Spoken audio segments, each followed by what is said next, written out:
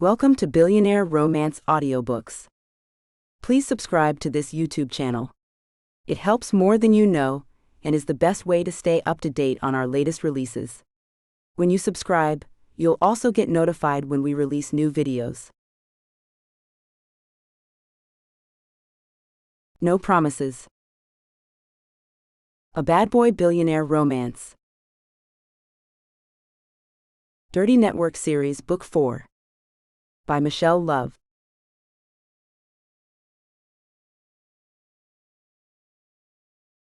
Blurb. Being a junior reporter wasn't easy, but it paid the bills. So when they asked if I wanted to take part in a big story to expose New York's billionaire bad boy club scene, I knew I had to take the opportunity. Everything was running smoothly, until I was invited to attend one of the private clubs myself. But soon enough, I was caught by a devastatingly seductive man. He used me in so many ways and broke me down. I promised never to return. But all of that changed when I saw him on TV. So now it's my turn to return the favor.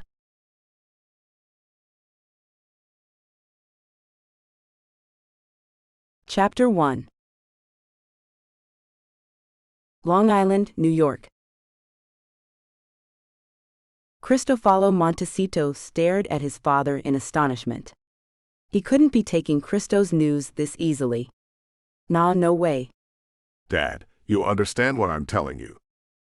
Fagliano Montecito gazed back at his son with the same brilliant green eyes he had bestowed on his only child.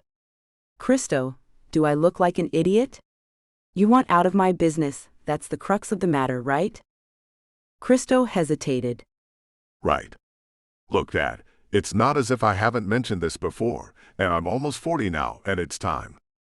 I've given you the last 17 years, all my time after college. College that my business paid for. Here we go. Yes, Dad, and I'm grateful for it, don't get me wrong.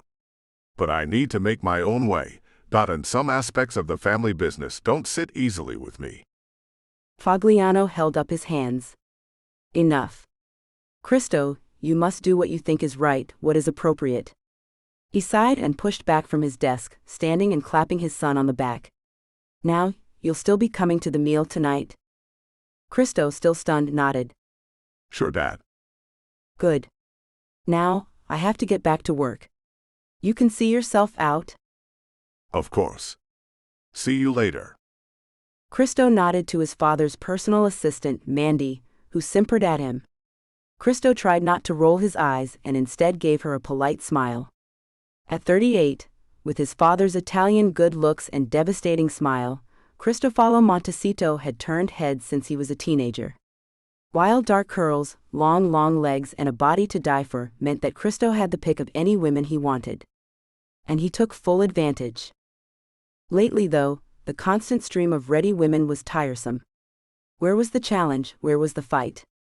Cristo was feeling jaded by his entire lifestyle. Rich beyond imagination, he had begun to crave a simpler life, with a partner he could settle down with. Someone who would challenge him, hold her own against the shattering weight of his family's reputation. The Montecitos were well known in New York as one of the biggest family businesses, and that business was crime. Corruption, illicit substances, murder. Fagliano Montecito's reputation was feared by everyone, even his son. Cristo had lost his mother to Fagliano's devotion to his corporation. Ornella Montecito had lipped to her death from the roof of the family's $18 million home in Sands Point, Long Island when Cristo was 7 years old, leaving her only son bewildered and broken. Cristo had become an expert at shutting off his feelings after that, and after graduating summa cum laude from Harvard Law, he had passively gone straight to work for his father. Over the years, Cristo had told himself that at least he, personally, was on the right side of the law, that he himself never oversaw anything that was technically illegal, but as he'd reached his late 30s, his conscience began to nag at him. And there was something else. Cristo, like his mother, had an artist's soul, and the more mired he got into practicing law, the more that side of him, and therefore his connection to his mother, faded. For the last couple of years he had been living a double life, and now that other life was the one he wanted to live. Hence the conversation with his father this morning. Christo took the glass elevator from the top of his father's building down to the basement parking garage, and then slid into his Mercedes. He sighed, blowing out his cheeks, and dialed his best friend's number. Bertie Franklin Hart answered on the first ring. "Hey dude, how'd it go?" It went well. Christo knew Bertie would hear the astonishment in his voice, and by Bertie's silence he knew Bertie was feeling it too. "Well?" Total disbelief. Christo's mouth hitched up in a smile. Yup. Can you believe it? Bertie let out a long breath. "Well, no, to be honest." "What's his game?" Bertie, who had been Christo's roommate at Harvard, had no time for Christo's father or his associates, and was the only one of Christo's friends to say as much to his face. Bertie came from old money, older and even more powerful than the infamous five families and their successors. Bertie's money dated all the way back to the signing of the Declaration of Independence, and no one messed with Bertie's family. No one. Bertie sighed. "Well, I guess you're clear. Just for me, take Fogliano's word at face value for now, but don't trust him, Christo." I know. But it's the first step. "I know you, Christo. You've got a glimpse of freedom, and you'll run at it full tilt. I love that about you, brother, but as your best friend, well, I got your back." Don't trust to hope. Christo's smile faded, although he knew Bertie was right. Fogliano wasn't someone people left behind without consequence, not even his own son. "That's what I'm saying, but at the same time, go for it." Christo mulled over his words. Okay. Look, the dinner tonight? "I'll come, of course I'll come. I don't suppose there will be any chance of some beautiful women to distract us." Christo laughed. No, it's one of Dad's sausage parties. But after, drinks at La Forge. "Deal." New York City. Anushka Noosh Taylor shifted in her chair nervously as her boss Allison read through her proposal. Yes, it was her first big story, and yes, it was out there, even for a late-night radio talk show known for tackling dangerous subjects, but in her bones, Noosh knew Allie would go for it. It was the kind of story Allison Monroe had built her fearsome reputation on, a look into the private clubs of New York's subculture. Noosh had spent months researching and talking to people who worked the clubs, and now she had put together a 15-minute segment for the show, her first chance to be on air. Noosh had come to New York from London a year ago, straight from a doctorate in creative writing, and now she had cultivated an honest and friendly working relationship with one of New York's major radio stars. Allison Monroe was known for her exacting methods, razor-sharp intellect, and her ability to convey her natural warmth and vivacity to her interviewees. She set the proposal down now, and looked at Noosh over her spectacles. Noosh's heart was pounding hard against her ribs. She couldn't read her boss's expression. Allison studied her young friend for a minute, then took her spectacles off, laying them gently down on her desk. "Noosh, how old are you again?" Noosh felt her face redden. 24. "And I'm assuming you're not a maiden?" The blush deepened. No. Allison sighed. "Sweetheart, while this proposal is well written, obviously researched, and full of good intentions, it sounds like it was written by a maiden." Noosh felt a lump settle on her chest. Oh. Allison smiled kindly at her. "I don't mean to be rude, darling, but here's my thing. There's a sense of gosh golly about it. And by that, I mean you're painting this world as some kind of otherworldly experience that ordinary people don't subscribe to. The people you've interviewed here, hookers, security guards, club owners, what about the clientele? And I have one more major question which overrides all that." Which is? Noosh tried to stop her voice from croaking with distress, but failed, and Allison got up and came to sit on the desk in front of her. "Noosh, did you actually go to the clubs?" Yes, of course. Noosh said defiantly.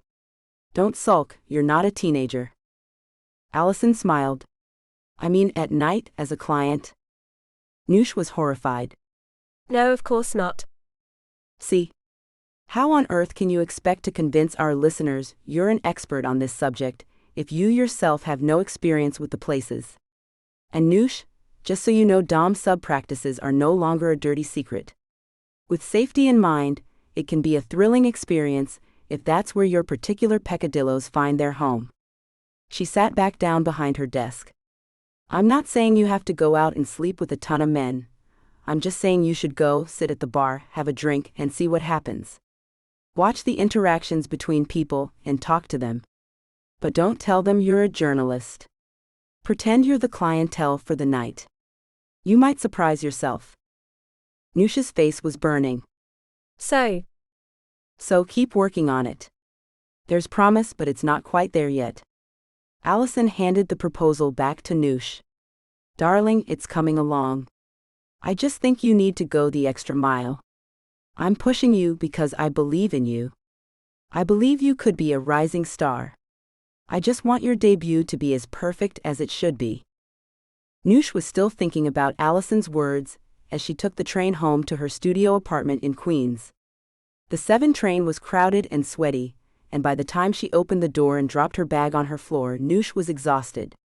Coming from London, she was used to the hassle and annoyance of the tube, so the actual train journey didn't bother her, just the amount of people. Then, why did you move to one of the most crowded cities in the world? To disappear. Noosh pushed the thought away and stripped off her clothes. She thanked God she didn't have to wear a suit to work, that her usual uniform of blue jeans, t-shirt, and Chuck Taylors was accepted office attire. She didn't own anything that could be described as formal wear, except for the ruby red dress she had worn for her graduation. She loved that dress. It had been a gift from her parents who had loved and supported her throughout her education, cheered her on, and scraped together their money to buy the designer dress for her. Noosh had worked and paid for her degrees with loans and grants. Her parents would never have been able to afford to pay for it themselves. Noosh had been born into a working-class family, and had been brought up without wanting anything other than the food they provided and the love that they shared.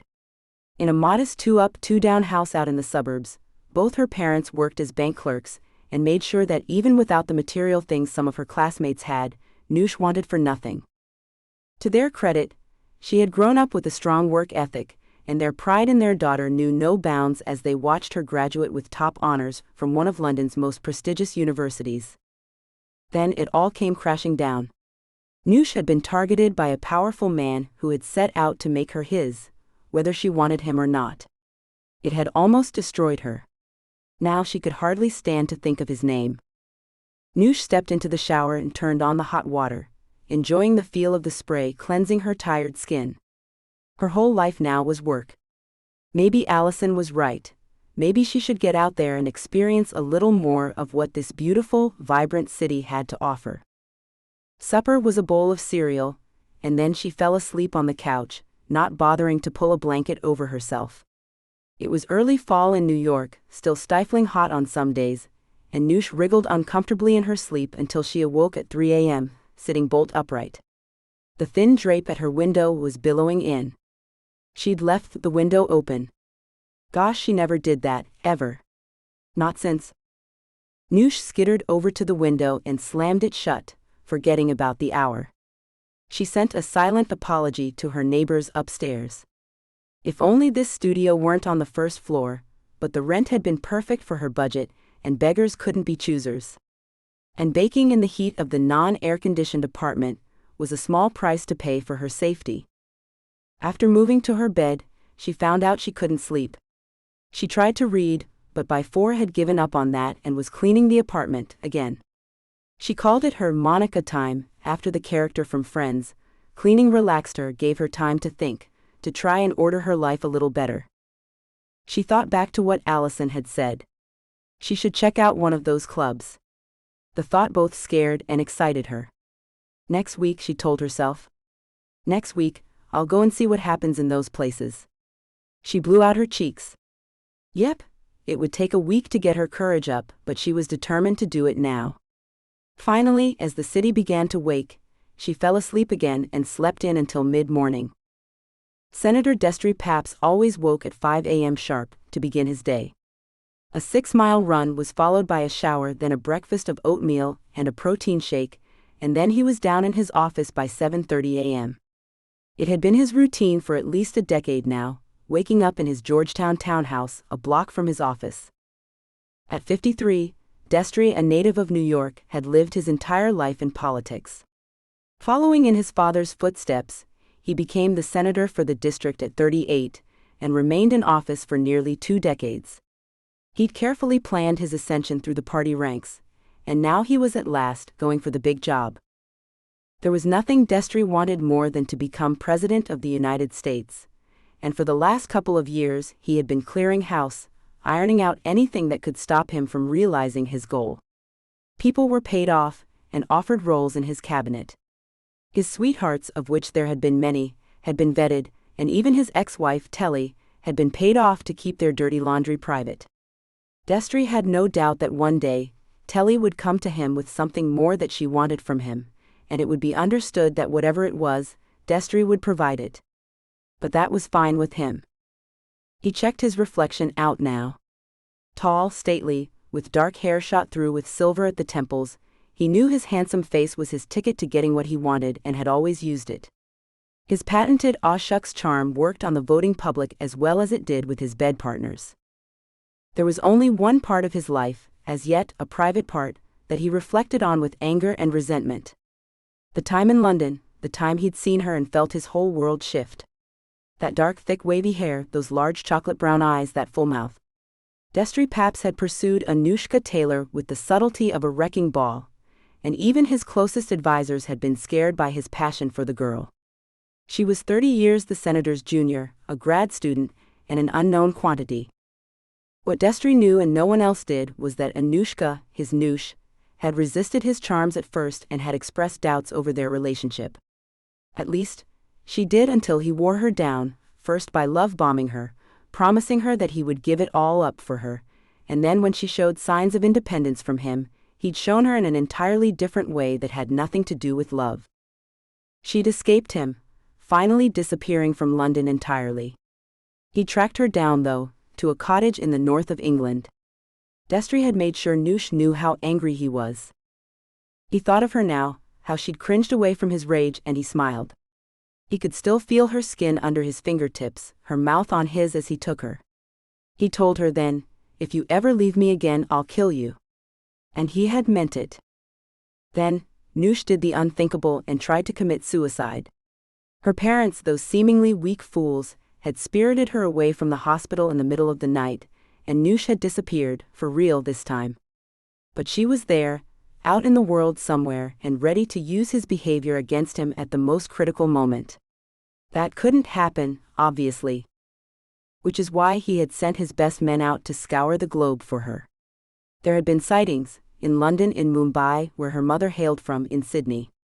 Destry's gut instinct told him that she was somewhere in plain sight, but it frustrated him that she was so well hidden. Come out, wherever you are." Destry closed the door to his office and flicked on his computer. He ignored the hundreds of emails and instead clicked on his private folder. Photo after photo of her, always with that haunted look in her eyes. Broken. Beautiful. He traced the outline of her face and sighed. "I can't let you live, my darling. Not without me. Never without me." He closed his eyes, imagining his hands around her throat, squeezing or driving a knife deep into her gut as she begged for her life. He heard someone moving in the outer office and sighed, closing the folder. "Another time, my love." He picked up the phone and called his head of security. "Any news?" "No, Destry. We haven't found anything on where she might be." "Geez, she's just one woman? How hard can it be?" His employee apologized. "I promise we'll find her, it just may take some time. I'm announcing my candidacy in 2 weeks. I don't want anything spoiling that moment. Find her. That's all I ask of you. When you do, I'll take care of her. Boss, if I find her, I'll end her. There's no need for you." "No," Destry said, interrupting him. "I'll be the one to kill Anushka. Me. Just tell me where to find her." He hung up the phone and smiled to himself. He could hardly wait.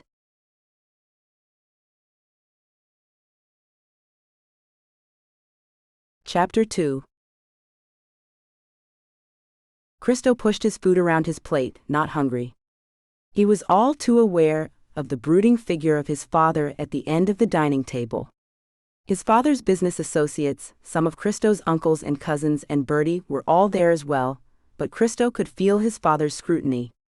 He met his father's gaze with a question in his eyes. Fagliano had been quiet all throughout the meal, but now he tapped his fork on his glass, asking for their attention.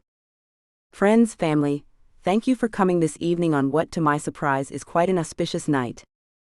Christo's back stiffened, and Bertie shot him a warning look. "Let your father say his piece." Christo sighed. He had no idea what his father would tell the others, and so had no defense prepared. Fagliano smiled, but there was no warmth in it. "My son, my only child, came to me today and told me he didn't want my business." "And here we go," breathed Bertie under his breath. Christo's gaze never left his father's. "Now," Fagliano continued, "I have always been proud of my son, proud of what he has achieved, of how much he has given me, and so the fact he wants to make his own way in the world is pleasing to me." Christo's eyes widened slightly, and he relaxed a little. Fagliano smiled a little. "And do you know what my son, my Harvard-educated lawyer son, wants to do with his life now that he no longer wishes to be part of our working life?" Christo's hope faded. Nope, this wasn't going to be a rousing speech singing his praises. He knew the look in his father's eyes. He was about to be roasted, broiled alive, mocked mercilessly. "Well, bring it, Pa. I can handle it." "He wants to make furniture." Fagliano spat triumphantly. "Furniture. Like some damn hipster fool in the village, can you believe it? I'm so glad I spent hundreds of thousands of dollars on your education, son, so that you can prance around with your bespoke handcrafted side tables and rocking chairs.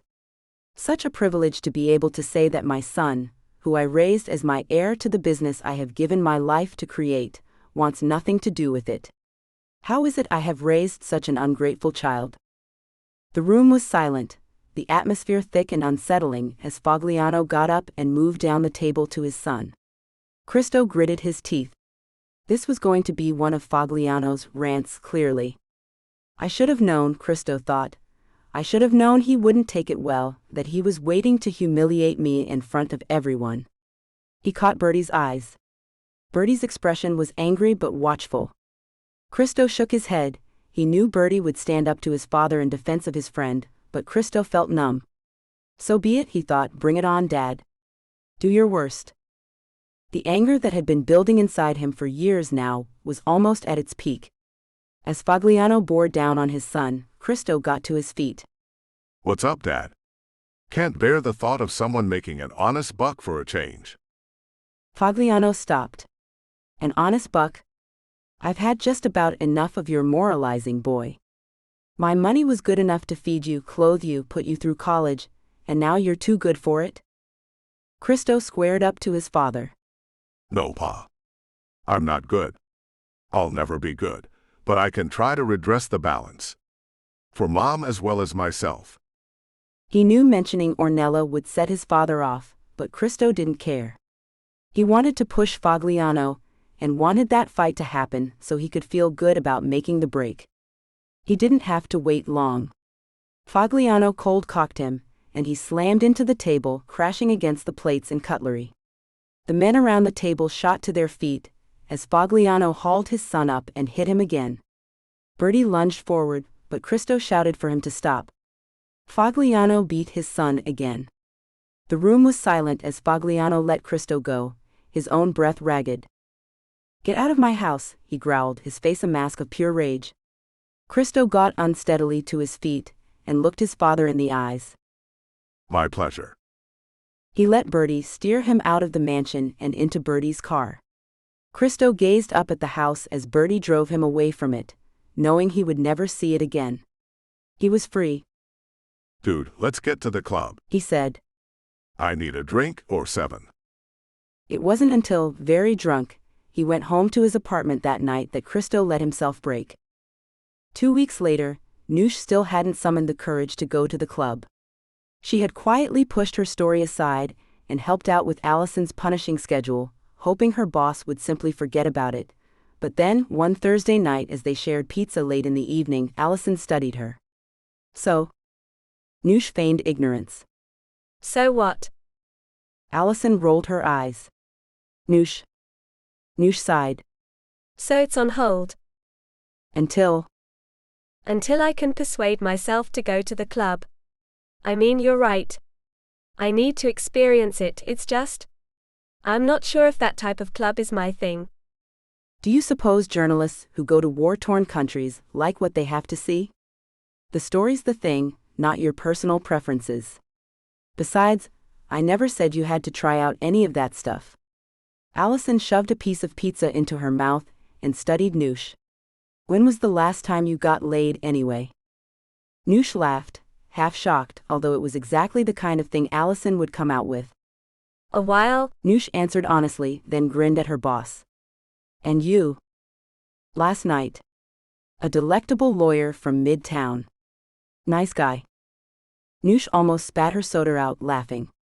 She shook her head at her boss. You're incorrigible. And satisfied. Gosh, Noosh, have you looked in the mirror? You could have any man you wanted, you know that, right? Noosh felt the cold hand close over her heart, the way it had ever since him. I don't want a man. I'm fine the way I am. Allison harumphed, unconvinced, but was distracted by her phone beeping. Oh, here we go. Senator Paps has announced. Thought that might be coming. Noosh wondered if her shock was visible on her face. Destry Paps? Yup. Mr. Smooth is running for president, and the way I hear it, he has a pretty good shot. Noosh felt sick, but covered her distress by tidying up their dinner things. That's not something we'll cover though, right? I mean, politics isn't really in our remit.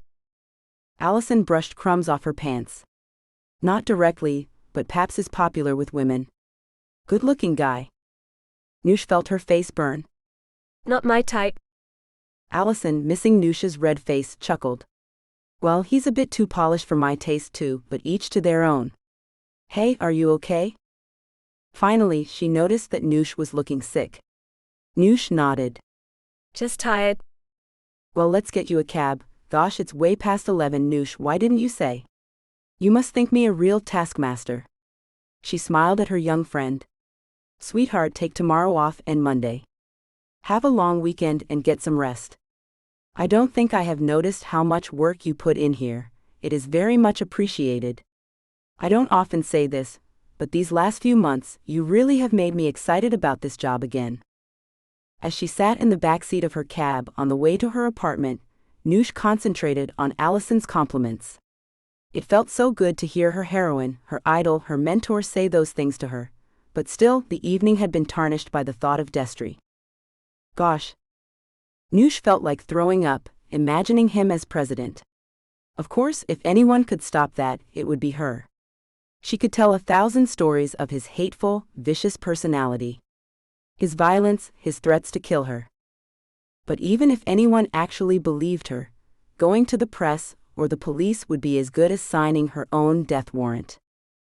As she trudged into her apartment making sure the deadbolt was on, she realized a hard truth. If Destry ever found her, she had no doubt she would be dead. Why the hell had she come to America? To his home? Was it spite? Was it to hide in plain sight? No, screw him.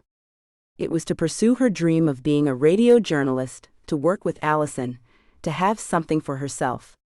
She had already lost so much because of him. Seeing her parents, for one. She missed them so much, and lived for the phone calls to the burner phones she replaced every week.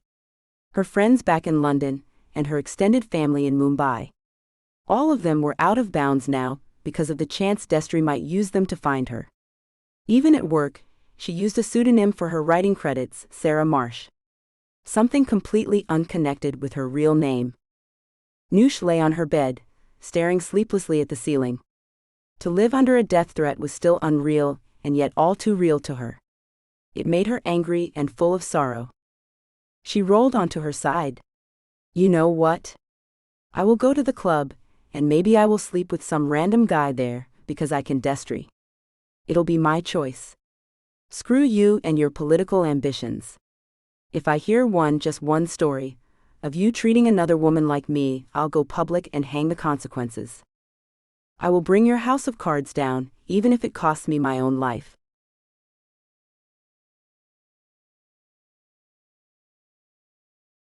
Chapter 3. Bertie glanced over at his friend. Christo was drinking steadily now, his handsome face set in anger. He had been like this ever since that terrible night at his father's house, and Bertie was worried. Christo had never been a big drinker, and to see him throw back expensive whiskey as if it were soda was wrong somehow.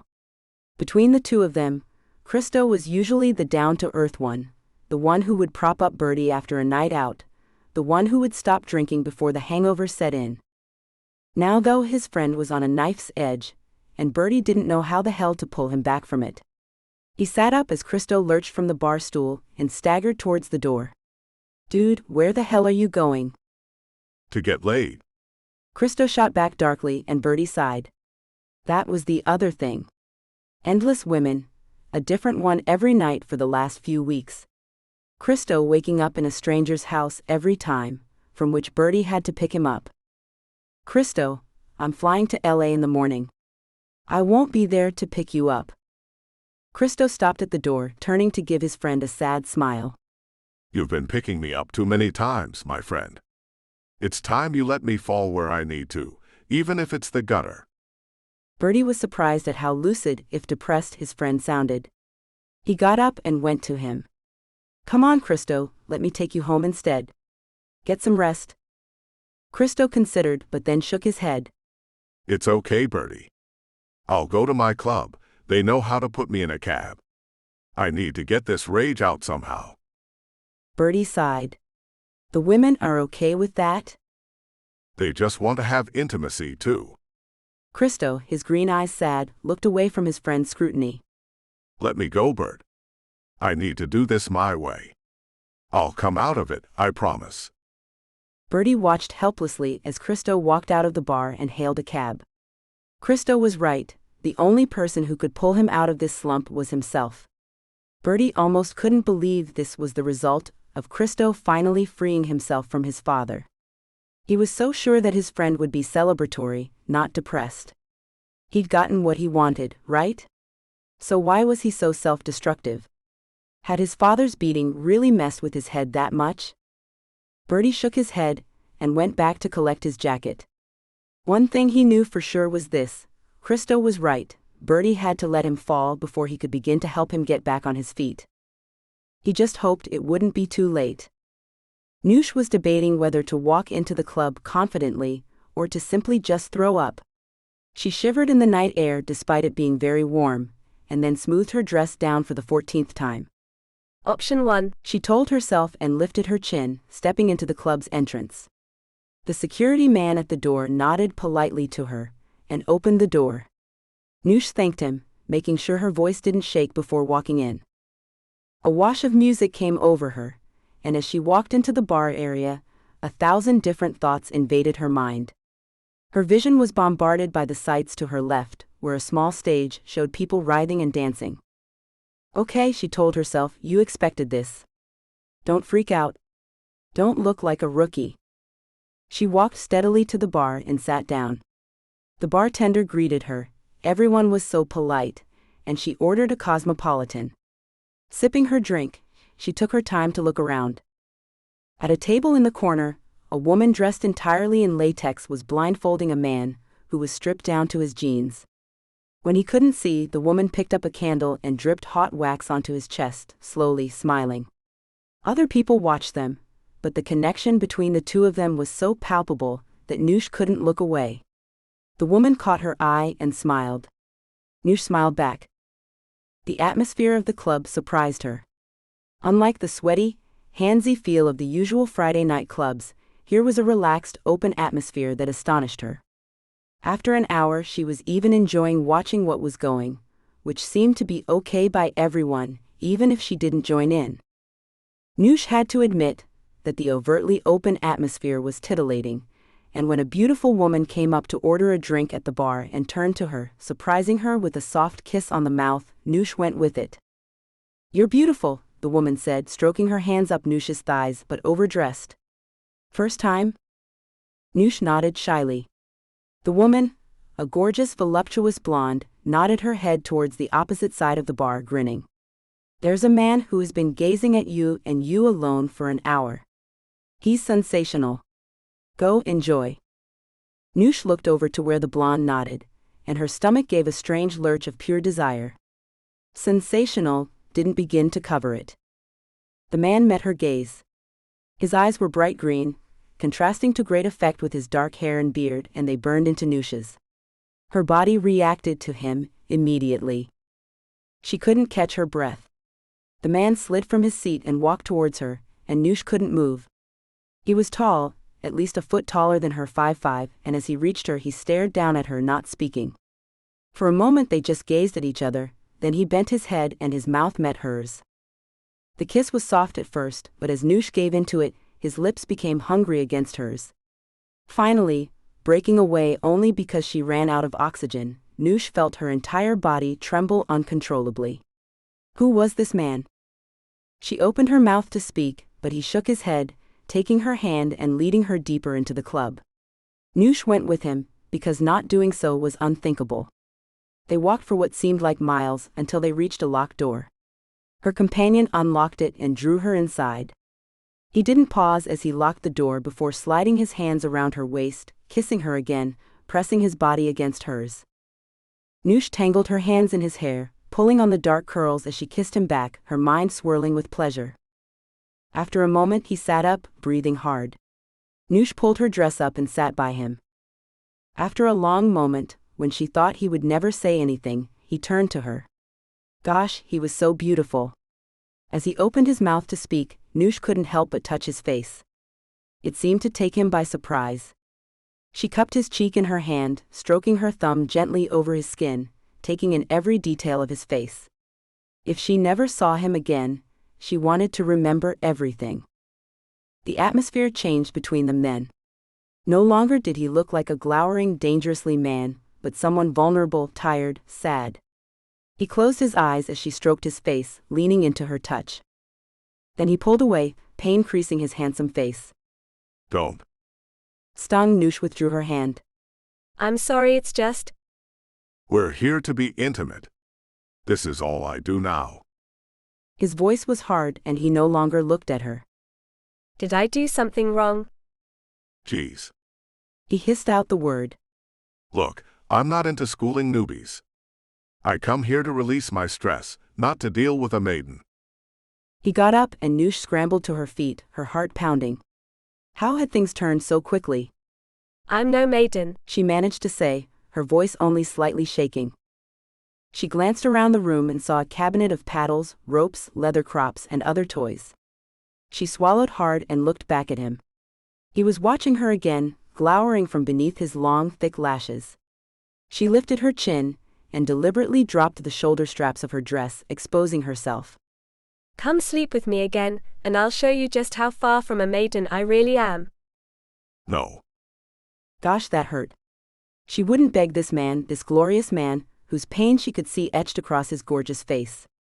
But she didn't want the memory of their coupling sullied by this, whatever this was. What had she done wrong?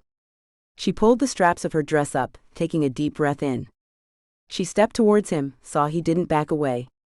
What is it? She asked him gently. Why are you in so much pain? I think you should go. You don't belong here. Neither do you. He gave a short, humorless laugh. Sweetheart, you have no idea what you're talking about. Please just go. With her thighs still aching, Noosh stood her ground. No. She would not walk away. There had been something here, something worth exploring. She knew he felt it too. Her partner shook his head. Get out. Please just go, I can't bear this. Her heart gave a sickening lurch. No. I won't go. Please. She stepped forward and reached out to him, but he backed away, his hands curling into tight fists by his side. Get out now. While you still can. A thrill of danger went through her. No. A silence, then he stalked across the room and dragged her to the door. Noosh laid her hands on his chest as she put her back against the door. No, you don't get to throw me away like that. Not after that. That was incredible. He closed his eyes. Please, I'm begging you. Go. Go. But. Go. The ferocity of the roar coming from this man, this dangerous man who towered above her, finally broke her resolve. Noosh fumbled for the door handle and opened the door, skittering down the hallway, hearing him slam the door behind her. She raced through the club, not bothering to look at anything else as she took the stairs to the doorway.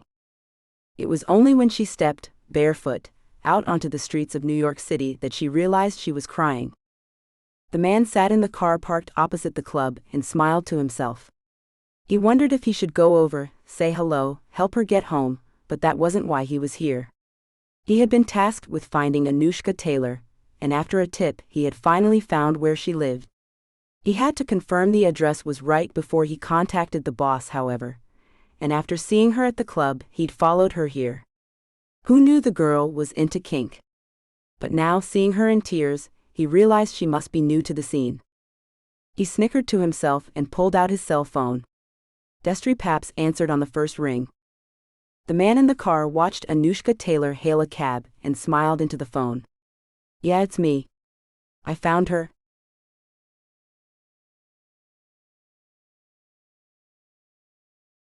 Chapter 4. After she'd gone, Christo slumped to the floor, breathing deeply. Gosh, what had he become? Screaming at that girl, that sweet, kind, beautiful girl. And yet, it was her sweetness that had made him react like that. He didn't deserve her. The way she had touched his face, the way she had seen him. Damn. He cursed quietly, his head in his hands. Go after her, apologize, beg her to come back. But he knew he couldn't. The moment he saw her earlier, something had twisted inside him. She was so lovely, her big brown eyes warm and kind, and she looked so lost. He'd wanted to take her in his arms, protect her from the seediness around them, but as soon as he kissed her, something animal had taken over. He'd never felt that way with any woman, and it terrified him. He tried to stop the sobs that were constricting his chest, but they burst out anyway. What was happening to him? Bertie was right, he'd gotten what he wanted, away from his father. So why was he so damn miserable? He let himself cry it out, then snagged his phone from his pocket and dialed Bertie. When his friend answered, he just said, Rock bottom. Bertie understood immediately. Where are you? Christo told him, and Bertie told him to stay there. I'm coming to get you. In an hour, Christo was on a plane to Arizona, where Bertie booked him into rehab. Noosh buried herself in her work after that strange, wonderful, terrible night. She told Allison she was dropping the story about the Dom sub-clubs, and although Allison had questioned her about what had happened, Noosh kept it to herself. She felt wrecked by the experience, but at the same time, she couldn't stop thinking about her mercurial partner. Who was he? In moments of weakness, she closed her eyes and remembered the feel of his hands on her body, his mouth against hers. She shivered, the pleasure all still too real for her. But then afterward. Stop thinking about him, she told herself now. It's been a month. You'll never see him again. She dragged her attention back to the meeting. They were brainstorming ideas for the next year's stories, and so far Noosh hadn't heard a thing. She blinked and focused on what Allison was saying. Something I was thinking about was the next generation of New York's crime families. A lot of them are eschewing the old life and branching out on their own with legitimate businesses. I've heard the reaction from the old-timers has been mixed, to say the least. I'd like to focus in on 3 or 4 of the heirs who have broken free. Any ideas on who and how? Seth, one of the station's head honchos, looked interested. Allison nodded, her gray eyes serious. A 4-part series. I interview each of them, ask them the hard questions about how they feel about their family mob connections and why they chose to break free. Hang on, I have a list here. She dug around in her notebook. Richard Vieira, Dominic Octavo, Cristofalo Montecito, and Helena De Vito. Those are the names I came up with through very basic research. Seth nodded and Noosh wrote down the names, glad of something else to concentrate on. I like your thinking, Allie, Seth said and nodded at Noosh. You'll work together with Allison on this? Noosh smiled gratefully. Love to. Allison winked at her. And then, we can't ignore that it's election year next year. With any luck, we'll get the candidates in for an interview. Will they want to be associated with such a cutting-edge show as yours? Felix, a snide showrunner who loathed Allison and her talent, interjected, but Seth waved his hand. We'll get the ones who have enough guts, the ones who willingly go on Colbert. They're the ones we want. Harper, Seagram, Paps, they're the ones we want or don't want in the case of some of them. Destry, Paps would be a get. Allison conceded and Noosh's heart sank. Gosh no. She knew instantly she'd be calling in sick the day Destry came into the station. She found that her fingernails were digging into her palm, leaving deep welts, and flexed her fingers. After the meeting, she hunkered back down in her cubicle and worked her way through the paperwork, immersing herself in admin work. It was only when Allison came by her desk that she looked at the clock and realized it was past 8 p.m. Hey kiddo, time you went home. But before you do, I've been thinking. You know, this mob air thing, this could be the thing you take the lead on, and I'll tell you why it could be interesting. You're not from New York or even the States. Your perspective as an outsider could be the thing that makes them open up to you. What do you say? Noosh gaped at her boss. To be asked to lead such a huge story was incredible. I don't know what to say. Say yes, Allison grinned, then her smile faded. Noosh, you deserve this, and there's something else. I don't know what happened to you at that club, but I know something did, and I feel bad. I encouraged you to go, and whatever happened. Whatever happened, happened. Noosh interrupted her. It's not your fault. There was a long silence. Who was he? Noosh struggled for a moment to find the words, and decided the truth was the only way to go. The most incredible man I've ever met. And the most damaged. Not a good combination. Allison patted her shoulder. I'm sorry, honey. I've known men like that. They're instantly addictive, like sugar or heroin, but so bad for you. Noosh nodded, but looked away from her boss's gaze. I agree. Anyway, sweetheart, go home and we'll talk more about this in the morning. The mob stories, I mean, although you know you can talk to me about anything. Noosh smiled at her. I know. Thanks, I'll see you tomorrow. On the subway home, Noosh indulged in another fantasy about her mysterious beloved, imagining him turning up at her apartment door, begging for her forgiveness. Would she make him beg? Noosh smirked to herself. Probably not. One look at those green eyes of his and she would cave. Pathetic, she told herself, but still visualized pulling him into her apartment, tearing off his clothes. At home, she took a long soak in the bathtub, indulging the fantasy some more. Maybe some people were just meant to be experienced once in a lifetime, she told herself, as she pulled the comforter over her shoulders and settled down to watch the television. Noosh never knew what woke her. Whether it was the sound of the television, which was still on, or the sense of someone being in the room with her. Noosh opened her eyes and froze. A dark figure was standing next to her sofa bed. She barely had time to try and make out his or her features before whoever it was shot her, the flash of the muzzle lighting up the room as he pumped 3 bullets into Noosh's belly, the sound muffled by a silencer. Noosh gasped, stunned. The pain hit her full force.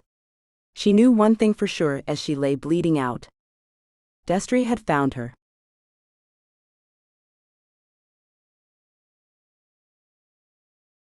Chapter 5. 6 months later. The physiotherapist gave her a long stare. Noosh, you're pushing yourself too hard. I told you this would take time. Noosh, balancing herself between the bars, shook her head. Doc, it's been too long. I'm going stir-crazy in this hospital. I want to go back to work. The doctor, a tired-looking woman in her 30s named Beth, rolled her eyes. And don't think I don't know you've been working from your room. Rest is anathema to you, isn't it? I had plenty of rest when I was brought in. Noosh propelled herself painfully along the treadmill. One good thing about having a bullet in the spine is it sure helped your upper body strength when you tried to learn to walk again, she thought, as she puffed her way along the walkway. For the record, a coma isn't rest, Noosh. Come on, that's it for today. Beth helped Noosh back into her chair. Noosh gave a frustrated sigh. Come on, Beth, do a girl a solid and let me out of here. Beth couldn't help but grin. Just so you know, that expression coming from your English mouth sounds weird. And okay then. Noosh was already geared up for an argument, so Beth's agreement took her by surprise. Really? Really? Beth nevertheless insisted on wheeling Noosh back to her room. Tomorrow, and I mean it. Get some sleep tonight, and if your stats are good in the morning, you can go home. I'm not happy about you being alone, though. I won't be alone, for the most part. Noosh's parents had been flown over by the radio station after Noosh had been shot, but when it had been clear their daughter would survive, they'd had to return to their lives in London, albeit Skyping Noosh every day. Allison, shaken to her core by the attempted murder, had sworn to them that she would take care of Noosh, and had insisted Noosh move in with her in her Upper East Side apartment. With security, she'd emphasized when Noosh protested, and Noosh couldn't argue. The man, she presumed it was a man, who had shot her was still out there, and the police had no leads. Noosh hadn't told them of her suspicions, that Senator Destry Paps, candidate for the office of the President of the United States, was the one who had shot her mercilessly. Who the hell would believe that? Her mother and father had looked at her with pain in their eyes, and she knew they guessed the same. Would Destry try again? Noosh hoped against hope that by not revealing him now, he would understand she wouldn't go the press about him at all, but she knew that was a naive hope.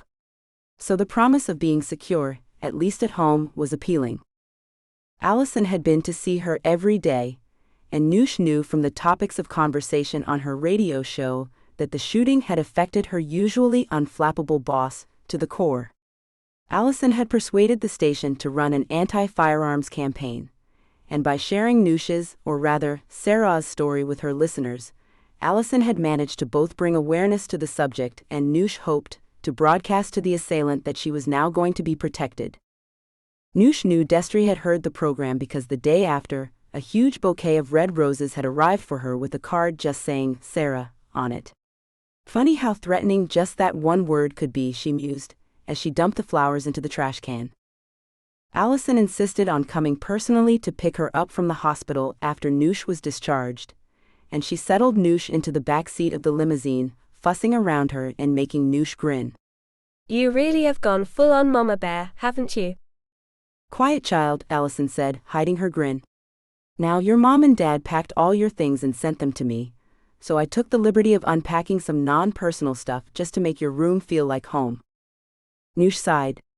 It had taken her months to find the apartment in Queens, and having to let it go was annoying. But you're alive, so stop feeling sorry for yourself and buck up. Noosh smiled, thanked Allison, and changed the subject. How are the interviews going? Noosh missed the preparation and setting up of the Mobster Heirs series, and was sorry to have been out of action for it.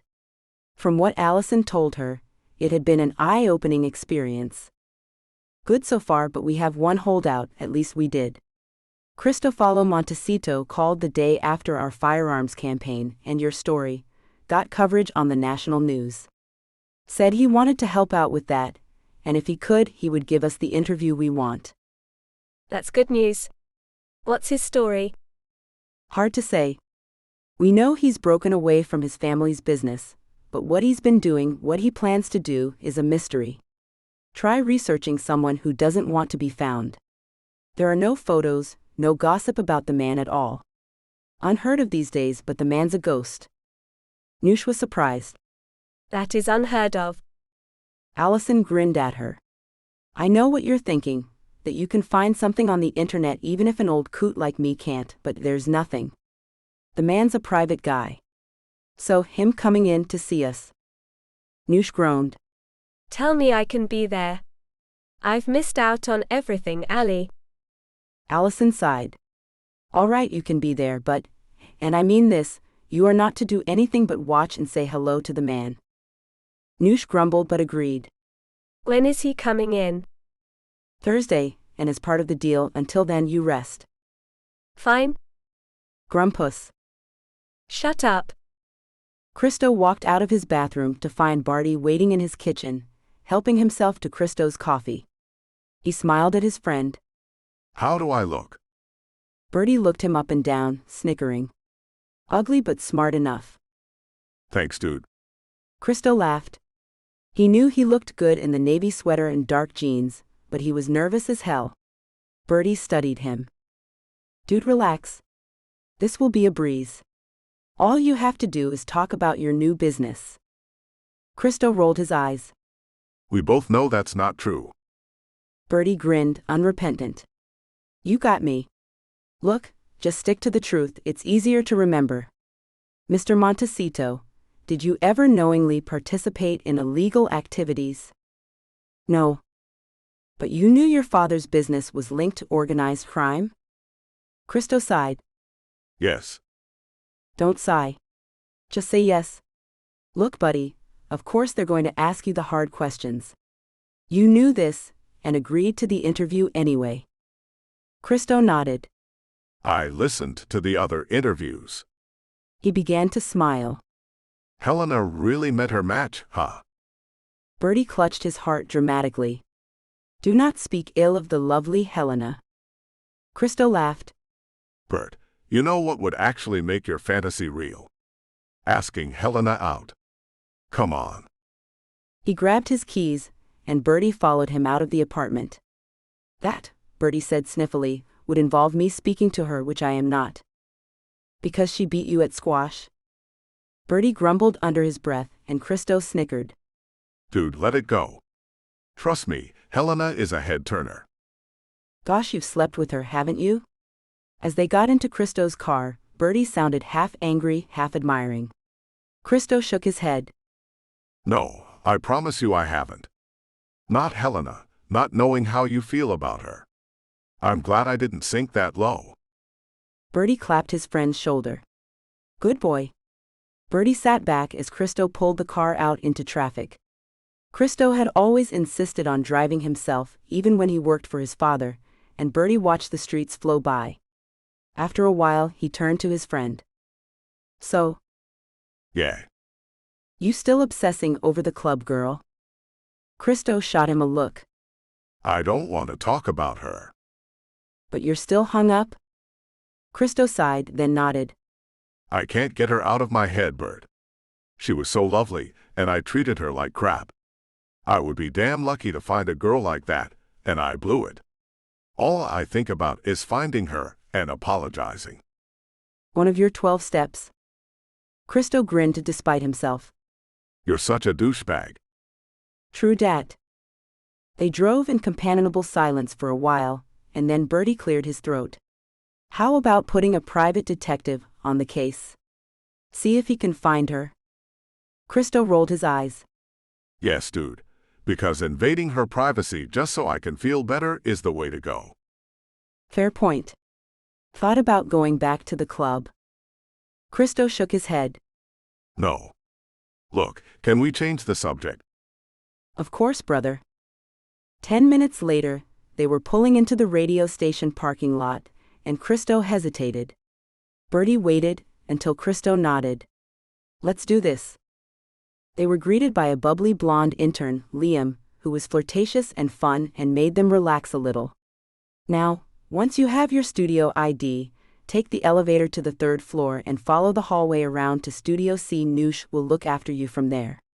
You can't miss her, gorgeous, sensual, and going hell for leather in a wheelchair at the moment. Christo and Bertie rode the elevator, and Christo blew out his cheeks. Bertie grinned at him. Not too late to back out. Christo shook his head. I'm good. They followed the hallway as directed, and finally came to the door of Studio C. Christo, his mouth dry, stopped at the water cooler outside of the studio as Bertie knocked on the door, opening it to speak to the woman inside. Hey, are you Noosh? Hi, I'm Bertie, Mr. Montecito's assistant. Christo heard a soft voice. Oh hey, nice to meet you, I'm Noosh Taylor. Come on in, Allie's just setting up. I'll tell her you're here. Oh hey, do you need a hand? No, it's okay, I'm just getting used to this thing. I don't really need it, but Allie insists. Won't be a moment. There was something familiar about the voice, and Christo stepped into the room just as the woman turned away from him. No. No way. His heart began to beat faster as he recognized the soft, wavy hair falling down her back, the caramel skin, the curvy body now sitting in a wheelchair. How? Why? He made an involuntary noise, and she looked up. Her face paled as she stared back at him with a mixture of horror and shock. It was her. It was his sweet girl.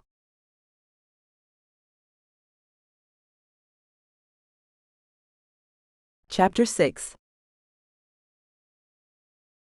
Noosh stared at him, her heart pounding painfully against her ribs. After a moment, she remembered where she was and cleared her throat. Unsmiling, she nodded to him and turned back to Bertie. Allie will be out in a second. Can I get either of you some coffee? Please don't trouble yourself, Christo Montecito said in that deep, sensual voice of his, and Noosh felt her belly quiver with desire. No. Nope, this wasn't happening. She looked away from that intense green-eyed stare, the curiosity in them. She knew he was wondering about her wheelchair, and felt a wash of embarrassment. She leveraged herself out of the chair, wobbling, and both Bertie and Christo stepped forward to help her. She waved them away, her face burning. I'm fine.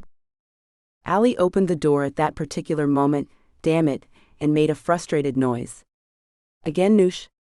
What was our deal? Noosh's face flamed even redder. I was just practicing. Anyway, our guests are here. Allie immediately switched into her professional mode.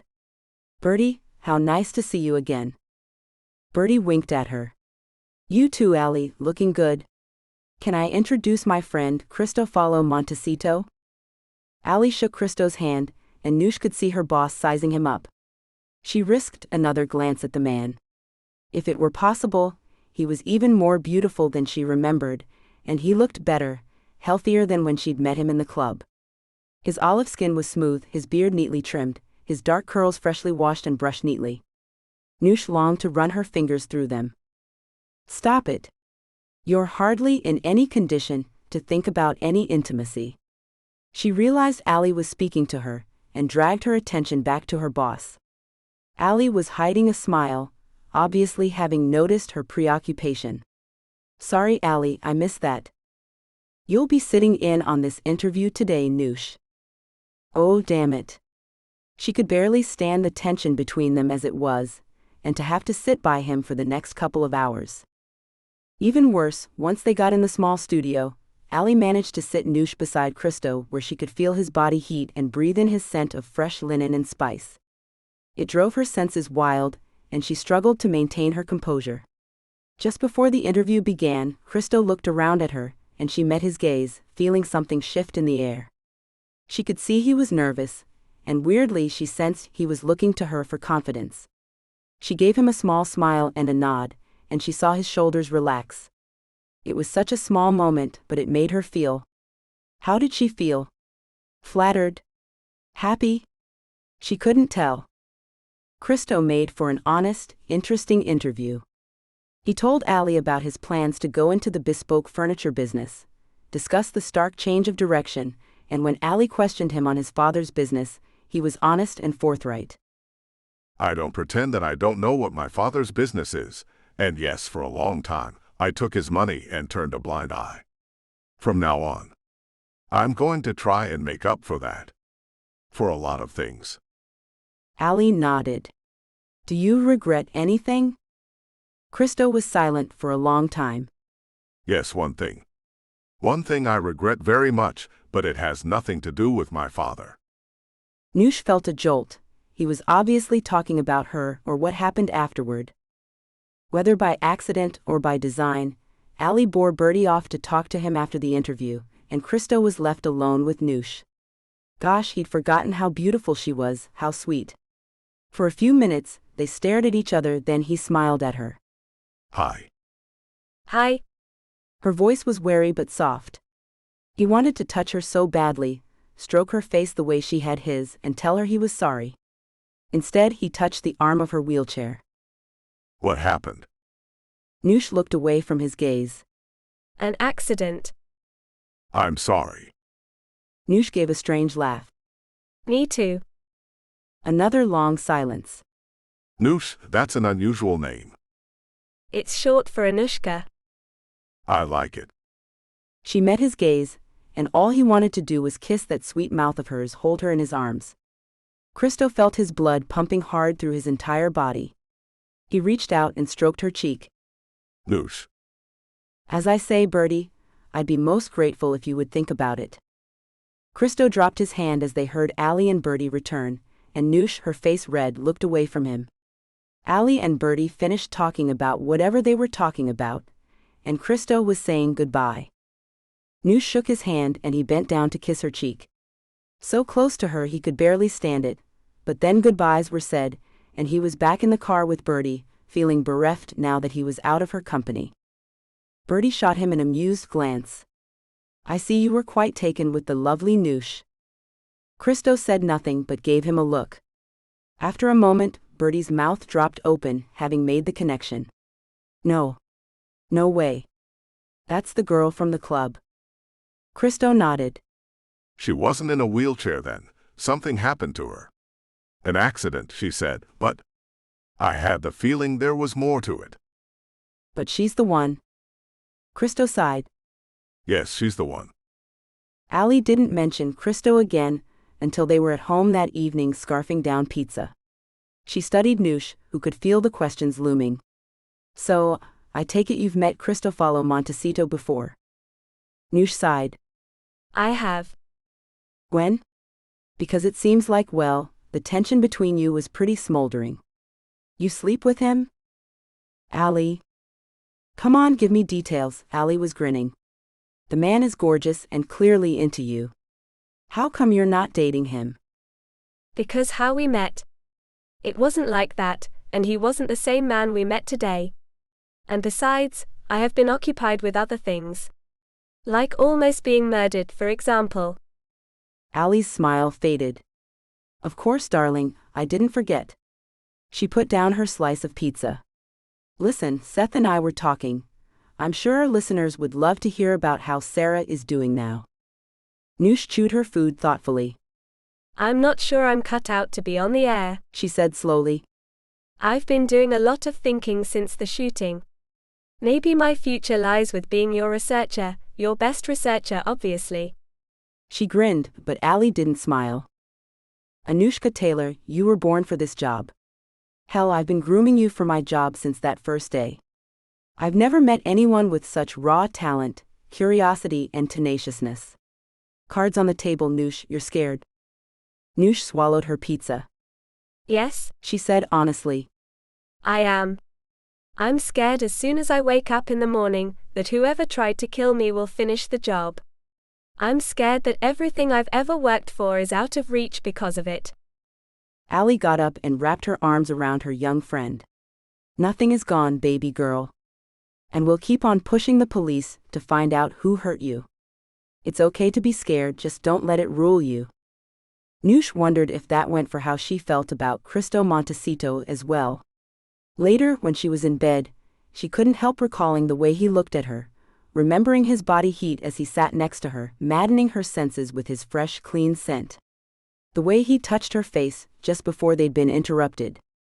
There was an intimacy between them, it seemed, and Noosh wanted to hold on to it, cradle it because it seemed so fragile and yet so right.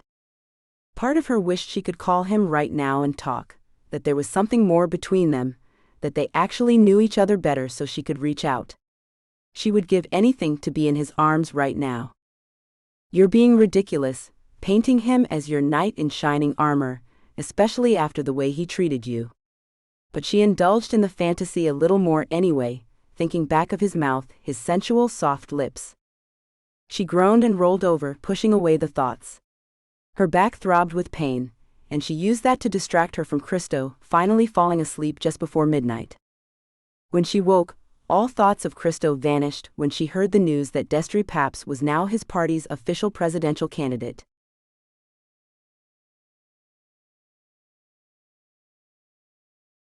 Chapter 7. Destry walked off of the stage, the convention crowd still cheering wildly. He grinned to himself, and then patted his assistant's arm. "Jerry, they love me." "They certainly do, Senator." Jerry Knoll grinned at his boss. Ambitious but kind, Jerry had been with the senator for years, through everything through the divorce and Destry's fling with Anushka Taylor. Jerry and Noosh had become friends, but since the split, or rather Anushka's escape, Destry knew Jerry hadn't seen her. He'd kept the bad stuff from Jerry all this time. He didn't want his closet advisor and probable chief of staff, should Destry win the election, to know about his poor treatment of the young girl or of the attempt on her life. When Destry discovered Noosh had survived the shooting barely, he'd panicked. Would she go to the police? There was no way she could prove it was him, after all. Was he stupid to have done the deed himself? No. There was no way anyone could prove it was him, and besides, he wouldn't give up the memory of that night for anything. Telling his staff he was headed for an early night, he'd instead sneaked out of his house and into the rental car his contact had procured for him. He'd driven nearly 4 hours to get to her apartment, then broke in easily and waited. When she'd come home, he'd watched her for a while from inside her closet, then when she had fallen asleep, walked to her couch and gazed down at her. So beautiful, with her long dark hair clouded around her head, her blankets kicked off in the late fall heat, and her top riding up to show the most delectable expanse of midriff. He couldn't risk sleeping with her and leaving DNA. He'd said her name, hoping she would wake, hoping she would realize she was being murdered. When she opened her eyes, he grinned to himself, leveling the gun at her belly and firing point blank at her. Noosh gasped in shock, in agony, as her breathing quickly became labored, but Destry could not tear himself away just yet. He knew he needed to end this, but he couldn't bring himself to do it, couldn't ruin all that beauty. Instead, he pressed the muzzle against her navel and shot her twice more. Noosh lost unconsciousness quickly, and Destry knew she couldn't survive the terrible injuries he had inflicted on her. As he left her, he bent down and kissed her mouth just once quickly. "I told you what I would do if you ever left me, Anushka." But she had survived. Some nosy neighbor had seen him leave her apartment. Thankfully he had been masked, and called 911. As he drove back to Washington, he scanned the local news for any mention. Only a few days later did he catch something on the internet. A news report buried in the pages of the New York Times. A young British Indian woman working in New York was shot by an intruder in her home in Queens Wednesday evening. The young woman, named locally as Sarah Marsh, was asleep at the time. Police say there was no robbery involved, and the victim remains in critical condition at a city hospital. Sarah Marsh.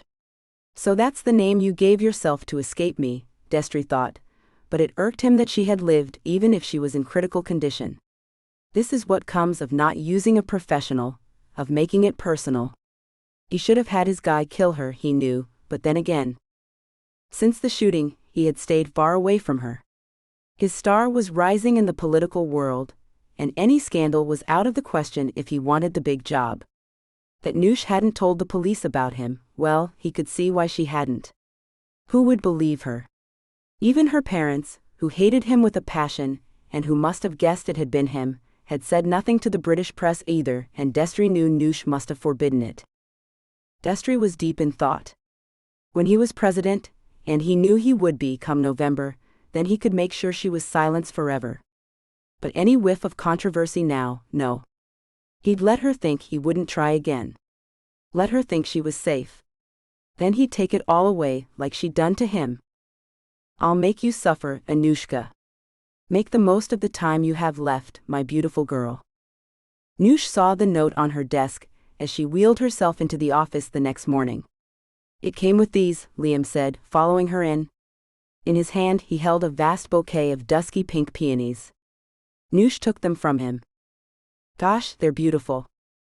"Like yourself," Liam said matter-of-factly. "If I weren't totally gay, I would so turn for you, Nooshie." Noosh giggled. She and Liam had always flirted with each other, safe in the knowledge that both of them liked men. You're such a skank. She teased him and he grinned. He made no move to leave her alone. Come on, open the card, I want to know who they are from. Noosh rolled her eyes and picked up the envelope. It was expensive paper, heavy, the color of thick cream, and the writing was flowing and confident. Noosh. She caught a faint hint of fresh linen coming off the paper, and her heart began to beat faster. She pulled out the letter inside. Christo had written only a few words, but they made her head spin. Lovely Noosh. I cannot begin to tell you my happiness at seeing you again. I have wanted to apologize for my appalling behavior that night for months, and now it doesn't seem enough to say I'm sorry. My one regret in life is ever letting you go that night. Can you forgive me? Please, if you would like, please call me. For my part, I cannot stop thinking about you. Yours always. Cristofalo Montecito. Her knees shook, her legs felt weak. He was so formal, almost old-fashioned. I cannot stop thinking about you. Nor I you, she thought and grinned to herself. Well? She had forgotten Liam was in the room. She smiled at him. From Mr. Montecito, thanking me for looking after him and Mr. Franklin Hart yesterday. That was sweet of him. Liam grinned. I knew it. I knew some rich, Mukati muck would take one look at you and want to sweep you off your feet. And he's dreamy too. Dreamy? Noosh hooted as Liam rolled his eyes. What are you, 6 years old? So cynical. Okay then, he's very doable, is that better? Much. Liam hopped onto her desk and studied her. You should get on that. For a second, Noosh wondered how Liam would react if she told him she had already gotten on that. No. That was her secret, hers and Christo's. Did he ask you to call him? I bet he did. Mind your own beeswax. Huh. Never mind. After that, Noosh couldn't concentrate on anything else. She kept rereading the note, feeling like a lovesick schoolgirl, but still she couldn't bring herself to pick up the phone. What the hell would she say? One decision she did make was to get rid of the wheelchair, no matter what Allie said. Noosh had brought her cane in with her today, and although her back was painful, it felt good to work her muscles, which were almost atrophying from lack of use. She made sure she walked everywhere today, and told herself it wasn't just because she felt like she needed to get things going. Working. Just in case she needed to expend some extra energy. Maybe, hopefully. It was 5 pages when Liam called up from reception. Honey, there's a delivery for you, but the guy says you need to sign for it personally. Gosh, does he look like a process server? No, sweets. Can you come down? Be right there. Noosh took the elevator. She wasn't confident enough with stairs yet, and hobbled out to the reception. Liam was nowhere to be seen. She glanced around and then heard a voice behind her. I'm sorry, I made him say that. She turned to see Christo smiling at her. Gosh, that smile, boyish and warm all at once. He stepped towards her. I knew you wouldn't call, you see, and so I thought I'd give you the option of telling me to leave you alone in person. He was close now, and Noosh gazed up at him. Do you want me to leave you alone, Noosh? She shook her head and he smiled. She wobbled, her legs shaking, and he slid his hands onto her waist, steadying her, pulling her into his hard body to balance her. He stroked her face. I hate that you got hurt. No biggie. Her voice was gravelly, but all she could think of was how nice it was to be in his arms. She couldn't stop staring at his handsome face, his eyes so soft and full of sweetness. He's looking at me like that, she marveled, and then a second later, as he bent his head and brushed his lips against hers, she gave an involuntary moan of desire. That, he said in a whisper. That right there is how you make me feel. He kissed her again, his lips firmer this time, his fingers tangling in her long hair. Gosh, Noosh. Noosh. She wanted him to touch her everywhere as he whispered her name over and over, but then she remembered they were still in the very public reception of her building. Ruefully, she broke away, smiling up at him. Maybe we should go somewhere less, open. Christo grinned. That sounds promising. How about I take you to dinner? I would love that. Let me just get my bag. No need. Liam suddenly appeared out of nowhere, clearly having been spying on them. He grinned unashamedly at them and handed Noosh her bag. Here you go, sweets, I thought you might need this. Ali says have a good night, by the way. Noosh gave him a mock scowl. All of this seems very planned. Christo laughed. Don't blame Liam, blame me. I'm afraid I've had my spies out for a couple of days, and Liam is remarkably easy to bribe. Noosh gaped at them both for a moment, then laughed. Who the hell cared? Well then, you'd better buy me a really good dinner, Montecito. Warning, she can out-eat a water buffalo. Liam ducked away from Noosh's slap. Christo grinned and offered Noosh his hand. Shall we?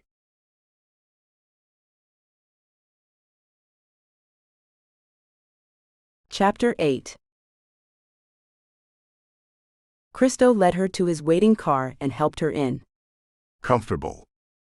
She beamed at him, not really believing this was real. Very. The Mercedes had wide, comfortable, supple leather seats, but Noosh barely glanced around.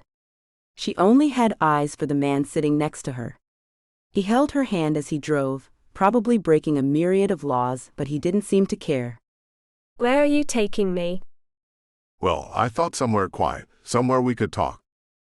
Sounds good to me. Christo, pulling up at a red light, leaned over and kissed her again. Gosh, Noosh, I've dreamed about kissing you for months now. Me too. She whispered, then grinned. Green? What? The light is green. She giggled as he shot back into a sitting position, waving an apologetic hand at the cars honking behind them. Noosh grinned at him and he shrugged, smiling back. If they could see who I was kissing, they'd understand. She flushed at the compliment and risked sliding her hand onto his thigh. He smiled at her. Sweetheart. I was thinking, what if we skip? And go straight to your apartment. I think that's a great idea. Noosh was flushing madly, but she knew he was thinking the same thing. His eyes seemed to darken with desire, and for a moment Noosh got a little nervous. Christo, because of my injury. Baby, we don't have to do anything you're not ready for, he said in an even voice. I just want to be with you. Noosh nodded and she felt tears spring into her eyes. In a minute she thought, I'm going to wake up and find I've dreamed all this. That we didn't find each other, that we didn't get so lucky. But it wasn't a dream, and when Christo walked her up to his apartment, she could feel her entire body yearning for his touch. In his spacious open-concept apartment, he took her coat and then wrapped his arms around her, gazing down at her. Hello again, he said softly. I'm Christo. Anushka, Noosh. Noosh. His lips were firm against hers and his hand stroked down her sides. Noosh, do you want to be with me? He swept her up into his arms. Noosh's injured back protested, but she didn't care. She wanted this man as much as he clearly wanted her. In his bedroom, all muted navy blues and grays and hand-turned furniture, he laid her on the bed and slowly began to unbutton her dress. As he pulled down the lacy cup of her bra, Noosh closed her eyes, drawing in a long breath. He worked his way down her body, but as he reached her belly, he stopped. What's this? Noosh didn't even need to look. He had seen the scars, and now there was no other way but to tell him the truth. Those are the scars from my surgery. Christo looked up at her. These are bullet wounds. She nodded. I was shot. Someone broke into my home and shot me as I slept. Christo made his way up the bed, gazing into her face, the horror in his eyes searing. What the hell? Noosh didn't know what to say. Some random guy decided he wanted to kill someone that night, and I was unlucky. So she was lying. She knew who had shot her, but from the anger on Christo's face, she knew she could never tell him. How was it that this man cared so much about her already? Geez. He traced the scars. So that was your accident? She nodded. How long ago? She tried to smile. About 2 weeks after we met. Christo stroked her cheek. Gosh. Noosh. I'm so sorry. She moved closer to him, her bare skin pressing against his still-clothed body. It's over now, I'm healed. Healing. She amended, and he sighed. How are you? Really?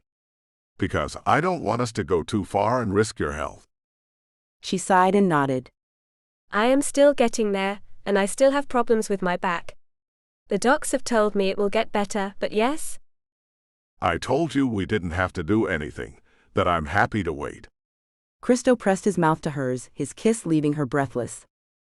Just touch me, please. She murmured against his mouth, and felt his lips curve up in a smile. It would be my pleasure, ma'am. He rolled her onto her back, making sure she was comfortable. You just lay back and let me do all the work. Gosh, Noosh, thank God we found each other again. She kissed him. Thank God indeed. She snuggled into his arms, again feeling how perfectly their bodies seemed to fit together. She chuckled a little, and he smiled down at her. What? Just, we don't know anything about each other and yet this feels so natural. Christo laughed softly. I know what you mean. And we have all the time in the world. Besides, we do know some things. I know you like your belly and the nape of your neck kissed. I know you love your job. That was obvious yesterday. Did you like Ali? Very much. I knew she would give me a rough ride, and rightly so. His smile faded a little. There are a lot of things in my past I'm ashamed of, Noosh, but none more than what I did to you that night. Noosh cupped his face in her palm. Tell me. Tell me what was going on with you that night. So Christo told her, and they talked late into the night, pausing now and again to kiss and caress each other. Noosh felt something shift in her soul, and she didn't want this night to end. They ordered pizza at 2 a.m., Christo going down on her again as they waited for it to be delivered, then gorging themselves on the pie, joking and laughing around with each other. They finally fell asleep as dawn began to break. Upon waking, they showered together, and after a breakfast of eggs, Christo drove her back to Allison's apartment. As they rode through the streets of Manhattan, Christo asked her about her home in London, and she told him all she could. Why do I get the impression you're leaving something out? Why did you leave? Why did you come to New York? Noosh hesitated. I had to leave. Let's just say a relationship went wrong, and I had to leave. Christo stopped and turned to her. Was it him who shot you? His face was hard, and Noosh couldn't lie to him. She nodded. Please don't ask me who he is. But she knew he would. Who? For a moment, she was silent. I can't tell you. If I told you, your life would be in danger too. Christo studied her, his expression still hard. You think he'll try again? She gave him a sad smile. I know he will. Not going to happen. Noosh touched his face.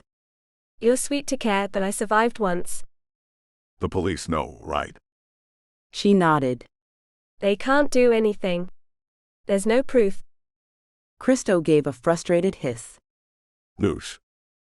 Christo, please, let's not drag that into whatever this is. Last night was the happiest night I've had for years, but technically we are still strangers to each other. Let's just concentrate on getting to know each other, if that's what you want, I mean. Her voice shook as she suddenly had a dip in her confidence, but Christo smiled around at her. There's nothing I want more. Noosh, do you have to work this weekend? She shook her head, and he raised her hand to his lips and kissed it. Would you spend it with me? I'd like to take you out to my place upstate, where my workshop is, so you can see how I really love to live. Noosh smiled back at him. I would love that.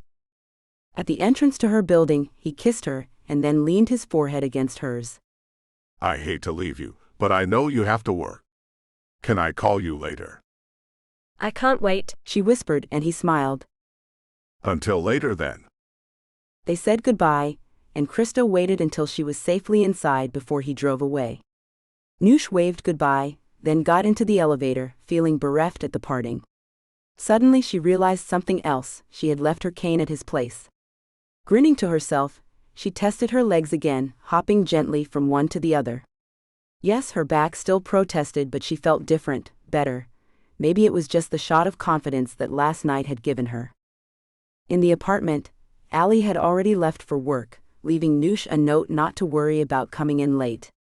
Usually Noosh was there earlier than anyone, but today she took Allie's note at face value and took a long soak in the tub, hoping to ease some more of her back pain, then called her doctor and asked if there was anything she could do to speed up her recovery.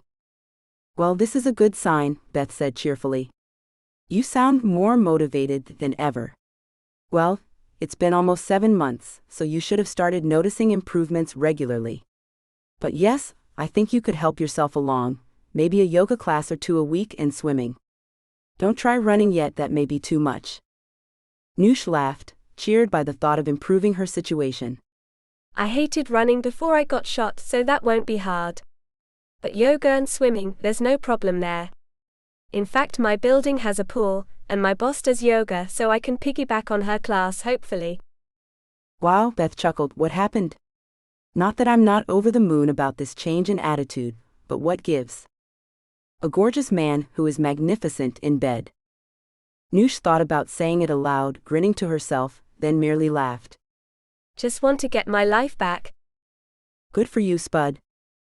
Noosh burst out laughing. Spud? I'm trying out an English nickname on you. Spud. Such a satisfying word to say. You nutter, Noosh said in her best London accent, laughing. Listen, when you're not my doctor anymore, let's go out for drinks. I owe you. Beth laughed. It's my job, but yeah, I'd like that. You have my cell phone number. He watched her get into the cab from the blackout sedan he had rented. It was becoming more and more difficult to go on these excursions without telling anyone. There were a lot of burner phones and sneaking around, but the Secret Service was antsy now that he was officially the nominee. Destry's hands gripped the steering wheel, his anger a slow-burning thing. He had seen the Mercedes pull up a couple of hours earlier, seen her kiss of all people, Cristofalo Montecito. That creep had his hands on Destry's property. He and Christo had history. Yes, it had been a long time ago, but still. Christo had come out on top then, and now he was sleeping with Anushka. No. This was a good thing, he thought to himself.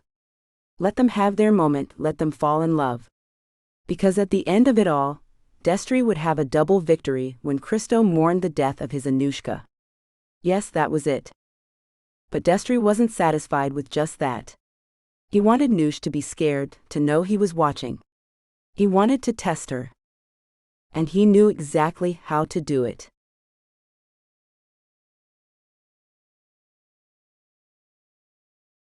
Chapter 9. Fagliano Montecito listened to the radio interview with his only son with a neutral expression. He had to admit that Christo came across very well. He even managed to answer the difficult questions about Fagliano's business without disrespecting his father, which Fagliano found astonishing and moving. Ever since that night at the mansion when he'd beaten his son and humiliated him in front of his friends and his family, Fagliano hadn't been able to sleep. What had Christo done to deserve it? Nothing. But Fagliano, anticipating the sneers of the other heads of the families, had been thinking only of himself. And what was worse, he had known Christo's defection had been coming. Defection. Fagliano shook his head, rebuking himself. Going off to make beautiful, bespoke furniture was hardly defecting. He also had to admit he admired Christo for wanting to break free. He knew his son had serious moral doubts about some of Fagliano's practices. Fagliano had himself been born into this life. His father, Fausto, an immigrant from Sicily, had come to New York 70 years ago, already a consigliere to Maximo Gaboni. When Max, childless, had anointed Fausto's heir, he had taken over the running of the family. Fagliano had been his father's trusted advisor, and he had hoped Christo would be his. And for years his son had been there to advise on legal matters. Christo was very careful never to get involved with the seedier, more violent side of the business. And now that Fagliano looked back, he could see that from a young age his son was determined to tread a different path. But Fagliano was a proud man, and that night a drunk one too. He had showboated and lost his son in the process. Damn it. He called in his second, a serious young man called Lucio, and asked him to call Christo. Tell him I'd like to meet. 10 minutes later, Lucio got back to him. He respectfully declines, Don Montecito. Fogliano sighed, but he wasn't surprised. Then we'll have to do this from left of field. Have someone watch him, from a distance, don't intrude. I want to know his daily routine, who his friends are, if he's seeing anyone. Yes, sir. Fogliano sat back. If his son wouldn't bend for him, then he would have to be the one to do it. By finding out as much as he could about how his son lived now, he would find a way in, something to bond over. He wasn't yet ready to give up on Christo, his only remaining blood family. Because despite everything, he loved his son. Noosh made a face when she walked into the meeting room to find them all watching a press conference Destry was holding. She dumped her bag on the table and nodded to Allie, who smiled and turned back to the television. Even the sound of Destry's voice made Noosh's teeth grind, but she studied his image on the flat-screen television. How could I ever have found you attractive? She thought, then sighed. She'd never found him attractive, she'd just gotten swept along by his love bombing of her. She'd had no agency whatsoever in that relationship. A flashback of her shooting blasted into her mind, and she winced, her stomach twisting at the memory.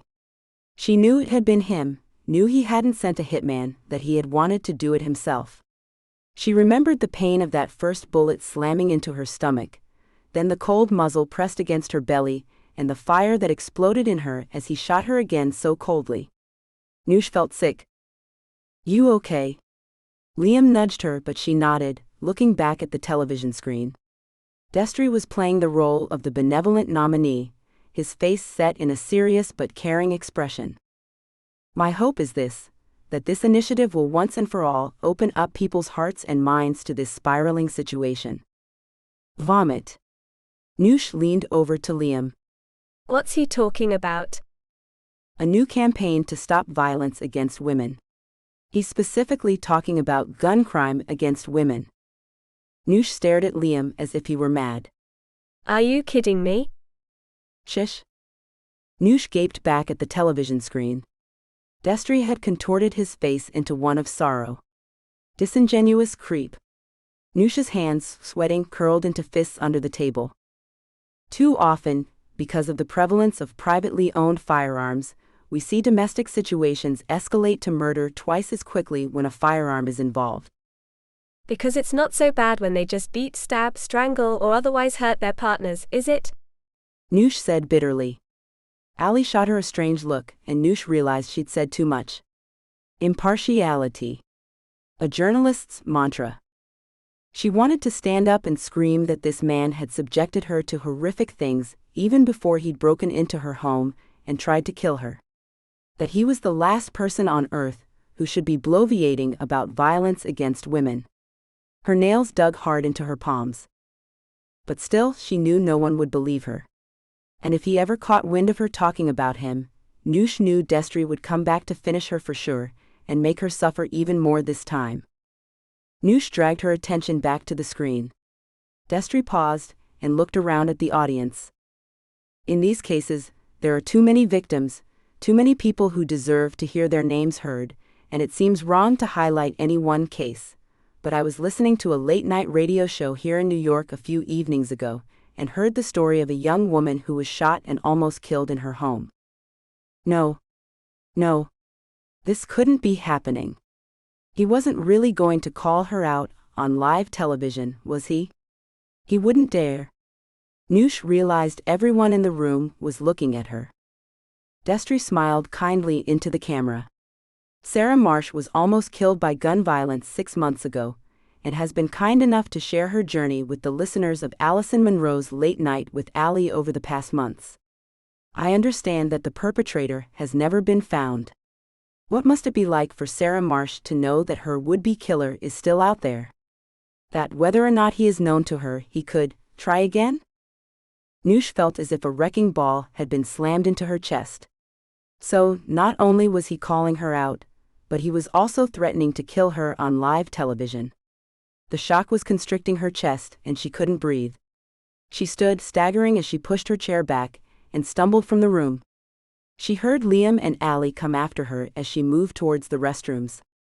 Please let me be.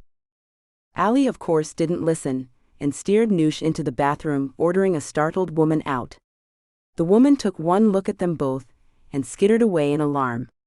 Allie locked the door behind her, and wrapped her arms around a sobbing Noosh. It's okay, sweetheart, get it out. Noosh couldn't stop the tears, but she had enough control to know that she couldn't tell Allie the real reason she was crying. She played it off as being reminded about the shooting, and being upset at hearing that her killer hadn't been caught, and Allie seemed convinced. Allie shook her head.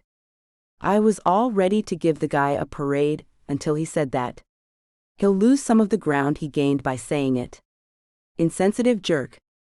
It was such an understatement of Destry's evil nature that Noosh couldn't help give a laugh, wiping her tears. I'm okay. It just sometimes catches up with me. I'm not surprised, I'm just shocked it didn't happen sooner. You guys not heard of PTSD over there in Blighty? Noosh smiled. Oh, we have. We just have that stiff upper lip thing going on.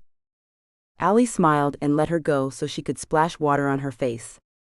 Noosh, we can arrange counseling, it's not a problem. Noosh hesitated.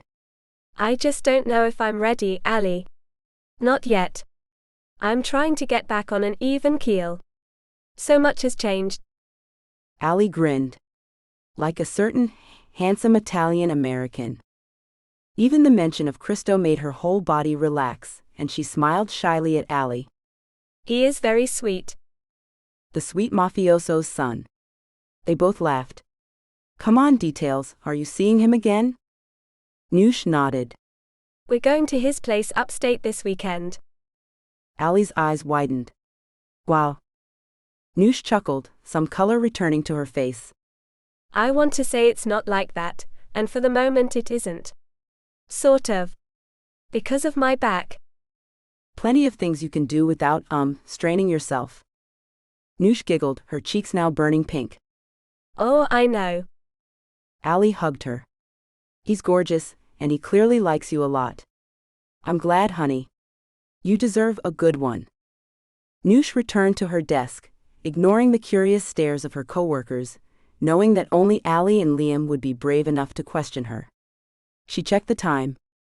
It would be about 4 p.m. in London, and seeing as Destry obviously knew where she was, she risked a call to her parents.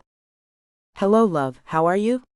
Hearing her mom's soft voice made her want to cry again, but a half-hour later she hung up with a smile on her face. There was no way she was letting Destry ruin her life. He could go screw himself. If he messed with her, she would go to the press, and whether people believed her or not, she would bring him down. With a new resolve, she got back to work. Destry Paps walked away from the podium and greeted some of his well-wishers, all the while thinking about Noosh and whether she had seen the conference. Yes, he was playing with fire by goading her, but he wanted her cowed and terrified before he inevitably killed her, to know that she was his, that he controlled every aspect of her life. What remained of it?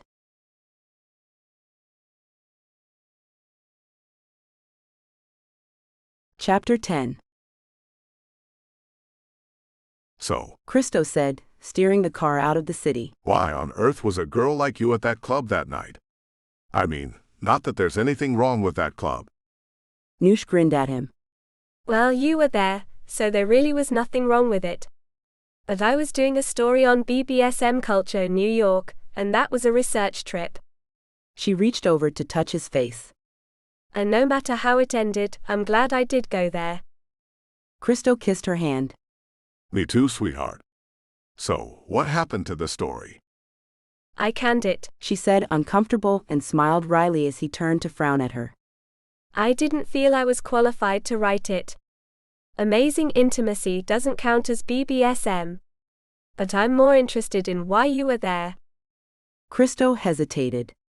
I admit, I behaved appallingly that night. I was drunk and sad, and you were too good for that place. But I have been a client of that type of club in the past. Does that shock you? Noosh shook her head. No, actually, it's kind of hot. So, are you into being a dom or sub? Christo grinned. Look at you with the terminology. Well, have you heard of a switch? Like a whip? No. I mean someone who can either be a sub or dom depending on their mood or the person they are with. He wiggled his eyebrows at her suggestively, and she chuckled, feeling her face redden. Either, huh? He grinned at her. Curious. Yes, actually, if I was with someone I trusted. He squeezed her hand. I'll strive to be that person. Feeling brave, she took his hand and slid it under her skirt. Christo grinned and caressed her through her panties. Gosh, Noosh, I want you so much. That night in the club, that was the most exciting night of my life up until now. I wish so much that I was well enough to say to hell with it. Believe me, I would take you right here, right now if I could. Baby, there's plenty we can do, and think of the anticipation. I'd never risk your health, even if you are the prettiest woman on this planet. It seemed strange that he who could have any woman in the world, would say that about her. Her old insecurities bubbled just beneath the surface, and she was quiet for a time. Christo held her hand the whole way into the countryside, and when he turned down a long track, Noosh was surprised to see a relatively modest farmhouse in front of them. It was such a stark contrast to his polished Upper East Side apartment that she gave a little laugh, and Christo grinned at her reaction. You like? It's beautiful. She beamed at him. More how I imagine you living. They got out of the car, and Christo offered her his hand. I bought it, because it reminded me of where I spent summers in Italy with my mom. Despite Dad's fortune, she insisted that she wanted a smaller place, no staff, no hangers-on. Something that was a family home. Is she still with you? No, she died when I was 7. I'm sorry. Christo nodded tightly, and Noosh could see he was upset. She stopped him and stood on her toes to press her mouth to his. I'm sorry, baby, you must miss her. He leaned his forehead against hers. Thank you. I wish she could have met you. She would have loved you. Me too. Gosh, this man was driving her crazy, and yet he was still so sweet, so sensitive she could hardly believe he was the same man who'd roared at her in anger the night they met. It wasn't him then, she told herself, he was in pain. She remembered in the first days after she had been shot, angry, scared, and frustrated in the hospital, she had taken it out on her parents, Beth, the nurses, and even Allie. She had, of course, apologized for her angry behavior, but she could understand how he felt, and she was way past forgiveness with him. Being with Christo as he showed her around the small farmhouse, she felt closer to him every moment. He made her laugh one moment, and then the next, he would look at her with such skin-scorching desire that she felt weak. Right here, right now, if the rest of the world faded away, she wouldn't be sorry. Are you hungry? We might have to go to the local farmer's market to stock up. Like Mom, I don't have staff here, so it'll be just us for the weekend. Noosh smiled. Good, and yes, I could eat a walrus. Christo laughed. That's random. Let's go see if the market has walrus. It was weirdly domesticated, but a lot of fun, pushing a cart around the market choosing fresh produce. This man comes from a mafia family, and here he is discussing the merits of pomegranates over grapes, she laughed to herself. She let Christo take the lead in buying ingredients. He clearly knew what he was doing, and when they were packing their paper sacks into his car, she asked him about it. Mom again, he said, shrugging good-naturedly. While Dad taught me the harsh truths of the world, she taught me the finer things. Cooking, painting, even carpentry. And now you're a full-time carpenter. Christo nodded, pride in his eyes. After lunch, I'll show you the workshop. Get you all sawdusty. Noosh giggled at the playfulness in his eyes. Nutter. Excuse me. But she just laughed, and he leaned over to kiss her. I'll take it. Drive faster, man, I'm starving. For lunch they sat outdoors at a picnic table he had set up, enjoying freshly baked bread, soft oozy brie and sweet peaches and cold white wine. Christo had arranged their chairs so that she could lean back against him afterward. The view looked out over rolling fields and she laughed. Only an hour or two outside the city, and we could be anywhere else but New York. He pressed his lips to her temple. You like? I like it very much. I'm glad. She turned to face him then. The desire was back in his eyes, and Noosh gazed back at him, then began slowly unbuttoning her dress. Christo put down his wine glass and watched her, a lazy grin on his face. Christo gave a growl, and in one swift movement swept her into his arms into his bedroom. We may not be able to sleep together yet, baby, but I'm going to kiss every inch of your heavenly body. Noosh crawled back to his side as he caught his breath and grinned at her. Gosh, she adored this man. His boyish grin, his devastatingly handsome face, his playful nature that was so at odds with her first memory of him. You would be so easy to fall in love with, she thought with a shock. Christo opened his arms and she went into them, pressing her skin against his. It was still only mid-afternoon, but they fell asleep together, waking only when Christo kissed her mouth so tenderly that she had to wake up to gaze at him. It was early evening when they dressed, and Christo showed her around his workshop. Noosh marveled at his, running her hand over the hand-turned pieces of wood that would eventually fit into a beautiful love seat, or a table or chair. She laughed a little. From organized crime to this, not that you were a criminal, she added hastily, but Christo just smiled and shrugged good-naturedly. However innocent they first want to think I am, yes, my family business is crime. Corruption. Not anymore. I hope not. Although, if I ever find out who hurt you, my darling. Feeling uncomfortable, Noosh looked away, admiring a small side table he had almost finished. This is gorgeous. Not compared to what I'm looking at. Noosh flushed as he came to her, tilting her chin up so he could kiss her. You're completely intoxicating, Anushka Taylor. Right back at you, dude. They both laughed, and then Christo turned to retrieve something from a cupboard. This is something else I've been working on. Not furniture, but a little project I began when I was in rehab. Don't freak out, but... He handed her a small wooden bust, only a few inches high. Noosh studied it, then gasped a little. The female figure, her head and shoulders only, had long wavy hair that fell over one eye and fell in a cloud down past her shoulders. Her lips were full, and her one visible eye was large and soulful. It was Noosh. I did it from memory, but I think I caught your likeness. He sounded a little nervous, and Noosh turned tear-filled eyes to him. It's incredible. Gosh, Christo, I'm so moved. He stroked her face. You've been haunting my dreams, Noosh Taylor, for months now. Is it too much? It should be, but it isn't. Not from you. Her voice was a whisper, and he kissed her gently. You know, I was strangely superstitious about this little woman. I thought if I kept her in the house, you would never actually come here. So that's why she's out here. Noosh grinned and he chuckled. I know, dumb huh? She shook her head. Not at all. But I am here. So we should bring her in. They walked back to the house. Hungry? Always. She grinned. Together they prepared roast chicken with rosemary and lemon, and roasted vegetables. Almost a traditional roast dinner. Noosh nodded approvingly, and Christo grinned. The last time I was in London, I was unfortunate to try something called Marmite. He grimaced at the memory of the savory salty spread, and Noosh looked outraged. Marmite? On a piece of buttery toast with a cup of tea? You haven't lived, Montecito. It was beyond gross. Noosh giggled. You want to talk about gross? What about that sorry excuse you call chocolate over here? Waxy vomit bars. Have you never heard of s'mores? I hate marshmallow. She laughed as Christo threw his hands up in the air. It's over between us. She slid onto his lap. I'm sad. Christo's eyes lit up. I'll make you happy. You already have.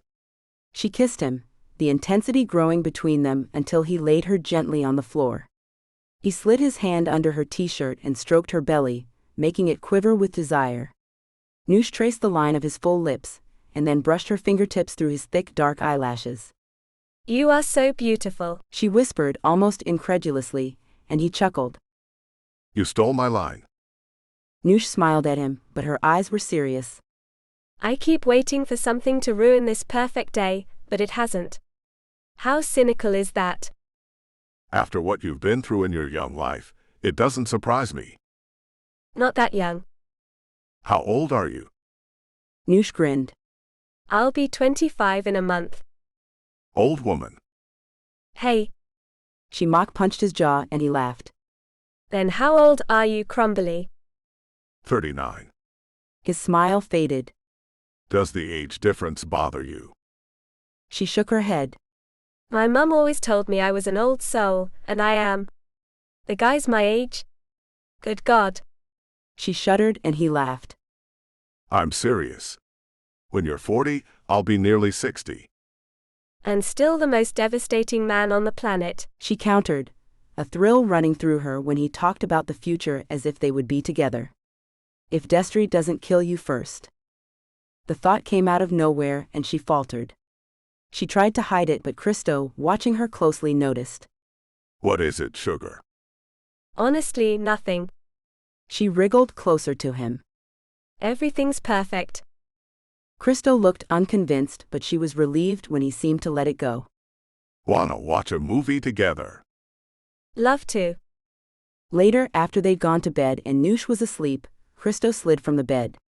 For a long moment, he stood at the end of the bed, watching her sleep. Gosh, she was lovely. Christo knew he was falling for her. Scratch that, he thought, I'm in this deep. I'm crazy about this little girl. He crept downstairs and snagged his phone. He'd had the idea after Noosh's little hesitation earlier, but he didn't want to scare her, nor did he want to make her uncomfortable. It was just, he didn't want her to live in fear for the rest of her life. If whoever shot her, Christo couldn't think of that without cringing, came after her again. If they actually finished the job and killed his beloved Noosh, no. No way. He called Bertie, who he knew would still be awake at this late hour. Hey buddy. Hey Bert. Listen, I need to ask you a favor. Go for it. That guy you used when Dmitri Ingles was trying to blackmail you. The private jerk? Yeah. Christo said, his voice grim. Can you give me his number? There's something I want him to find out.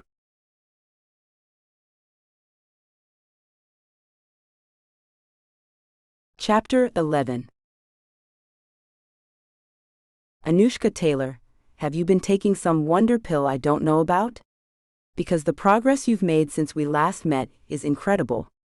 Beth shook her head in disbelief as she watched Noosh move around the physio room 3 weeks later. Noosh grinned at her. Her back still ached a little, but the swimming she had been doing had been paying off. It helped that she had the prospect of finally being able to be with Christo to motivate her.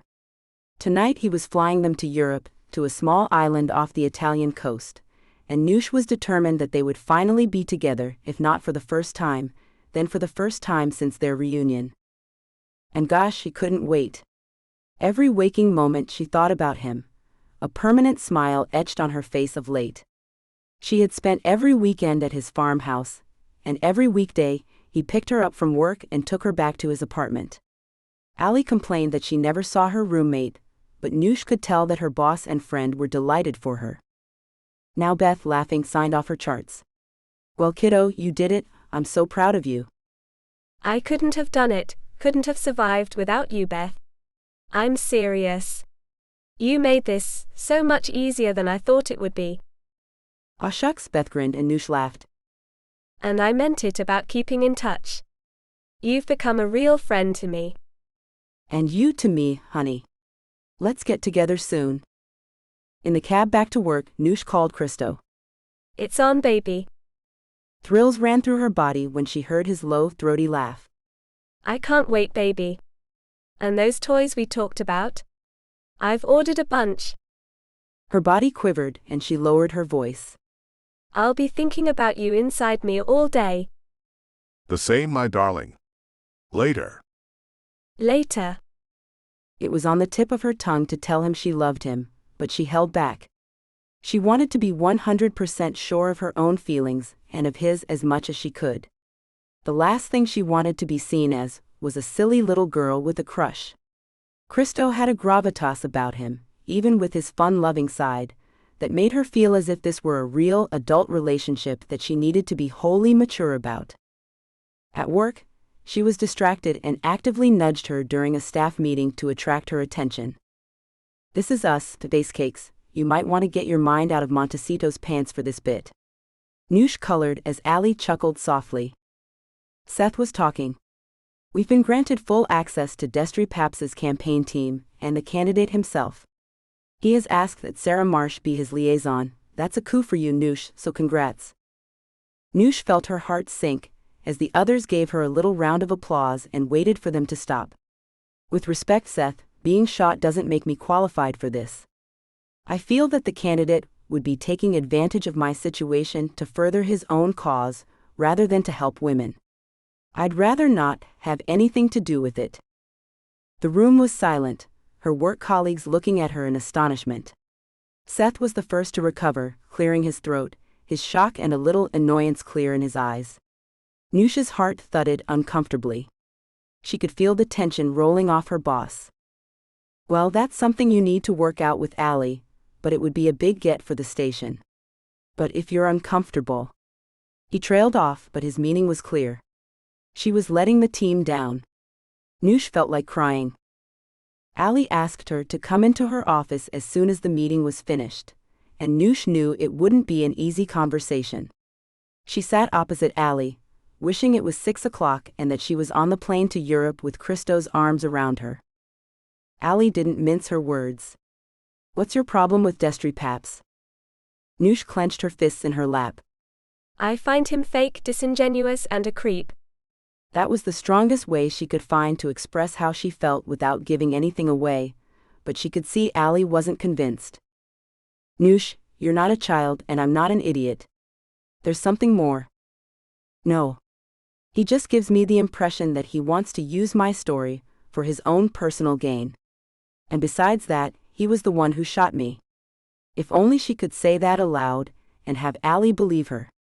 Gosh. Allie sighed. "Well, Seth said it would be a coup. We'll tell Senator Paps that we'll deal directly with him through me, but Noosh, do you realize the opportunity you're turning down?" "I do." Gosh, she hated Destry and his manipulative behavior. He knew exactly what he was doing, invading her work life. For once she was glad Christo was from a mob family. Destry wouldn't dare interfere with that, would he? No. It was one thing to mess with her, another thing entirely to get tangled with the mob. At least, that's what she would tell herself. It was the only thing giving her any sense of protection from him at the moment. She sighed and rubbed her eyes. "I'm sorry, Allie. It's just with this, and the story you abandoned. Seth will begin to wonder if you're really cut out for this job." Noosh knew it was coming, but it was still a shock to hear. "I know. I just need to get my head together, and maybe I'll take another look at the club story. I might have an in there now." She colored, but couldn't help smiling a little. The thought of going to Christo's club with him had been growing in the back of her mind, but she'd dismissed it as just her raging lust for him. Now though, maybe she could salvage her story too. Allie looked mollified and studied her. "Take this week with your man and come back to me refreshed. We will be working on the senator's story, Noosh, but maybe we can work around your objections." And, finally, she smiled. "If the BBSM club is something you want to revisit, then go for it. That story had wheels." When Christo picked her up, Noosh pressed her lips to his for a long time, and he laughed when they finally broke away for air. "Well, hello to you too, baby." He cupped her face in his palms. "Did you get even more beautiful?" Noosh grinned, her whole body relaxing. "Nope, but you did." She loved the way his thick dark lashes brought out the startling green of his eyes. His skin olive was speckled with freckles, his beard as black as his hair. Noosh couldn't imagine a more beautiful man.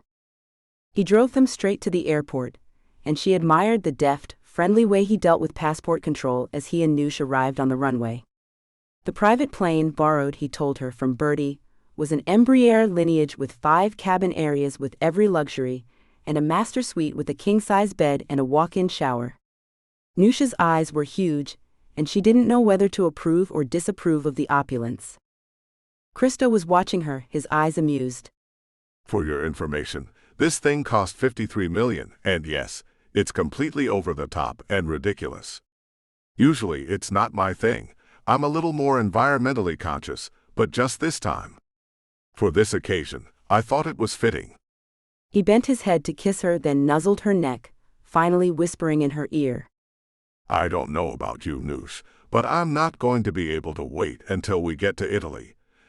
And I owe you the very best for how I treated you the last time we were together. I want this to be perfect. Noosh leaned into his body heat, and gazed up at him. It will be perfect. He stroked her face as the pilot came over to the PA and asked them to strap in for the flight.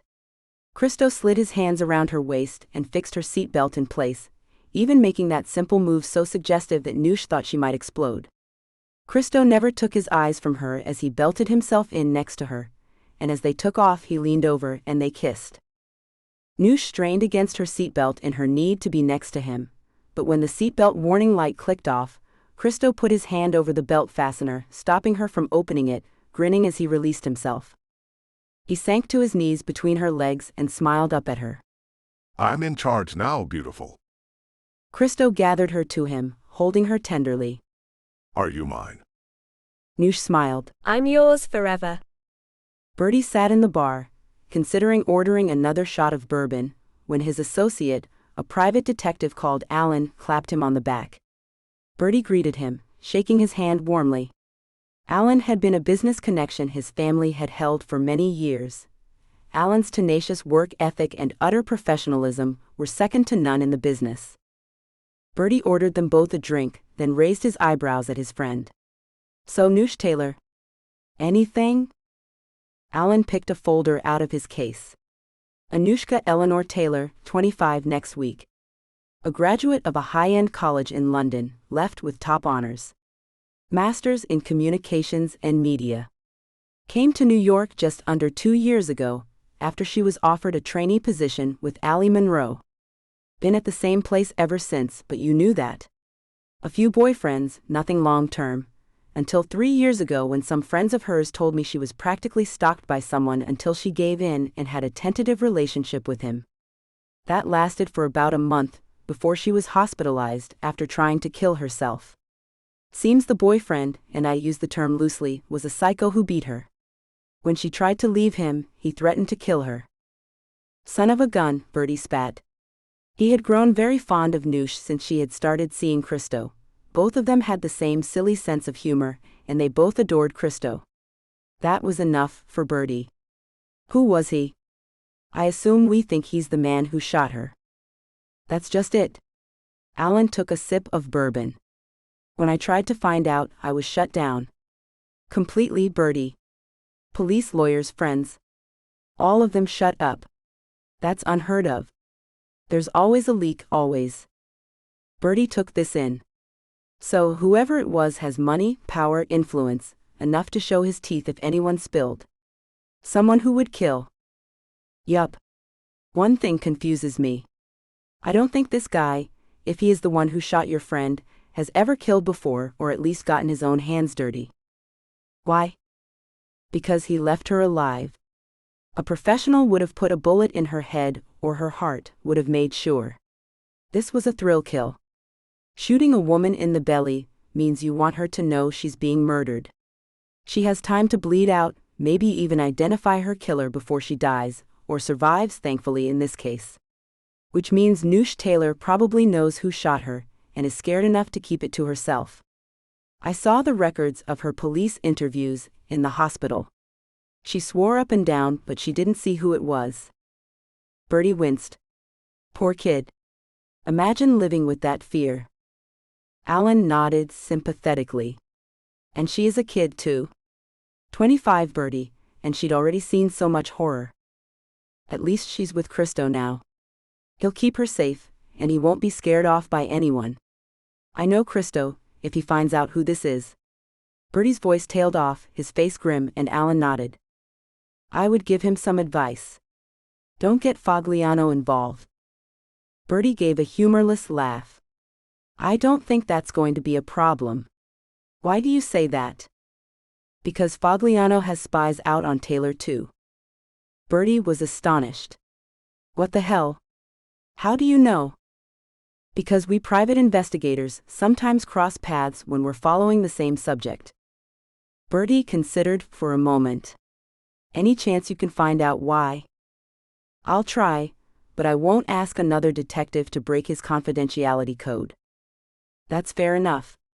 Bertie signaled for the check. Thanks, Alan. Gosh, why on earth is Fogg looking into Noosh? I thought he'd washed his hands of Christo. Christo certainly thinks so. Mr. Montecito Sr. isn't one to let things go, am I right? Bertie hissed in frustration. Alan, scratch my request. I'm going to the source. I'll ask Fogliano myself. I want to know why he's snooping on my best friend's girl.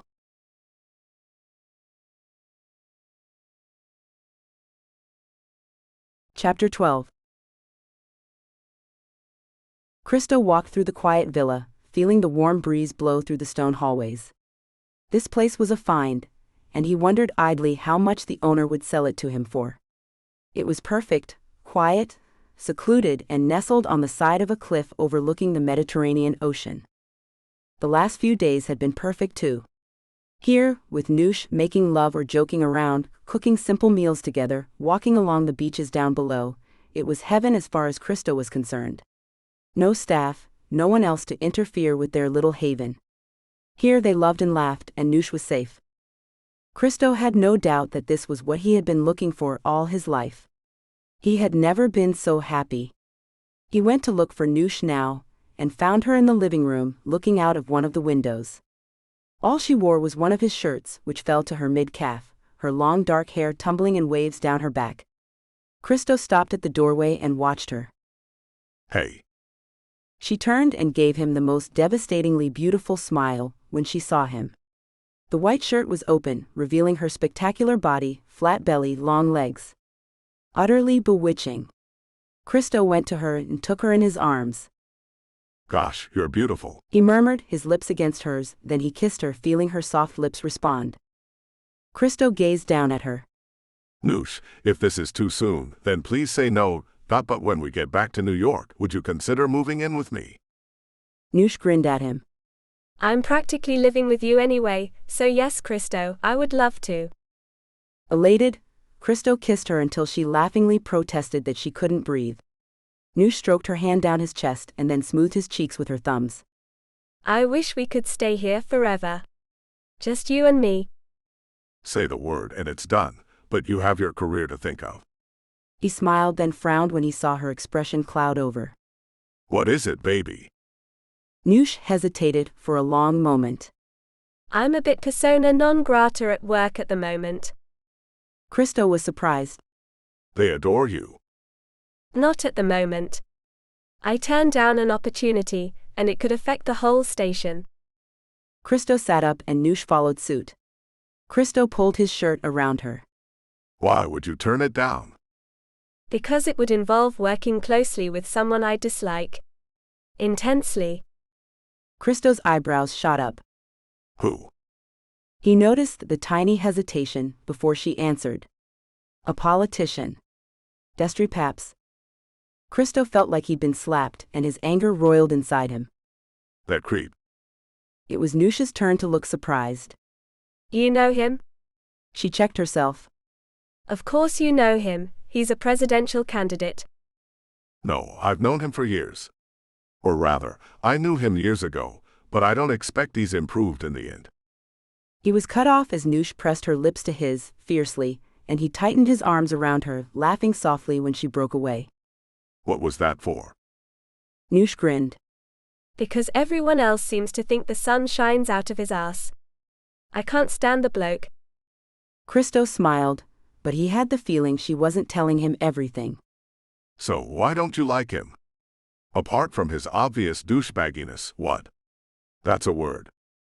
Noosh laughed, and to him she seemed lighter than she had been in days, as if a weight had been lifted by him disliking the politician as much as she did. I'll let you have it, until our dotage and we're playing Scrabble, then no way. I like the sound of our dotage. He pressed his lips to her throat, and she tangled her fingers in his dark curls.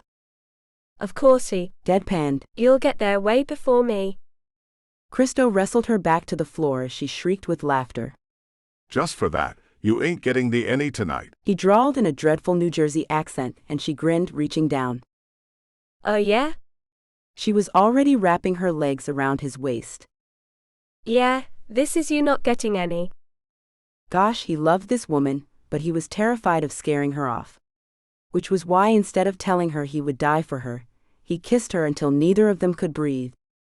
It was only later that he realized she hadn't answered his question about Destry Paps, and he wondered again why his love would hate a man she'd never met so much.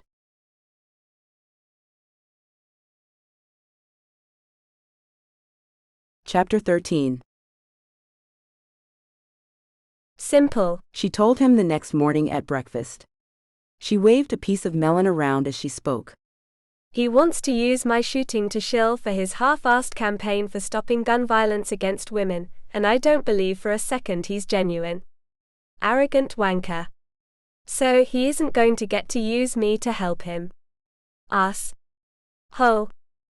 Christo grinned at her cursing, but seemed satisfied with her answer.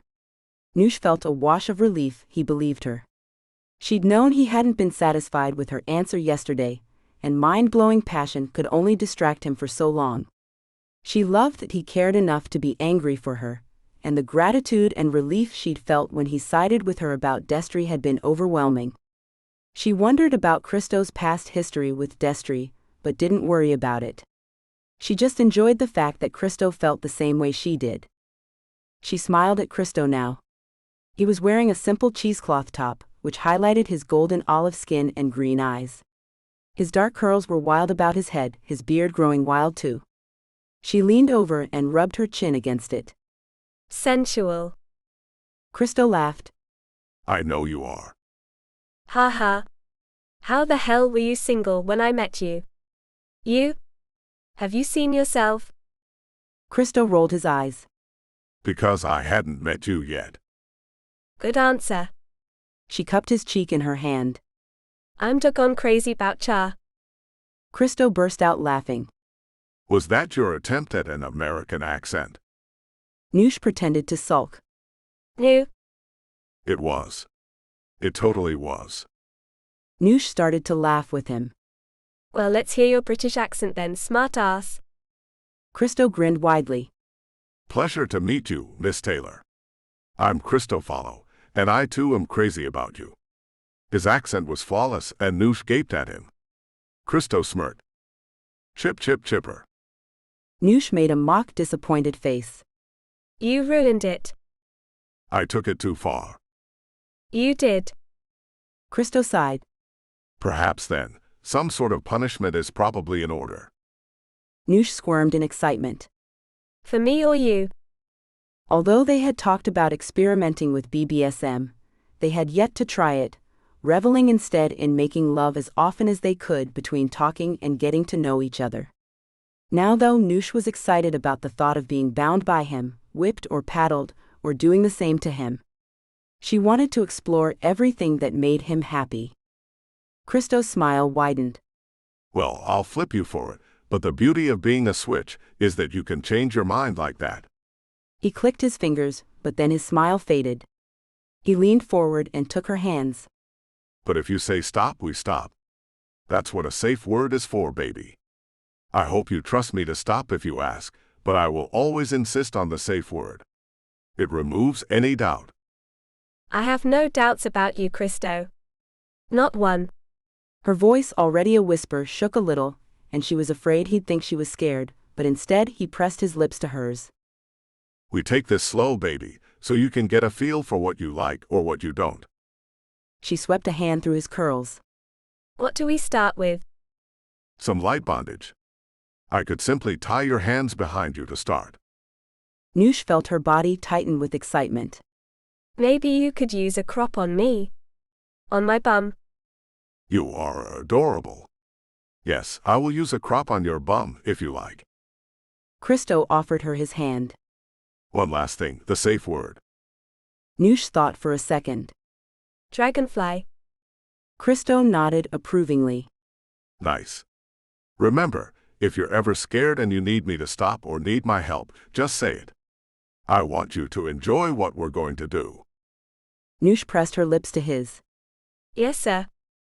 Shortly after, she felt Christo release her hands, and turning her, he gathered her in his arms. His eyes were concerned. Are you okay? Noosh gave a little laugh. More than okay, baby. Gosh, that was intense. His furrowed brow eased. I'm glad, really glad. Thank you for being my partner in this. Noosh brushed her lips against his. I'm a more than willing partner. The dominance you had over my body, incredible. Are you sore? Noosh debated. A little, but it's a good ache. You were holding back though, weren't you? Christo nodded. For your first time. It can get quite dark, quite intense, and I never want to put you in a position where you're frightened. He traced her scars with his finger. I never want you to be scared again. Noosh gazed up at him, knowing she could never be scared of this man. She brushed her fingertips along his dark lashes. I would try anything with you, except for maybe anything where I can't breathe or knife play. Nothing with blood. Christo frowned. That's not something I'm into, Noosh. I'm not going to put you at any risk, I swear to God. I couldn't live with myself if I hurt you. I couldn't live without you now. His tender words made tears swell in her eyes, and she began to cry, waving away his concern, smiling through her tears. Happy tears, I promise. He crushed his lips against hers. I'm in too deep, Noosh. Too deep. Me too, baby. Me too. Okay, so it wasn't I love you, but it felt right to say now, even this early in their relationship. But Noosh knew without a single doubt that this man was her future. She wanted to spend every minute with him, travel the world, discover new things. He gave her so much confidence that Noosh felt she couldn't hope to reciprocate enough, but Christo seemed to delight in being with her, and that was enough for her. They made love again, slowly this time, gazes locked, hands caressing each other, until they were exhausted. They fell asleep wrapped around each other as the late morning breeze drifted gently over their hot bodies. This was different from the nightmares she had been having since the shooting. In those ones, her shooter was a faceless figure, his gun oversized, and she always woke before he pulled the trigger. In this dream, there was no doubt who was coming for her. Destry. And he was chasing her through the cold, barren halls of a great house. No matter how fast she ran, he was always one step behind her. She was screaming for Christo, but he was nowhere to be found at first. Then, just as Destry grabbed her, she saw him. Tied to a chair, beaten. Destry pulled her back from him, as she lunged for her stricken beloved. Christo looked up, and she saw tears falling down his cheeks. I always knew, he whispered. I always knew he'd take you away from me. She reached for Christo, as Destry continued to press the knife into her abdomen. Noosh sat up, breathing hard. Gosh, what a dream to have now. Christo woke, and was immediately by her side. Are you all right? That dream is all, she said, trying to smile. Her back ached, and her skin felt like it was on fire. She dragged a couple of deep breaths into her lungs, trying to stop her heart from beating so hard. Christo stroked her face, his gaze intense. Is it him? The man who shot you? She nodded. There was no reason to lie. I've been having these nightmares ever since. Usually it's just a replay of that night, but this one, you were there, and you told me you always knew he would take me away from you. Then he stabbed me in front of you. Jeez. Christo ran his hand through his curls, looking distressed. He pulled her into his arms. No one will ever take you away from me. The only way I'll let you go is if you, and only you, ask me to let you go. She rested her head against his shoulder and kissed his jaw. I'll never say those words to you. Never. His tension eased a little, and he smiled down at her. You and me from now on. You and me, Noosh agreed. always.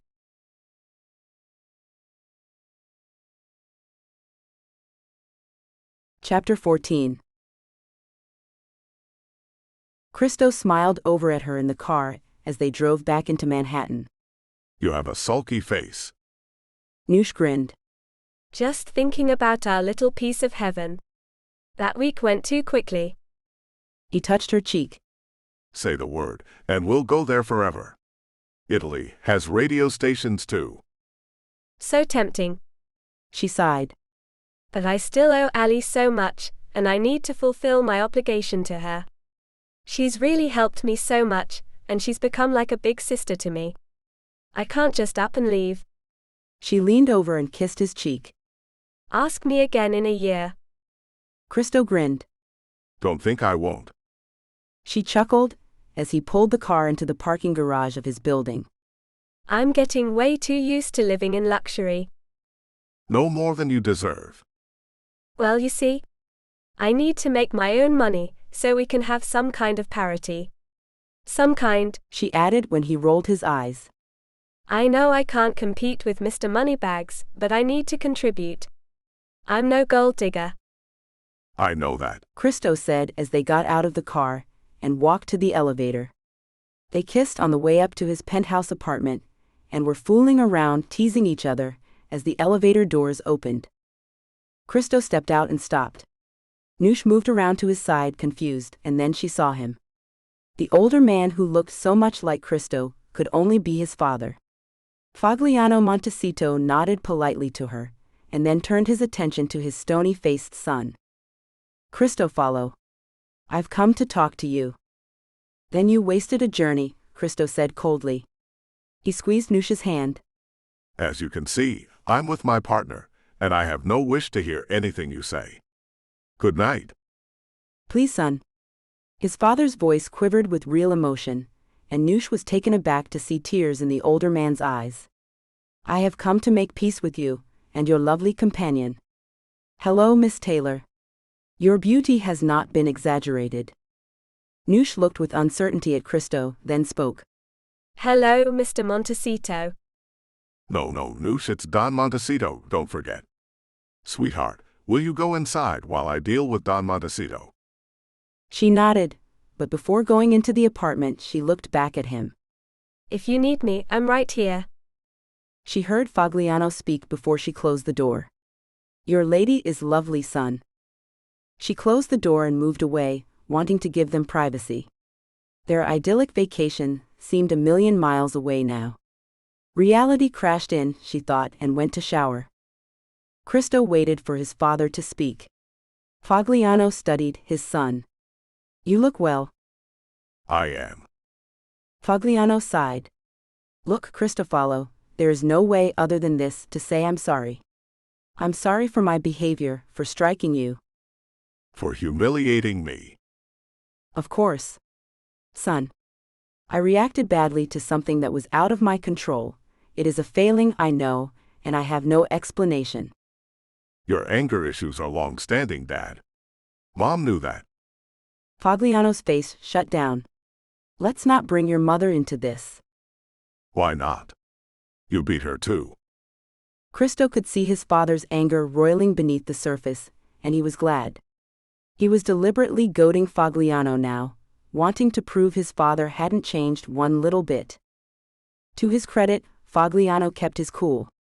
Christo, whatever my past mistakes, I am trying to settle things between us. You've apologized. Things are settled. Now we need never see each other again. That's not what I want. Fogliano looked towards Christo's apartment. From what I have seen, what I have heard, I might soon have a daughter-in-law whom I would like to know. From what you've seen and heard. So you're spying on us, on Noosh? Great way to build fences, Dad. Christo's laugh was humorless, and he turned away from his father. Fogliano stopped him, a hand on his arm. I will go now, but remember, if you need me. Christo shook his father's hand off. We won't. Goodbye, Dad. Christo went inside the apartment and closed the door in his father's face. For a long moment he stood in the dark hallway, breathing deeply, letting his temper calm. He closed his eyes and wondered why his father still had this power over him, to make him feel like a kid, a naughty child instead of a man. He knew his father of old. There was no way he was making these overtures without a motive. And the fact that Noosh was now on his radar made Christo feel sick. His father would have no qualms about using Noosh to get to Christo, and with Noosh's sweet nature. Baby? At the sound of her voice, he opened her eyes. She looked at him uncertainly. Are you okay? He opened his mouth to say yes, but he couldn't lie to her and just shook his head. Noosh came to him and pulled his head onto her shoulder, cradling it and pressing her lips against his forehead. It's okay, she whispered. It's okay, baby. I'm here. Christo knew at that moment that he was deeply in love with her, and that nothing would ever come between them. But of course, he was wrong.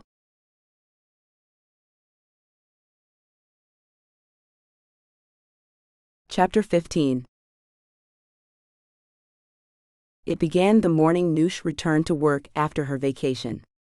Held up by Liam at reception, who wanted to know every detail of her time with Christo, she finally managed to make it upstairs to her office. In the elevator, she closed her eyes, remembering being with Christo that morning, waking up next to him. She was still smiling when she pushed her way into her office and dumped her bag on her desk. Allison poked her head out of her own office, smiling at her. Hey, good morning. Great to see you. Have you got a moment for me? Noosh grinned at her. Sure thing, boss, I've missed you. She walked into Allie's office and her smile disappeared. Her body went cold, and every instinct told her to run. Destry Paps stood in Allison's office. Miss Marsh, how good to meet you. Allison has been singing your praises. And he leaned forward to shake her hand, this man who had stalked, beaten and shot her. He smiled at her as if he was for all the world a stranger to her and not her worst nightmare come true. Noosh felt numb as the three of them sat in the office, discussing the upcoming interview. Noosh realized she'd been kidding herself, thinking that anything could have kept her safe from Destry.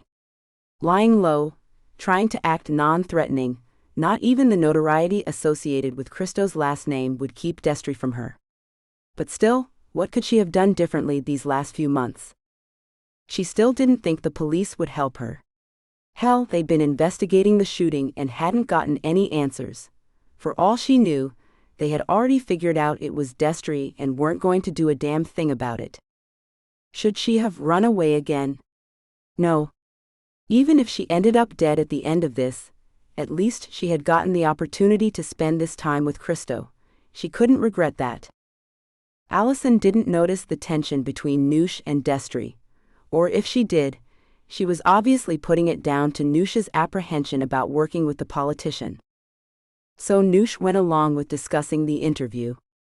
She could feel Destry's eyes on her, but she barely glanced in his direction, letting Allie take the lead. I think this will be great for your campaign, the station. Look, why don't I run and get Seth?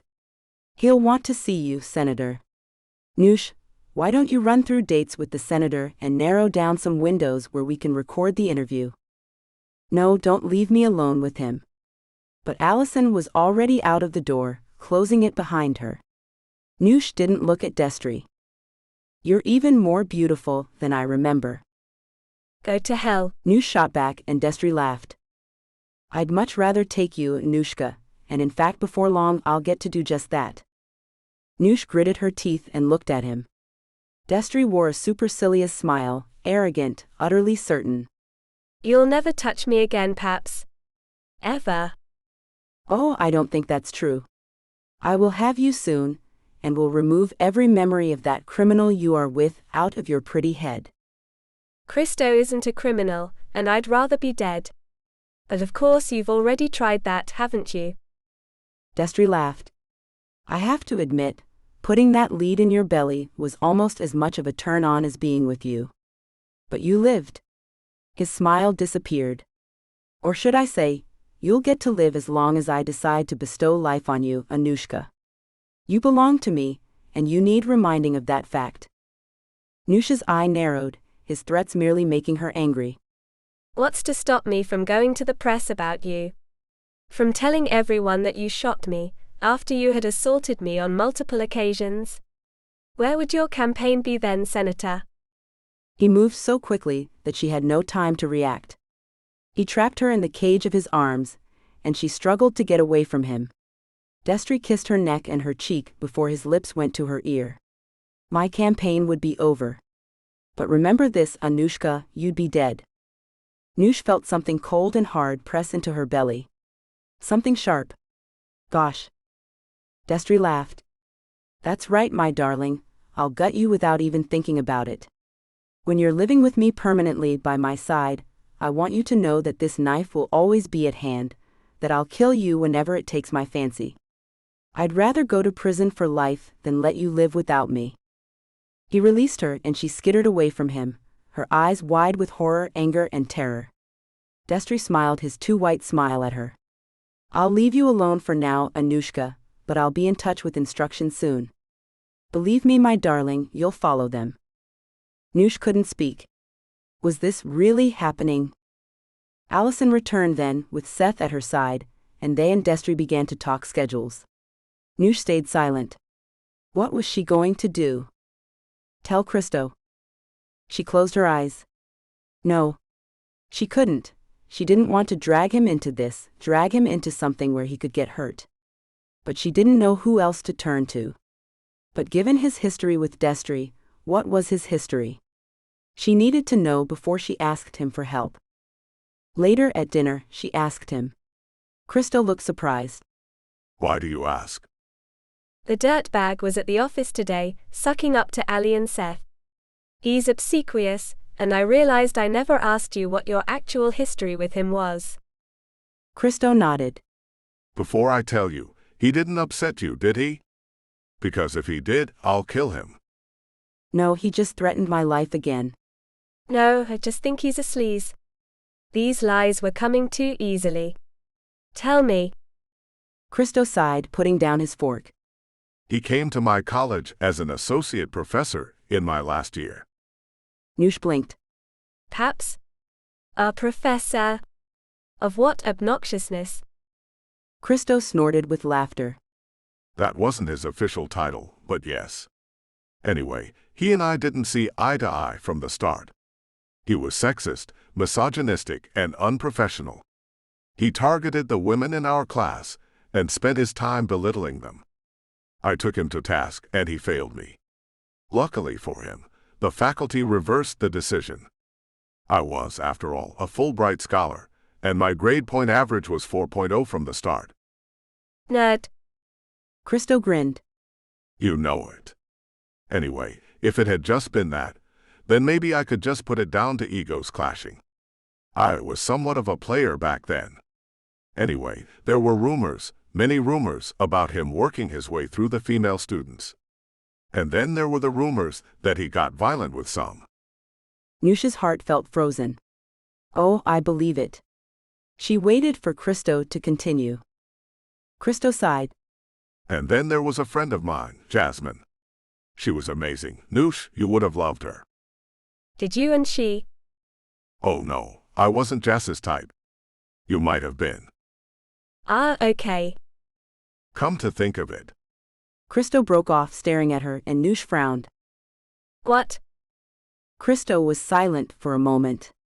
You look like her. It's never occurred to me before, but you do. You look like Jas. Both are biracial, with part Indian heritage. Both beautiful, long dark hair, big brown eyes. Gosh. Focus. She gave him a small smile, rubbed his arm. Christo gathered himself. He pursued her, quite blatantly, after graduation. She complained to the authorities, but he already had so much influence that they did nothing. Christo's voice broke. She disappeared, Noosh. I'll never know whether she went into hiding or if he had something to do with it. I know what I think, but I can't prove it. Noosh closed her eyes. She would bet her life Jasmine was dead, killed by the monster that was Destry Paps, and he was going to kill her too. Well, Destry, even if you manage to kill me, I'm going to go out fighting. Fighting to live, fighting for a future with this incredible man. Christo. Christo, lost in his own memories, blinked and smiled at her, touching her face. Yes, darling. I love you. I'm in love with you. Her voice was strong, not wavering in the least, her gaze steady on his. His answering smile was all the proof she needed, even before he spoke. I am so in love with you, Noosh Taylor. I have been, I think, since the start. I think about you every moment. When we're apart, my whole body aches for you. When we're together, I just want to hold you, kiss you, and make you mine. You are my world. She couldn't stop the tears then, and he pulled her into his arms. This is endgame, right? You and me. We can get through anything, as long as we're together. Noosh nodded, pressing her lips to his. I just love you so much, she whispered, leaning her forehead against his, drinking him in. I've wanted to tell you for such a long time, but I didn't want you to think I was just some silly schoolgirl with a crush. With you, I've never felt more like a woman, like an adult with my own agency. You've given me that. I promise to make you the happiest woman in the world. No, she said suddenly. No promises. Let's not make promises to each other. Not while. She couldn't finish the sentence. Not while my life is in danger, not while I could be killed at any moment. No promises. Deal. He didn't look convinced, but he nodded. Deal. No promises, for now. For now. It doesn't change how I feel about you. She looked at him, her warm brown eyes wide and serious. Gosh, Noosh? He swept her up into his arms and to their bedroom, and it was their bedroom now, Noosh knew, and onto their bed. He lay on top of her, stroking her face, his eyes full of love and incredulity that she was his, and Noosh knew it was a reflection of her own eyes. Screw the rest of the world. This was real, was the happily ever after she was owed. Here, with this beautiful man. They made it slowly, forging a deeper connection than ever before, knowing that the rest of the world would soon interfere again, and that stress and worry would invade. But not this night. This night was about the two of them, love and being together. As dawn broke over Manhattan, they finally broke apart, gasping for air, laughing and knowing that just for this night no one could touch them.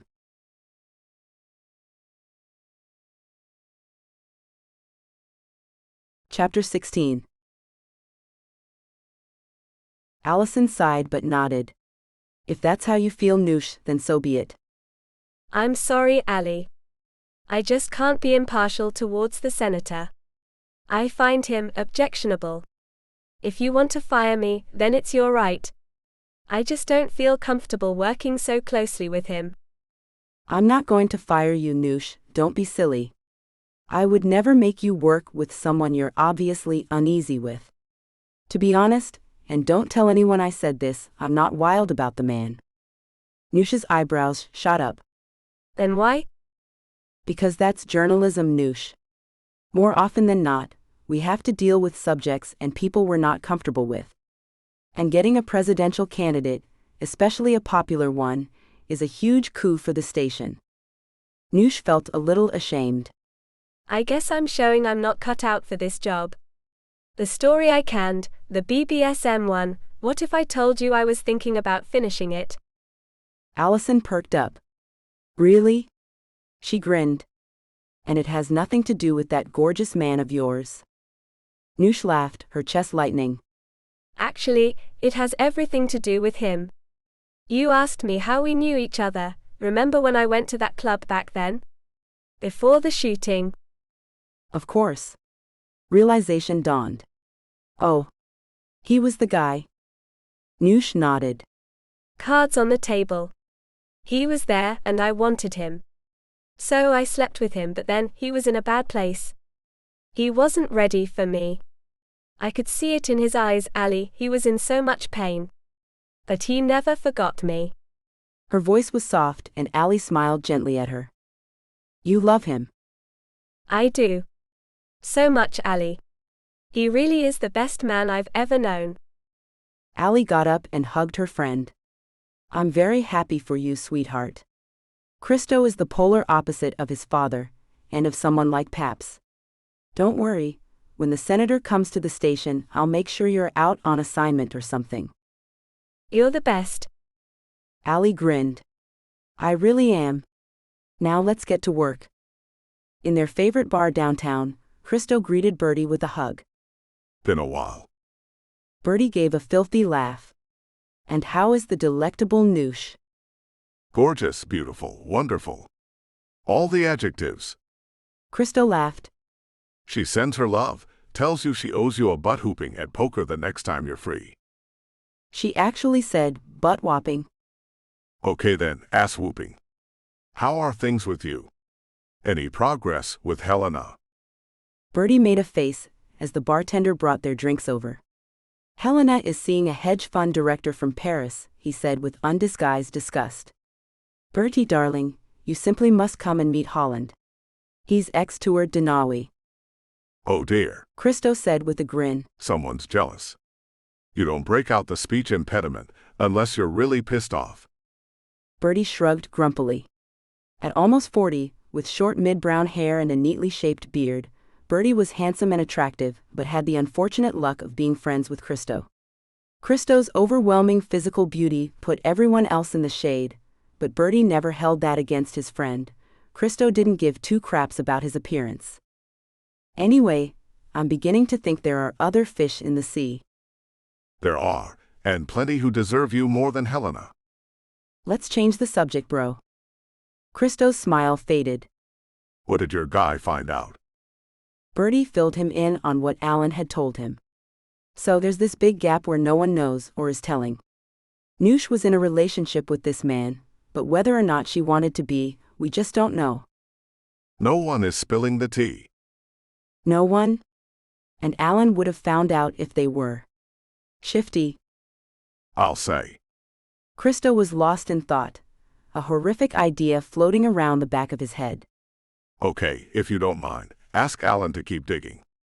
I want to know for certain who this guy is. Bertie frowned. For certain?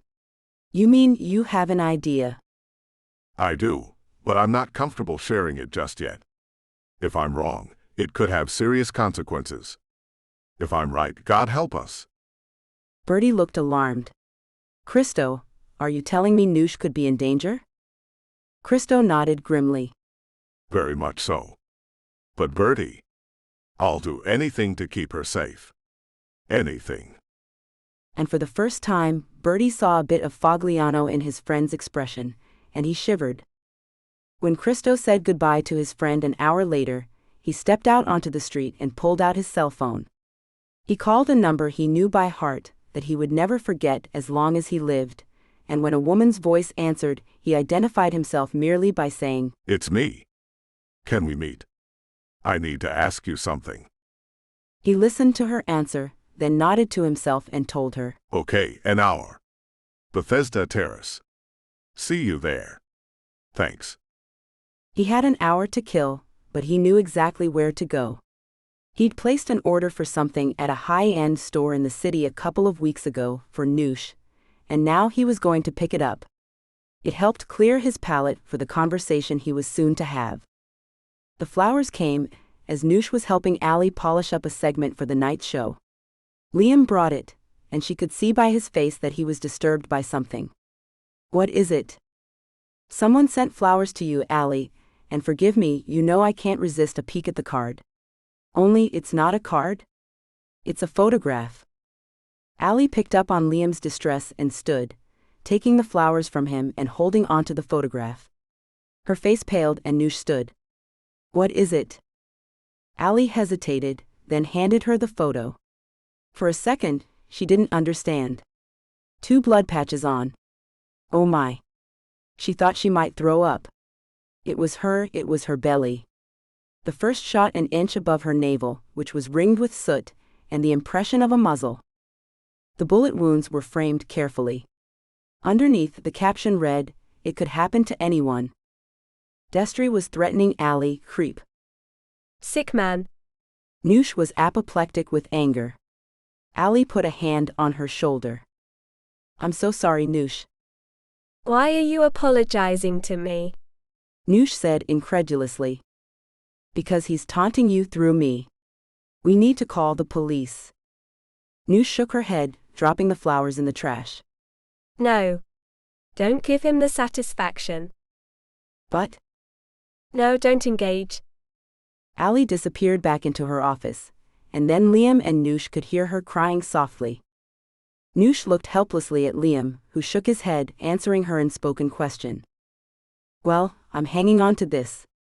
She waved the photo. "Whoever took it has made his first mistake." "How so?" She smiled. "He's admitting guilt. Who else could have taken this picture?" Liam, after giving her a hug, disappeared back down to reception, and Noosh studied the photograph. Destry was tormenting her through Ally, his determination to invade every part of her life in full swing. "Well, you won't win, jackass." She wouldn't react to Destry's latest tricks. Instead, she would quietly gather her evidence and drop it on him at the worst moment of his campaign. She'd had enough, and she knew just who to contact to help her protect Christo in all of this. His father. Christo saw her approach and stepped out of the shadows to greet her. The woman, her red hair cut in a bob, her clothes expensive and efficient, nodded at him, unsmiling. "Christo." "Telly." He kissed her cheek and she offered a small smile. "Still very handsome." Still super beautiful. Shall we sit? He grinned at her, and she gave him a genuine smile and nodded. They found 2 free seats on a bench outside the terrace. "So why the call?" "I'm surprised we haven't talked in years. I heard you had a nutty and went to rehab, and now you're in love with some British girl." All true. Christo studied her. Telly, I have to ask you about something. When we were together, you said your husband was sleeping around with someone. Telly nodded. "Someone's? I heard he had a girl in every major city. I had stopped caring by then. I was happy enough to be with you, even though I knew you were just sleeping with me to get revenge on him." Christo had the grace to look ashamed. I'm sorry, Telly. She touched his cheek. "Don't be. I got to be with you, that was enough for me. I didn't need the feelings that went along with it. But you, that isn't you. It wasn't you then or now. Look at you. You're in love. I can see it." I am. Very much so. But I need to know something about her past, something I think you can tell me. Telly looked surprised. "Why? Who is she?" Christo watched her expression carefully. Anushka Taylor. Telly paled and stood. "And that's where this conversation ends." She began to walk away, but Christo caught up with her, taking her arm. Telly, this is important, please. She rounded on him, her face full of fear. "You don't understand. My alimony, my very large alimony, is only mine, on the condition that I never ever talk about that period of Destry's life. And believe me, it's not just the money." Christo's heart sank. So his guess was right. So he did know her. Telly, please. I understand, but this is my love we're talking about. What was she to him? Telly looked around the crowded park. "Not here." She said it in a low voice. "Not in public." Christo nodded. In 20 minutes, they were in the darkest corner of a random bar. Telly was trembling, and it distressed Christo to see her so scared. Gosh, what kind of monster was Paps? He and Telly had been divorced for nearly 2 years. Telly, tell me. She hesitated, and when she spoke, her voice was low, terrified. She was different than the others. The others were just easy. The Taylor girl didn't want anything to do with him at first. He stalked her, bombarded her with affection, and I believe eventually wore her down. So she agreed to go on a date with him. Her first mistake. He controlled everything, and she tried to leave. So he beat her, threatened to kill her if she ever left. Christo felt as if a wrecking ball had hit him in the chest, not only fear for his love, but a twisted kind of jealousy that Noosh had ever slept with Destry Paps. How do you know all of this? I was having him followed, Telly smiled without humor. I had his place wired. I saw the photos, heard the arguments, the beatings. The things he threatened to do to her. He shot her. Christo blurted out. About a year ago. He shot her or had her shot? Telly shook her head. Oh no, if your girl was shot, believe me, Destry did it himself. Can she prove it? Christo shook his head. Or won't. She's terrified, I think. With good reason. Christo, believe me, I don't bear any resentment towards the girl. In fact, I felt sorry for her even then. He is obsessed with her. I have no doubt he will try again if she doesn't go back to him. And even if she does, he'll eventually kill her. The best thing you can do is get her far away from him. Christo felt wrecked. She tried running away before, I think. Not far enough. Gosh. Telly studied him. If he finds out I talk to you, I'm a dead woman. I'll hire you protection around the clock. Or set you up somewhere else. I can't thank you enough for this, Telly. She touched his cheek. Beautiful boy. You gave me something Destry could never have given me in a million years. What was that? Myself. She hugged him. Darling, I'd help you bring him down if I could, but we need to be realistic. You, me, your girl, all our lives are forfeit if it means we're a risk to Destry's campaign, and God help us all if he gets in. I mean it, telephones. I will protect you. However much it costs, wherever you want to go. She smiled at him and kissed him full on the mouth quickly. You would have been easy to fall in love with, kid. Look after your girl. Look after yourself. And she got up and walked away, with Christo staring unhappily after her.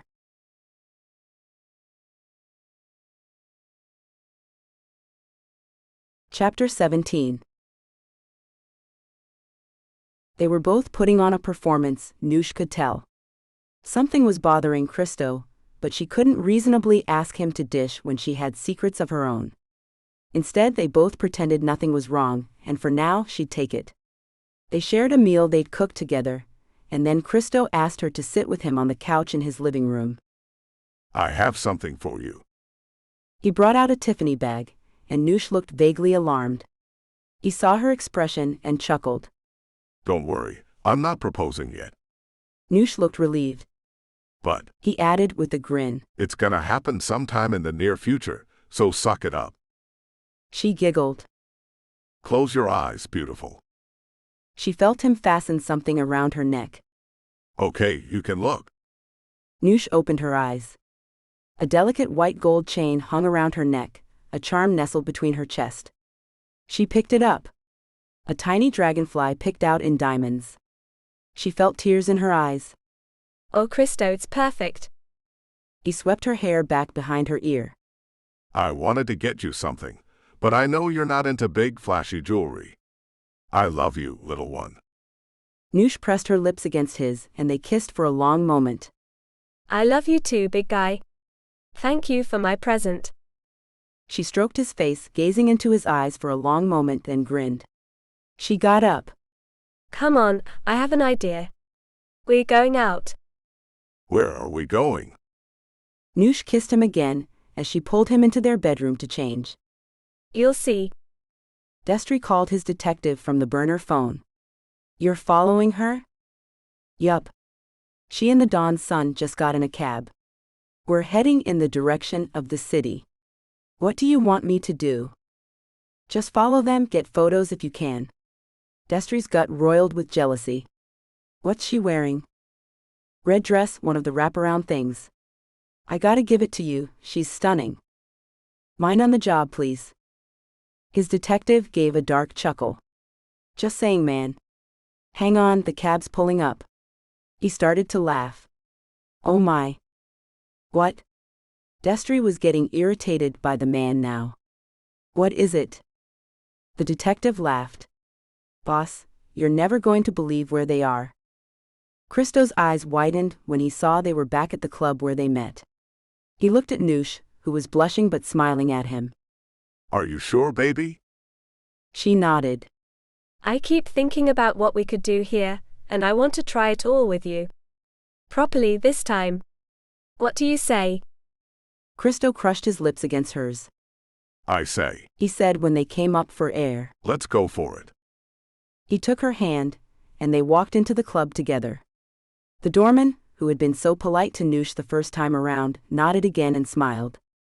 Welcome back. She grinned shyly. You remember me? Of course, ma'am. I think it would be hard to find a man who wouldn't remember you.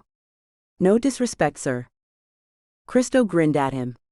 None taken, you're absolutely right. As they walked into the club, Christo nodded at the people who knew him well, and felt a surge of pride when they looked at Noosh with admiration and unconcealed desire. And she's with me, he thought, feeling wiped out by love for this woman, this brave, generous woman. I love you. He murmured into her ear, and she pressed her body against his, swaying to the slow beat of the sensual music playing in the club. Noosh looked up at him from underneath her lashes, and he felt his body react to her beauty, the desire in her eyes. I love you, she whispered and pressed her lips to his. Gosh, she drove him crazy. Come with me. He led her to a small room, and for a moment she looked confused. In it there was no bed, no equipment, and it was barely large enough to fit more than 2 people. One wall was glass, and grinning, Christo flicked a switch. Suddenly, the rest of the club was visible through the window. They call this the box. It's so people can watch us, if that's what you want. Let everyone see your spectacular body. Sometime later, after Christo showed her what it was like to be her master, he said, I love you, pretty girl. I love you too, handsome. How did I do for my first time? Christo laughed. Wonderfully. Thank you for indulging me. It was honestly my pleasure. Damn, that was intense. They finished, and decided to lay for a few minutes. Noosh grinned over at Christo. I'm actually exhausted. Christo laughed. Always a sign of a good night. Shall we go home, baby? Noosh rolled onto her side and snuggled into his chest. Pizza first? She said hopefully, and he laughed. You got it, sweetheart. Destry watched them sit in the pizza place, sharing pizza slices and laughing together. When his guy had called him and told him they were at the private club, he could hardly believe it. He hadn't believed it until he saw them leaving, disheveled and obviously post-coital. So the little skank was into pleasure and pain, huh?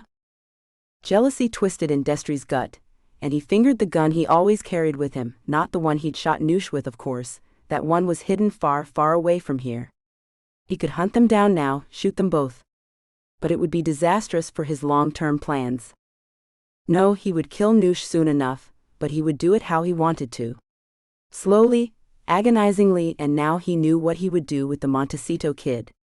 Gosh, that man had been the bane of his life for too long, and now he had his hands on Destry's property.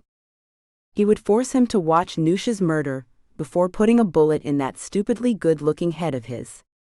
He would make Montecito watch Noosh scream as she suffered in front of him. Destry rolled up the window and drove away, smiling.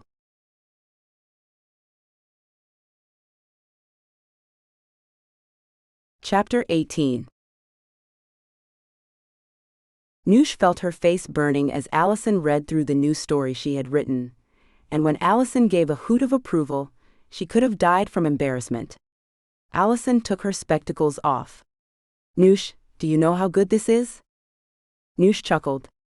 I hope so. It was well researched. Allison laughed, looking at her with new respect. I'll say. Lucky girl. With that gorgeous man? I'm very happy for you, Noosh. And this, she waved the story in her hand. This is perfect for your debut story. I take it Christo's okay with you telling this story? He is. He supports me 100%. Noosh couldn't help smiling at the thought of Christo. Good. Then work on your sound bites and get them processed. You can head into the editing suite once we're done with the senator's interview. Sure you don't want to stick around for him? Noosh's smile had faded at the mention of Destry. Definitely not. I don't mean to let you down, but I can't be around the man. Allie nodded. One day you'll tell me the real story, but for now I respect your wishes. She handed the story back to Noosh and smiled at her. Great job though, Noosh. Congrats. Thanks, boss. Having made appointments for future interviews, Noosh was on her way out of the building when Liam stopped her to talk. Nice diamonds, he said, nodding approvingly at her dragonfly necklace. Looks like Tiffany's. Custom made? Noosh flushed and nodded. It was a gift from Christo.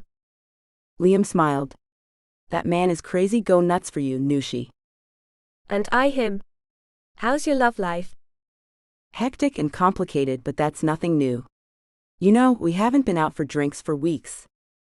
Noosh looked ashamed. No, and I am sorry, Lee. Look, how about a double date? Me and Christo, you and whichever man you choose. Friday? Friday is good. La Forge? La Forge. Making plans without me. Noosh froze. Behind her, Destry and his entourage were piling through the doors. Destry wore a supercilious smile that made Noosh want to punch it right off his smug face. He had the nerve to put a hand on the small of her back as he greeted Liam. Noosh moved away, not caring if she looked rude. Oh, are you leaving us, Miss Marsh? Buzz off, creep. They're waiting upstairs for you, Senator. I wonder. Destry looked around, bestowing his best politician smile on the others. Would you mind giving me and Miss Marsh a moment? I'd like to ask her about her story, and I think we'd better do that in private. Gosh, no, please. But everyone nodded and drifted away, even Liam, although he shot a strange look towards Destry. As soon as they were alone, Destry's smile vanished. I had hoped that by now, Anushka, you would realize that avoiding me isn't an option. You are mine, remember? Shove it, asshole, she shot back. You don't frighten me. I should. I really should. He prodded his finger hard into her belly, and she winced.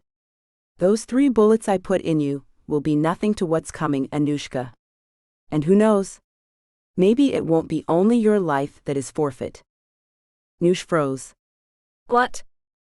Destry's smile was chilly, his eyes cold and dead. Break up with Montecito, or find out exactly what. You have a week, Anushka, and then I expect you to deliver yourself to my hotel room, ready to be at my side as I reach the highest office in this country. Noosh felt sick. And then what? Then, just as re-election looms, a tragedy. You will be found stabbed, and my approval ratings will go through the roof out of sympathy, and I'll be returned for a second term. So you have a choice, Anushka. You die soon, along with your family, your friends, your beloved, or I give you 2 years to live. Don't you think I'm serious? Watch me. He walked away, leaving Noosh frozen and terrified. So her destiny was to die at his hand, was it? No. Screw you, Destry. She knew exactly what to do. In the cab she called her interviewees and rearranged her schedule, then sat back in the cab, running through what she would say, how she would approach the meeting she was about to have. As she pulled up to the mansion, she felt a wave of nervousness. When he walked out of the house and down the steps to meet her, she wondered if she was doing the right thing. She stepped out of the cab, and Fogliano Montecito smiled at her. My dear, what a pleasure. She shook his hand. Mr. Montecito, thank you for agreeing to meet with me. He was studying her closely with that same intense stare his son had. What is it, Noosh? What is troubling you, my dear? Noosh felt close to tears. Mr. Montecito, I need your help. I think Christo and I might be in terrible danger, and I don't know what to do.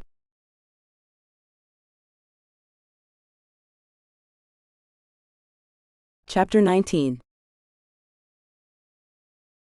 Christo tried to call Telly again, but it kept going to voicemail. He hissed in frustration. Bertie glanced over at him. Nothing. Christo shook his head. I hope she's okay. Paps's spies are everywhere. Well, so are ours. Word is Paps is at the radio station, being interviewed as we speak. Is Noosh there? No, thank God. She's out doing interviews for her story. Listen, Bert. We need to stop Paps from terrorizing her, and with any luck, the whole country, by becoming president.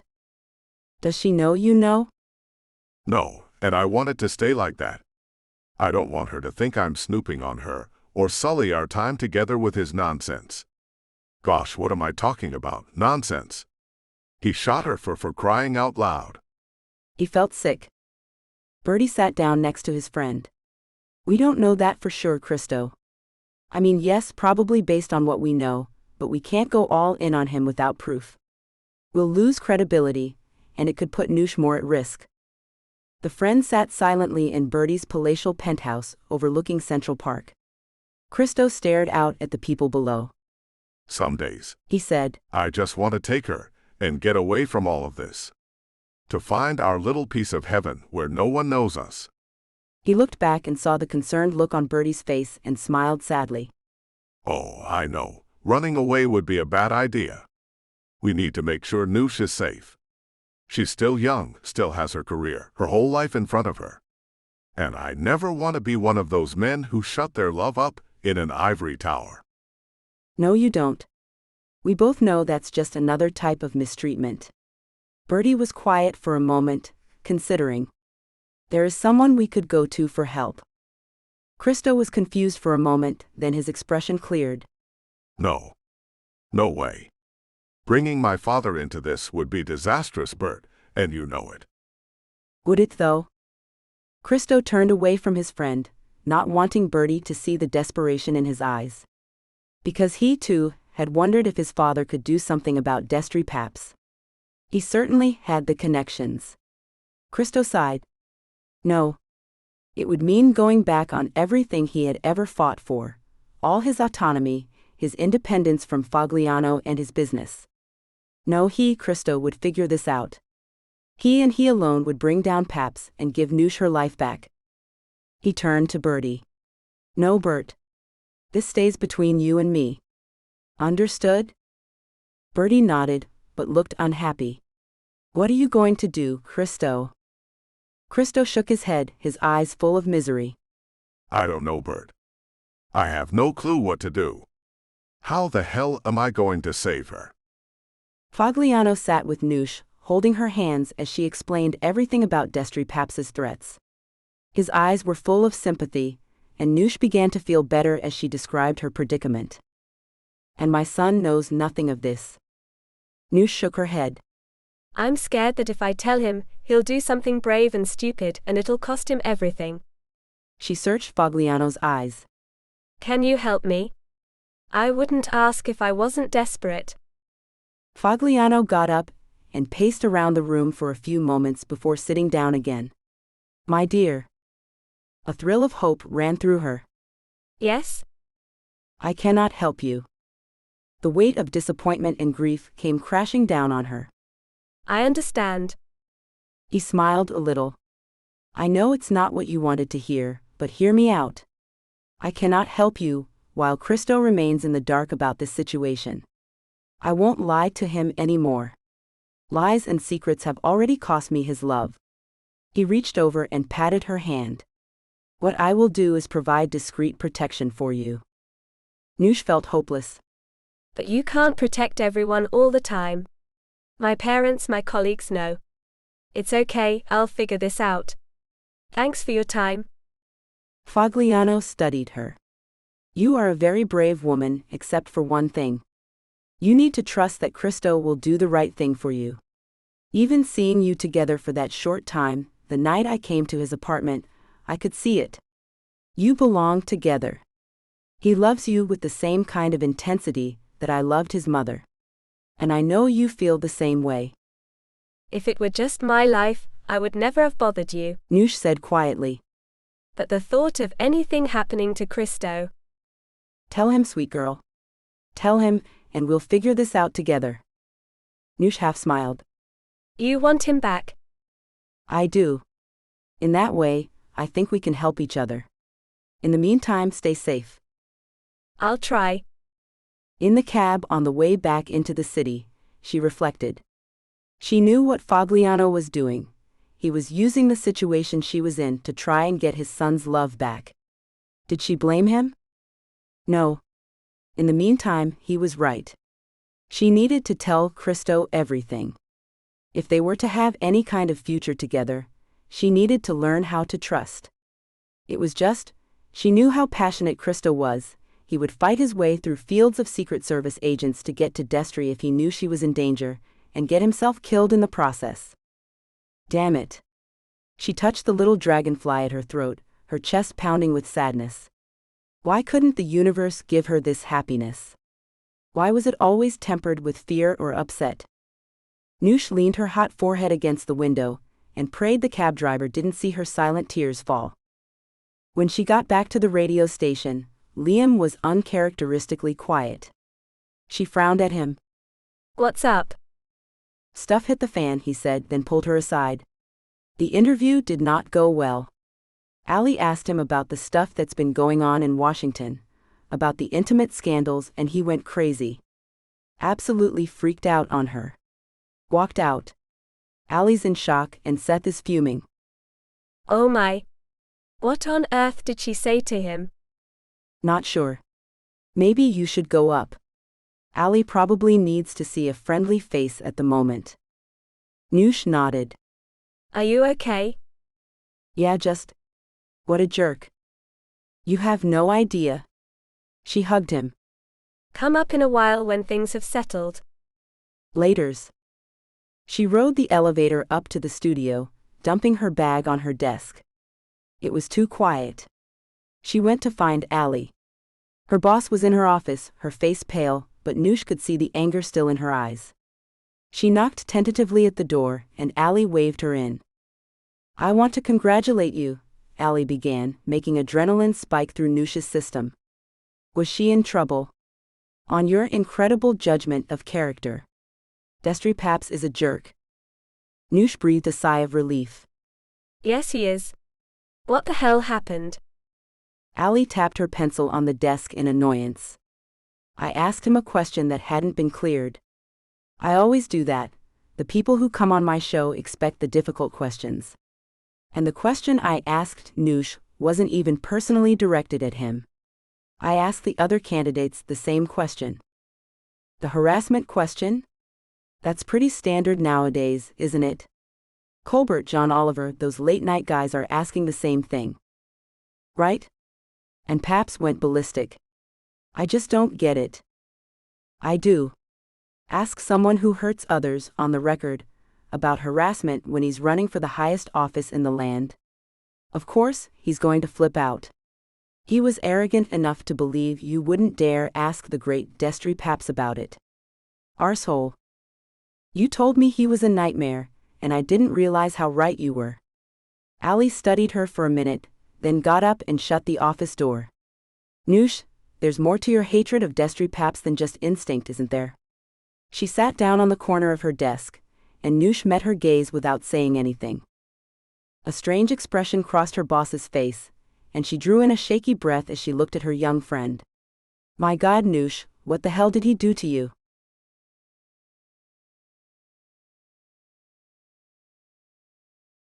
Chapter 20.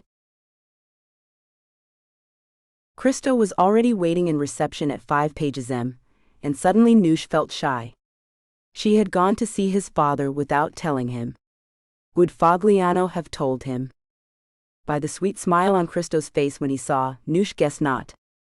Hey beloved, have a good night. Liam waved at them, as he made his way out of the reception area. Bye, mate.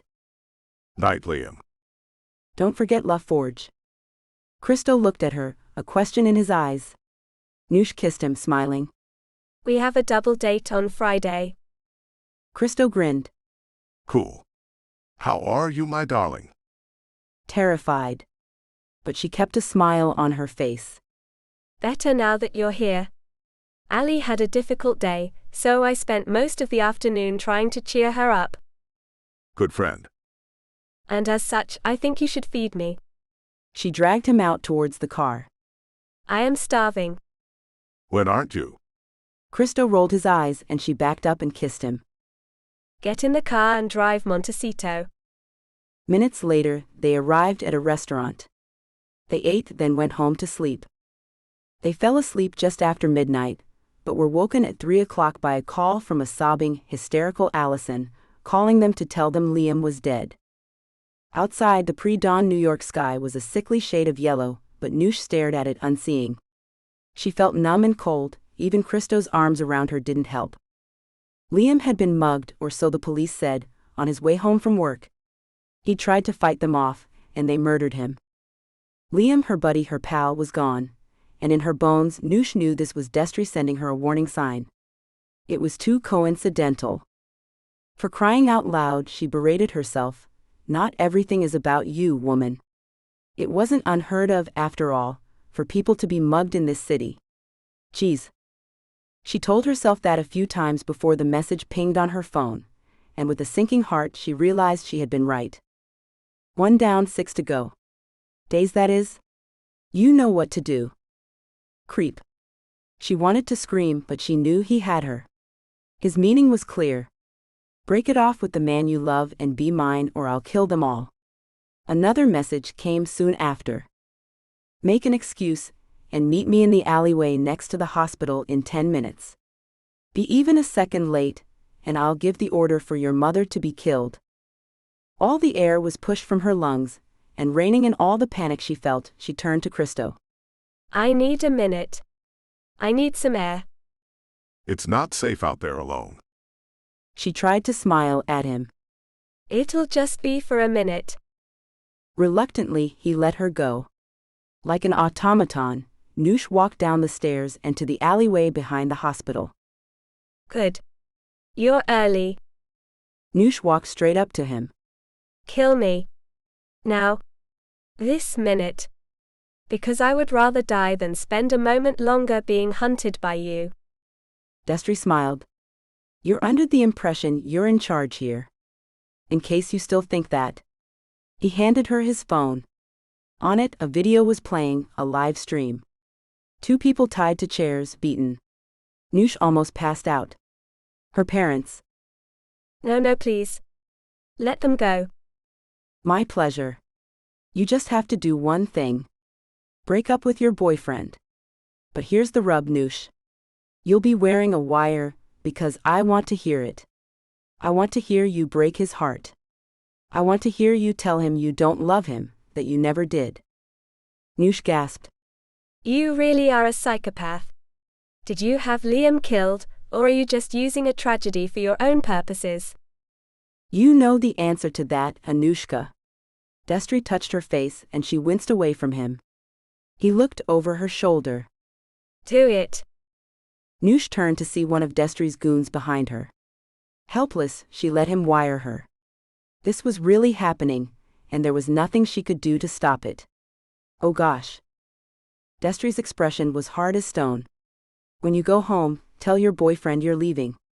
I'll send Jerry to pick you up. You know what to do. He grabbed her face, pinching it hard between his fingers. I'll be listening. When I think you've done a good enough job, I'll release your father. When you're at my apartment, I'll give the order to release your mother. How do I know you're not lying? Destry gave her a wintry smile. You don't. He turned and got back into the blacked-out sedan, leaving Noosh to stare in horror after him. Christo was getting antsy waiting for her, so when Noosh reappeared, he breathed a sigh of relief. He smiled at her, but her face was drawn and pale. Are you okay? Noosh didn't answer, and wouldn't meet his eye. Instead, she went to Allison, who was sitting mute with shock, and put her arms around her. I think you need to go home now, Allie. There's nothing more we can do here. Liam's family will be here soon.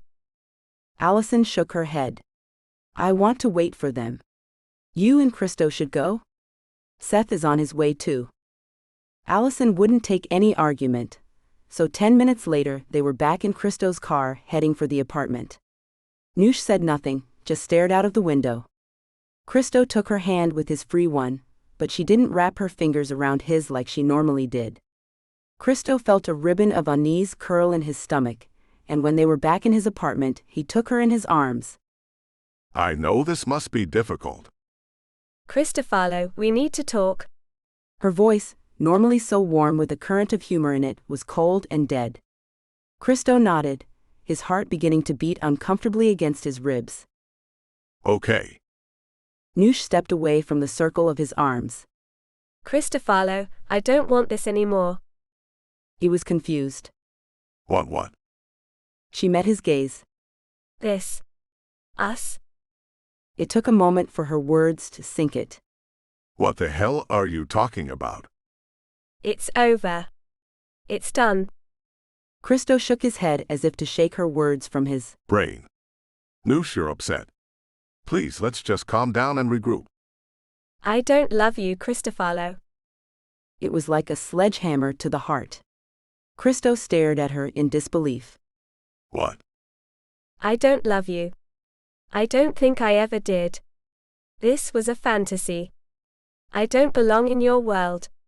I thought I did, but you see, I was only ever interested in your money. Rubbish. That's not you. Why are you doing this? He cursed the fact that his voice broke, and he stepped towards her. I went to see your father. That floored him. Why? Noosh gave him a wan smile. I told him that unless he gave me what I wanted, I would be gone. He didn't give me what I wanted, so I'm gone. Christo ran his hands through his hair, staring at the woman he thought he knew and didn't recognize her. Who are you? For the first time, her voice shook. To you, I am the past now, Cristofalo. Forget me. Christo stepped towards her, but Noosh stepped back and held her hands up.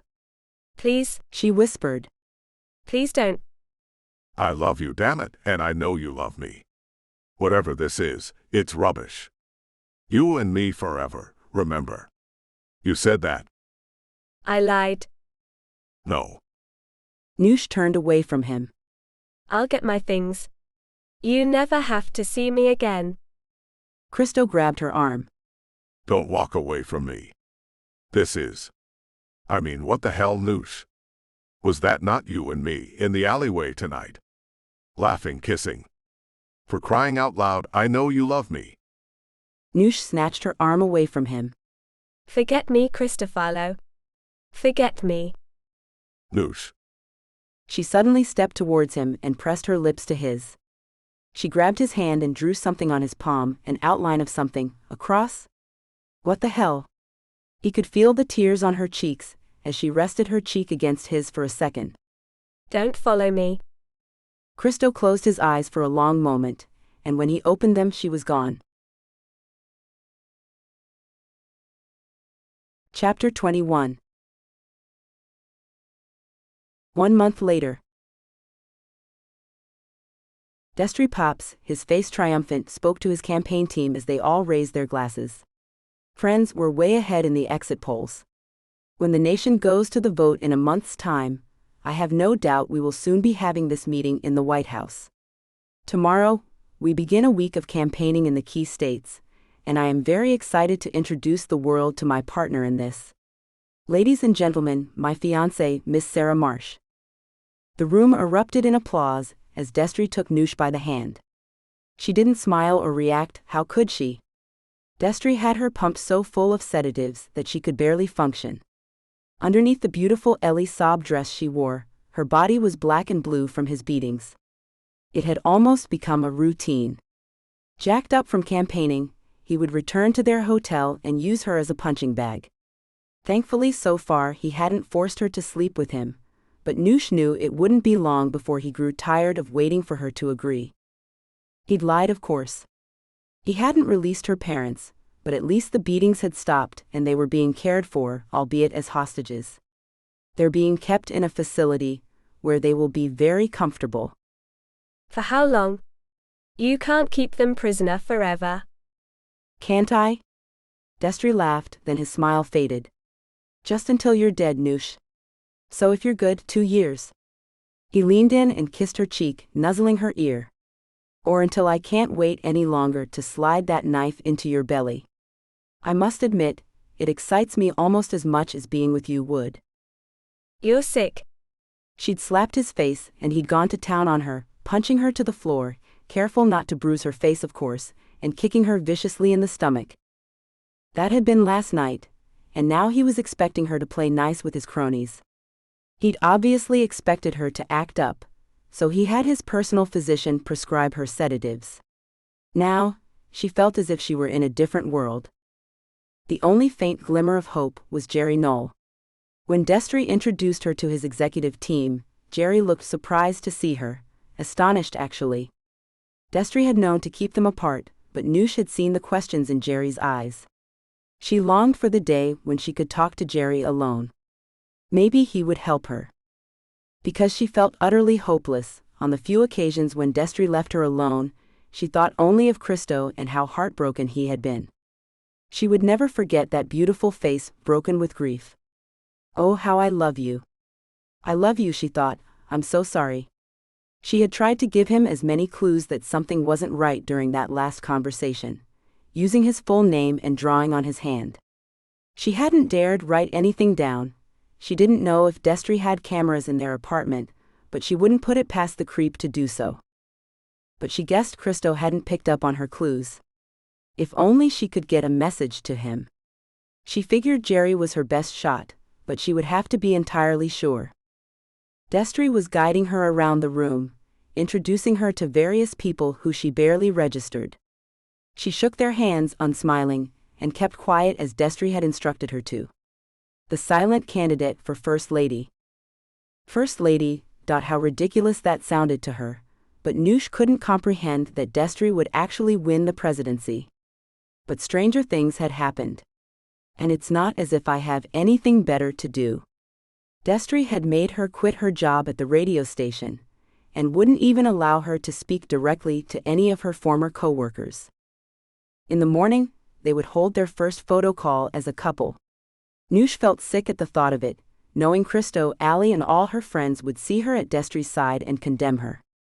Destry might control her outward behavior, the way she was to dress, what she said, but he couldn't control the misery in her eyes, and she intended to let them do her talking for her. "Please, Christo, my love, my heart, watch my eyes, in them you'll find everything you need to know. Please." The next morning, Christo sat in his farmhouse where he had retreated after Noosh had left and watched the morning news, torturing himself by watching every story on Paps and Noosh. Christo could barely stand to look at her, so beautiful, so cowed by her tormentor. What the hell was wrong that she would go back to him? "He shot you for crying out loud, Noosh. I know you hate him as much as I do. I might have some news on that front." Christo jumped as Bertie's voice came from behind him, then he got up to hug his friend. Bertie had been his rock for the last month, the only reason he hadn't fallen off the wagon or offed himself. Bertie had been the one to calm his pain and his anger, and had been unwavering in his belief that Noosh had not left Christo voluntarily. "That girl loves you with all her heart, Christo. There's more to this than we know." And now he gave Christo a folder. "What we found out so far. Her parents have been missing for 6 weeks, and what do you know, powerful people within the Met have sidelined the inquiry into their disappearance." Gosh. Christo looked through the papers. So Paps had them snatched. "Looks like, and if he threatened them." Christo nodded. But it doesn't make sense that Noosh wouldn't come to me. And why the hell did she go see my father behind my back? Bertie held his hands up. "That you're going to ask him yourself, buddy. He won't talk to me." He gave a small grin. "Fogg and I have never gotten along." Because you don't take his crap. Christo said darkly and then sighed. But if Noosh went to him asking for money. She said that? Well, no, but the inference was there. Bertie's mouth set in a grim line. What were her exact words? That she went to my father and asked him to give her what she wanted, or she, and I remember this, she said she was gone, and that he didn't give her what she asked for. Bertie was quiet for a long moment. "Well, it certainly doesn't sound good, but Christo, we need to know what she asked for. I'd bet my life it isn't what we think." "So, I'm going to have to see my father." "If you want your lovely girl back, yes." It was Christo's turn to be quiet. "I just have this feeling. Paps will kill her, Bertie. It's what he wants. He wants to control her life, and then he wants to kill her. We have to do something." Another story flashed up about Destry and Noosh, with close-ups of them. Bertie and Christo watched, and then Bertie gave a small laugh. "Look what she's doing, Christo." Noosh, pale and drawn, had her fingers at her throat, playing with her necklace as the cameras zoomed in. She was tapping the dragonfly pendant subtly, but repeatedly. Christo thought back to when he had given it to her, then the terrible day she'd left him. Damn. "What?" Christo turned to his friend, life coming back into his eyes. She was telling me even then that what she was saying wasn't real. Shucks, I never got it. Bertie looked confused, even more so when Christo grabbed his hand and traced a pattern on his palm. What the hell? What was that? What shape? I don't know, dude, a cross? Christo smiled for the first time in weeks. No, man, it's a dragonfly. It's our safe word. She was trying to let me know she was in danger. He nodded at the television. And that's what she's doing there. She's asking for my help. He got up, grabbed his coat, and headed for the door. Bertie, still a little bemused, trailed him. Where are we going? Christo, his eyes alive with anger and hope, smiled grimly at him. We're going to see my father. Chapter 22. You did well today, Destry said in the car back to the hotel. Everyone was very impressed. By what? The sedatives were wearing off now, and Noosh felt cantankerous and wanted to goad him. The dead-eyed half smiles, the look of disgust every time your filthy hands touched me. Destry gave a half smile. It's almost like you're asking me to punish you.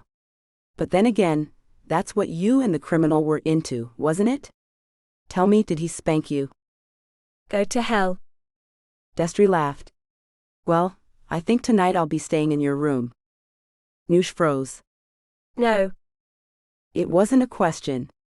And if you know what's good for you, Anushka, you'll at least pretend to enjoy it. Noosh turned to stare at him for a long moment. What happened to you, Destry? What made you like this? Destry didn't answer, and Noosh gave him a cruel smile. Did mommy not whittle Destry enough? His fist connected with her face so hard that her head bounced into the window. Destry was on her then, unhitching his seatbelt and dragging her to the floor of the limousine. It took less than 5 minutes, but Noosh felt like dying the whole time. Concussed, she had no way to fight him off, and as Destry came inside her, she closed her eyes and wanted death. When she felt the steel against her skin, she opened her eyes. Do it, you creep. She grabbed the knife in his hand and tried to stab herself.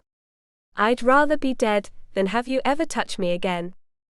Destry, calming from his rage now, pulled the knife away and dragged her back to the seat. Don't ever talk to me like that again, skank. Here, clean yourself up. He threw a pack of tissues at her. Her head hurt so bad, but Noosh didn't care. She shrank away from him and curled up on the seat, pressing a tissue to the cuts on her head.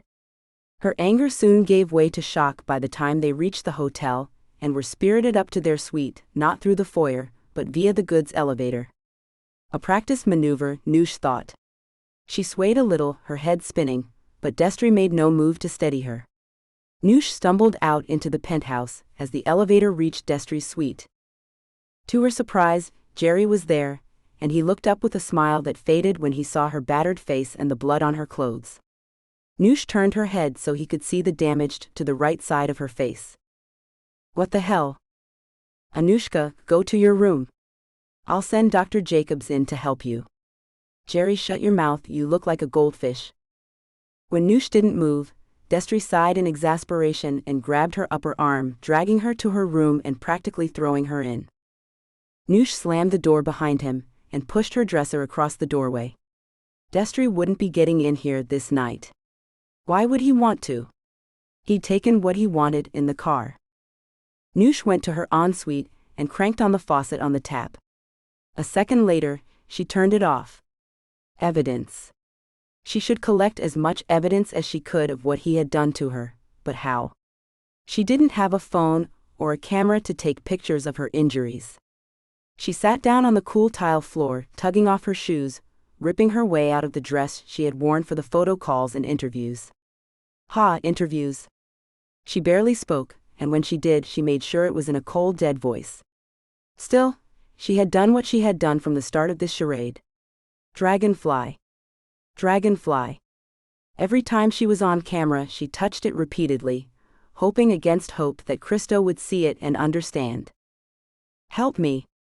Save me. I love you. Noosh began to cry softly. She didn't understand how the hell she was going to deal with what little life she had left. She was going to die, that was clear, but Destry wouldn't hurt anyone else if she could help it. There was a gentle tapping at her bedroom door, and she sighed. Go away, Destry. You've already taken enough from me. It's Jerry Noosh. She hesitated for a moment, then pushed her dresser aside and let him in. He held up a first aid kit. His Majesty changed his mind about calling the doctor. So here I am. He touched her face. Geez, Noosh, what happened? You know what happened, she said roughly. She walked back into her room, glancing at the first aid box he held. Got an assault evidence collection kit in there? Jerry's face paled. No, he said quietly, no, I haven't. Gosh, really? Noosh's smile was unfriendly, her eyes narrowed. You knew. You knew what he was like, what he did to me, what he did to Telly. Don't plead ignorance now, Jerry. You were complicit. Jerry set the first aid box down on the bed. Come sit, let me deal with that. Noosh was unwilling, but she knew her wounds needed dressing. Her wounds? Geez. Christ, who lived like this? She let Jerry clean the cuts, press butterfly stitches onto them. I wonder what lie he'll tell the public about this. Jerry sighed. He's already put out a press statement. A car wreck. Let me guess. As Senator Paps and his companion were driving back to their hotel, their car was hit by a hit-and-run driver. Both Senator Paps and his companion, I don't merit an actual name, were slightly injured, although miraculously, Senator Paps doesn't have a scratch on him, and his tramp looks like she's gone 5 rounds with Floyd Mayweather. Jerry gave her a smile. At least you still have your sense of humor. Noosh shot him a glare. You think hurting is funny too? Murder. Kidnapping my parents. I'm sorry. Noosh, he lowered his voice. Do you think you're the only one he's manipulated? Noosh studied him. No, but I'm probably the only one he's personally put 3 bullets into. He probably gets his goons to do everyone else. Jerry had gone very still. What? Noosh smiled coldly. He shot me, Jerry. In cold blood at point-blank range. She saw Jerry blanch and she gasped. You really didn't know? He shook his head. Gosh no, I never thought him capable of that. Noosh made a disgusted sound. Either you're lying, or you're naive. She studied him. He's going to kill me, you know. He told me to my face. When the midterms come up, I'll be mysteriously murdered. Sympathy for the candidate means he wins in a landslide. My life means nothing now, Jerry. Jerry closed his eyes. What can I do? Help me. How? Noosh sighed. I don't know. Hey. They both jumped as one of Destry's bodyguards appeared in the doorway. The senator asked that you both join him in the living room. There's some breaking news. Noosh and Jerry looked at each other, but both obediently followed the bodyguard into the main room of the suite. Destry gave Noosh a cruel smile. Come sit with me, Anushka. Sighing, she did as she was told. No use antagonizing him now. If Jerry was going to help her, it paid to keep Destry as sweet as possible, so he didn't suspect anything. On the television, the news anchor was talking about a car being found by the Brooklyn Bridge. The vehicle was identified as belonging to Telly Wyatt, New York socialite, and the former wife of presidential candidate Destry Paps. Police indicate that, sadly, they believe Ms. Wyatt jumped from the bridge to her death. A source close to the Wyatt family told AP that Ms. Wyatt has experienced depression since her divorce, and that lately she had seemed secretive and withdrawn. Noosh felt shock travel through her. She glanced at Jerry, who looked as if he might pass out. Of course. She'd forgotten that Jerry had loved Telly. Well, that's going to save me a ton of money every month. Destry sat back, grinning. Some of his security chuckled uneasily, but both Noosh and Jerry stayed silent. Destry looked at them. Come on, that's a little funny at least. Destry? Jerry looked sick. He got up and went to pour himself a glass of scotch, not asking permission. Destry watched him with a smile. What's the matter, Jerry? Disappointed you missed your opportunity to sleep with my ex? Jerry downed his whiskey. My friend just died. Have some compassion. Noosh was astonished. Jerry never ever talked back to Destry. Ever. She tensed, waiting for Destry to explode. But Destry merely shrugged and ran a hand down Noosh's back. Don't be sad. All this talk of ex-wives has given me an idea. Something that will please our base and the more conservative members of the party. A wedding. Nothing flashy, nothing that looks like we spent campaign money on it. City Hall. Plenty of press. This week. No. Noosh shook her head and Destry smirked. You really don't have too much choice in the matter, Anushka. Set it up, he barked at Jerry and then got up, pulling Noosh to her feet. I'll be in my fiancé's bed until further notice. As she was dragged across the suite, Noosh turned to look desperately at Jerry. He gazed back and gave an almost imperceptible nod. It could have meant anything, but a rush of adrenaline and relief flooded through Noosh's body. He was going to help her.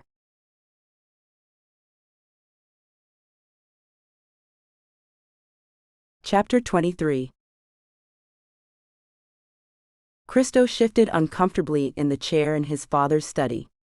He shot an impatient look at Bertie. So this is his game now. Keeping us waiting.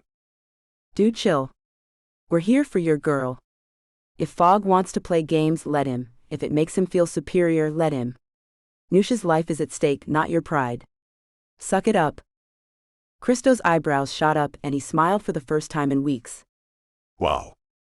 Tough love time. Bertie nodded. You betcha. Christo chuckled. Well, all right then.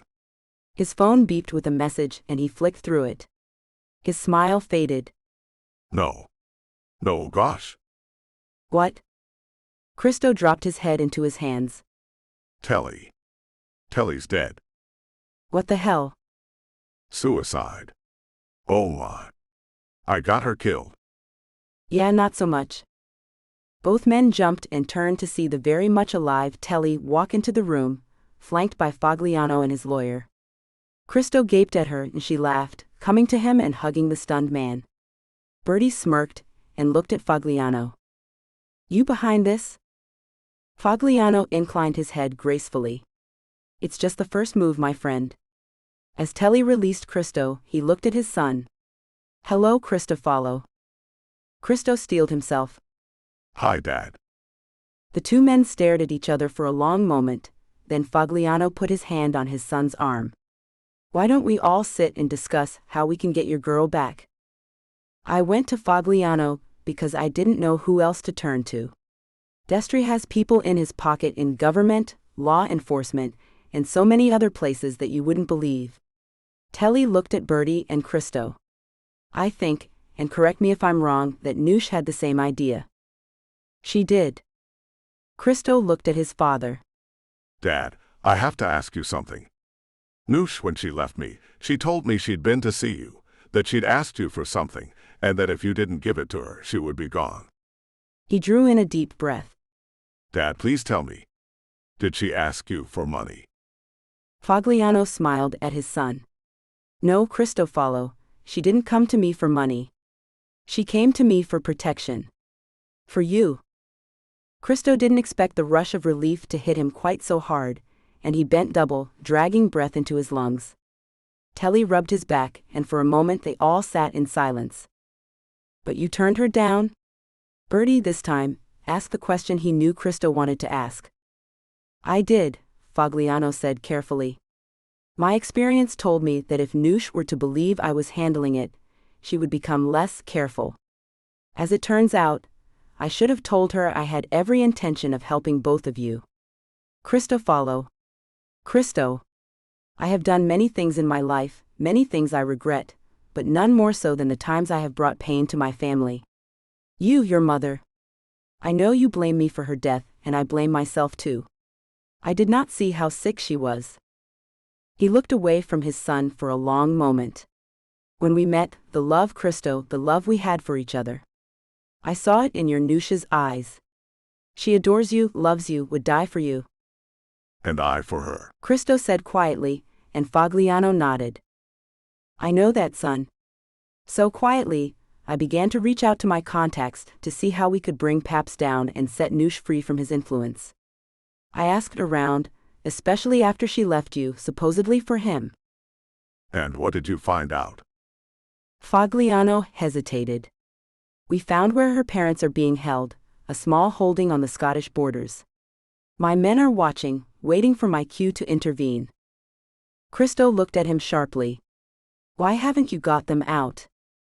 Because, Christo, if Paps thinks he no longer has leverage over Noosh, he'll kill her. Calm down.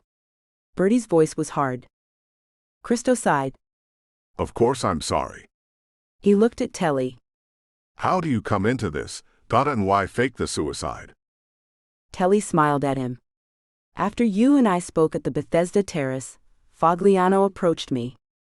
I had you and Noosh watched, merely for protection's sake, of course, Fagliano added. I knew that if we were to bring Paps down, then Telly would be our way in.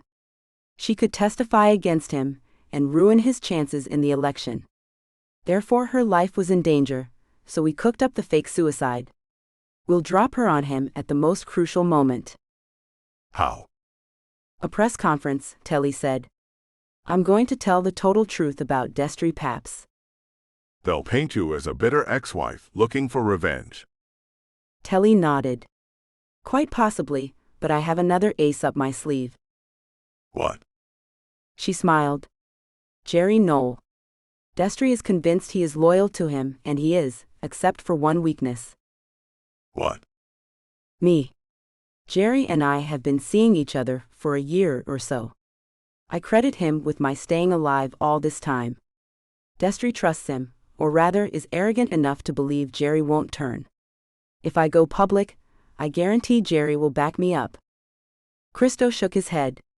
That's too flimsy for me. I need assurances. There are none, son, Fagliano said. We're dealing with a psychopath with immense power and reach. To him, women are objects to own, to possess, to kill. Up until he met Noosh, he was very careful to cover his tracks, as was the case with your friend Jasmine. But his obsession with her is his weakness. Christo sat up, fire raging in his eyes, and Fagliano nodded. And yours? No. Christo shook his head. She is my strength. Fagliano smiled at his son. For whatever has passed between us in the past, I have never been prouder of you than I am at this moment. We will fight for your love, Christo. Even if it costs us everything. Bertie's phone beeped, interrupting the moment, and they looked at him as he held his phone up grim-faced. Looks like we've got a date to aim for. The senator has just announced he's getting married.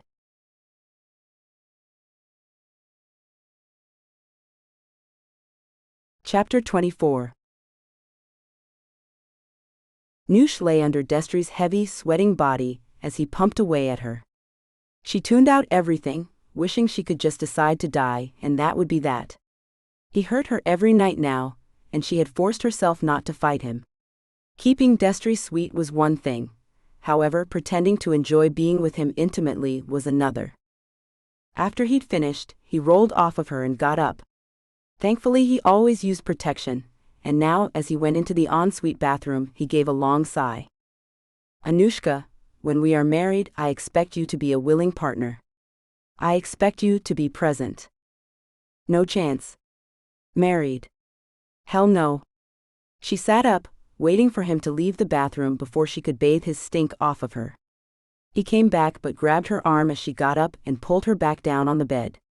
He ran a finger down her belly, tracing the scars there and smirking. In 2 years' time, I will drive you to a private cabin I have on Long Island. There I will take your life. Your body will be discovered, and I, devastated by my beautiful wife's death, will order a full investigation, and Christofalo will be arrested and tried for your murder. He will be found guilty, the knife that killed you hidden in the home that you shared. He will go to prison, and be found dead soon after, shanked in the showers by some of his father's enemies. He will get it in the gut, like you, Anushka. That must be some comfort, knowing you and your criminal will die the same way. Destry said this all in a sing-song voice, but his words had the opposite effect than what he wanted, to frighten her. Instead, Noosh started to laugh. Destry's face creased in rage, but she kept on chuckling. You really are crazy, aren't you? Noosh pushed him off her. She got up and went to the drawer of the bathroom, pulling out a pair of scissors. She handed them to him. Do it now. Kill me. Stick those in my belly. Come on, you coward, what are you waiting for? She grabbed the hand with the scissors and pressed the sharp tip into her navel. Push it in. Gut me. Slaughter me, Destry, because I swear tonight is the last night you'll ever touch me. Don't test me, little girl. No, I think I will.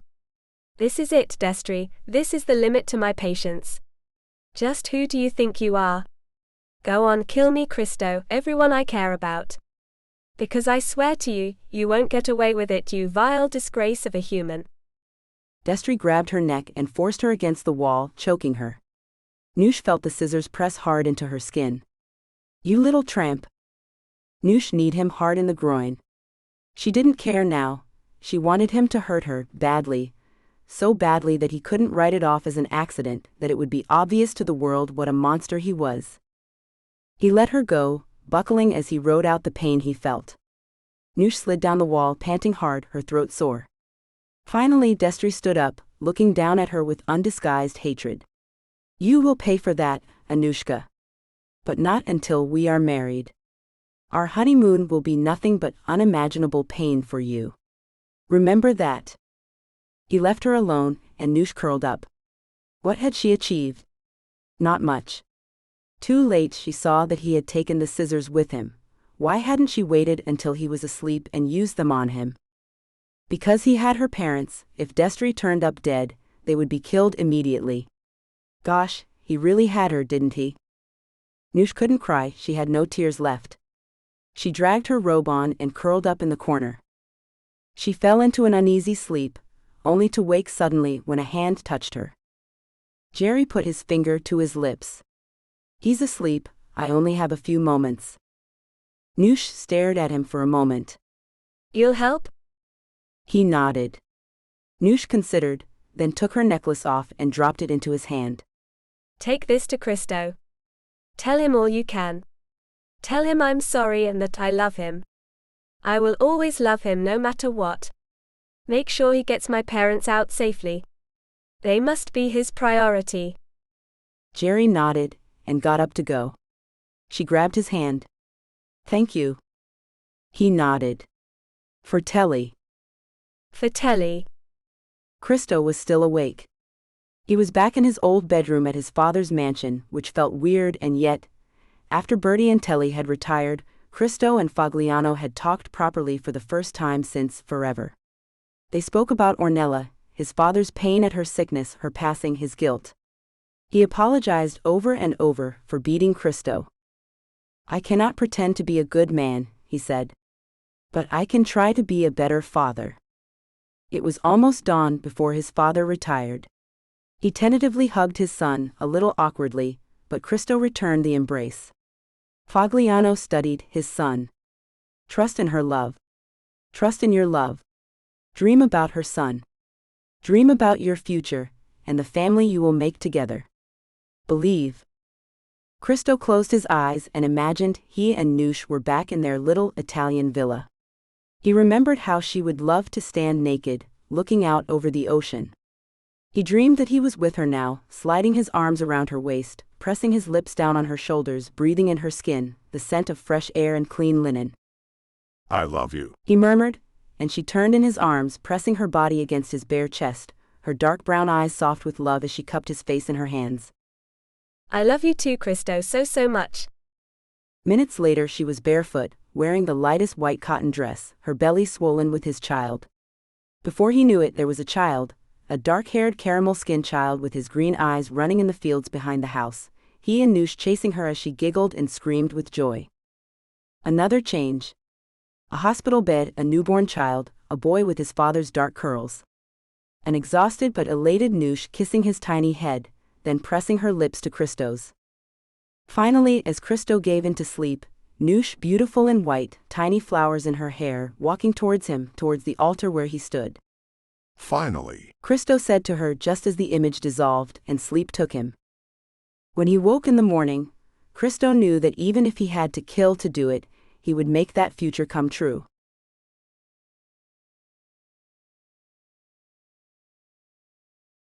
Chapter 25. Noosh woke on the day of her wedding, wishing she was dead. Jerry had gone AWOL with her necklace, and nothing had happened. Nothing. She felt betrayed and depressed, her last hope gone. Had Jerry changed his mind? Or had Destry discovered his lieutenant's duplicity and killed her only ally? It didn't matter. In a few hours she would be Destry's wife, and the thought made her gag, and it would be all over. She would kill herself if it weren't for the fact that Destry would have no reason to release her parents. She was utterly trapped. A minion of Destry's had brought her a dress to wear.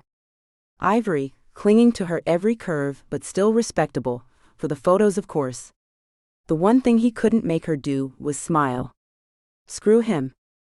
She dressed slowly, deliberately not brushing her hair, but Destry had thought of that of course, and sent in an army of makeup artists and hairdressers, and by the time she was led at gunpoint to the waiting limousine, she looked nothing like herself. Gosh, let this be over with. At City Hall, Destry had a fleet of journalists clamoring for the first look at his new bride. Unsmiling, Noosh stepped from the limousine to flashing light bulbs. Shaking, her fingers went instinctively to her throat, but found it bare. Not even her dragonfly to keep her from going insane. Destry had his hand wrapped around her upper arm, as he flashed his 1,000-watt smile at the reporters, answering their questions and laughing with them. Hey guys, I'd love to stay and talk, but I gotta get inside and make this little beauty Mrs. Paps. His smile disappeared as soon as they were inside, and Noosh noticed his security team had cleared the hallways. Destry marched them towards the courtroom. Noosh balked as he opened the door and she stopped, panic setting in. I can't do this. She looked at Destry with pleading eyes. Please don't make me do this. Destry smirked and dragged her into the room. The court bailiff looked startled. Is everything okay? Destry gave her a sincere smile. Oh, just being playful. That's what we do, we joke around. Don't we, darling? He looked at Noosh, and all she could see in his eyes was murder. She nodded dumbly. The bailiff looked unsure. Well, okay. The judge will be with you shortly. For a moment they were alone, and Destry grabbed Noosh's face. Don't forget, skank, that it's only due to my goodwill that you're still alive. That I'm willing to give you 2 years. So make this good. Play your part. Or mommy and daddy might suffer the consequences. He let her go as the courtroom doors opened, and the judge came in, along with 2 of Destry's security team. Their witnesses. Noosh didn't even know their names. The judge ran through the procedure and then began. Destry had apparently paid him to be more flowery than usual for a courtroom marriage.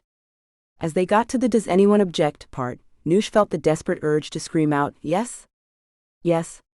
I object, but Destry was standing too close, was gazing down at her, tension rolling off of him, daring her to speak. So she stayed silent and closed her eyes. I object. For a second Noosh thought she had conjured his voice from her dreams. She didn't want to open her eyes in case it wasn't true, but something made her look towards the sound.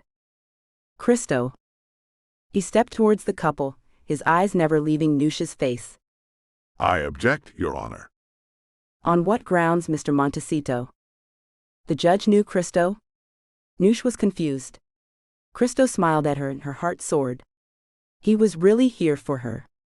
On the grounds, Your Honor, that the bride is in love with me. On the grounds that I love her more than my own life. He paused and looked at Destry.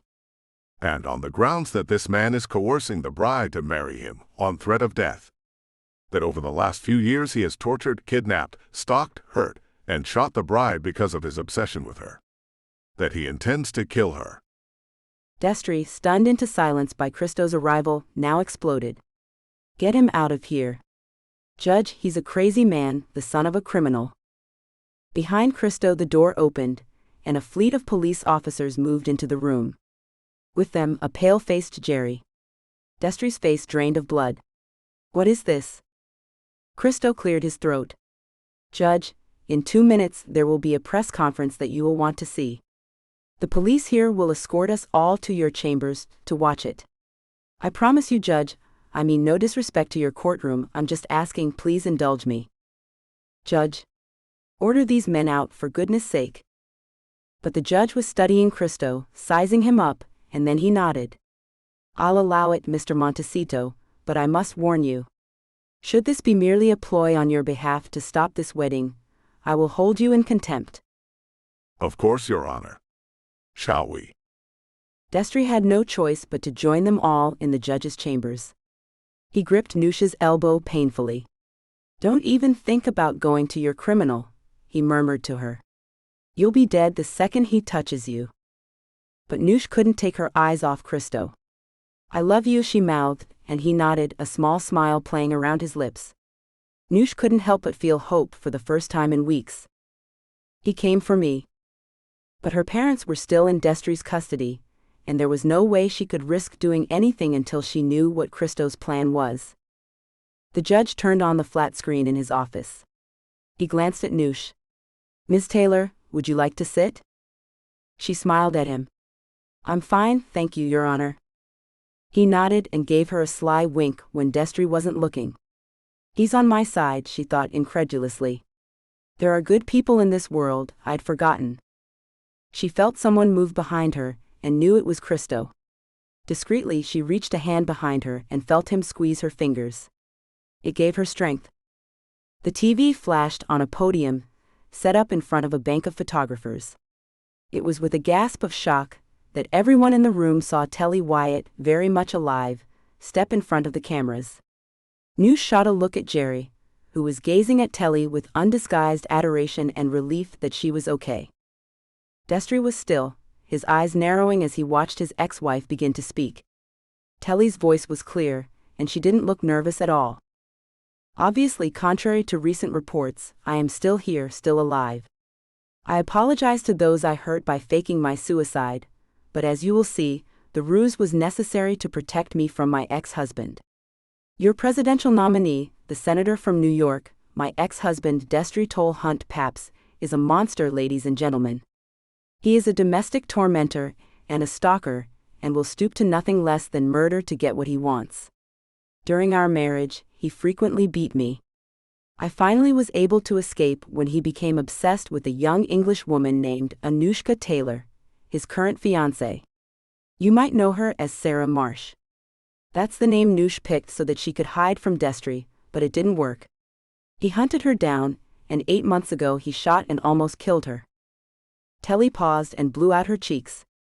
"Now, I can see the skepticism on some of your faces. Am I just the bitter ex-wife?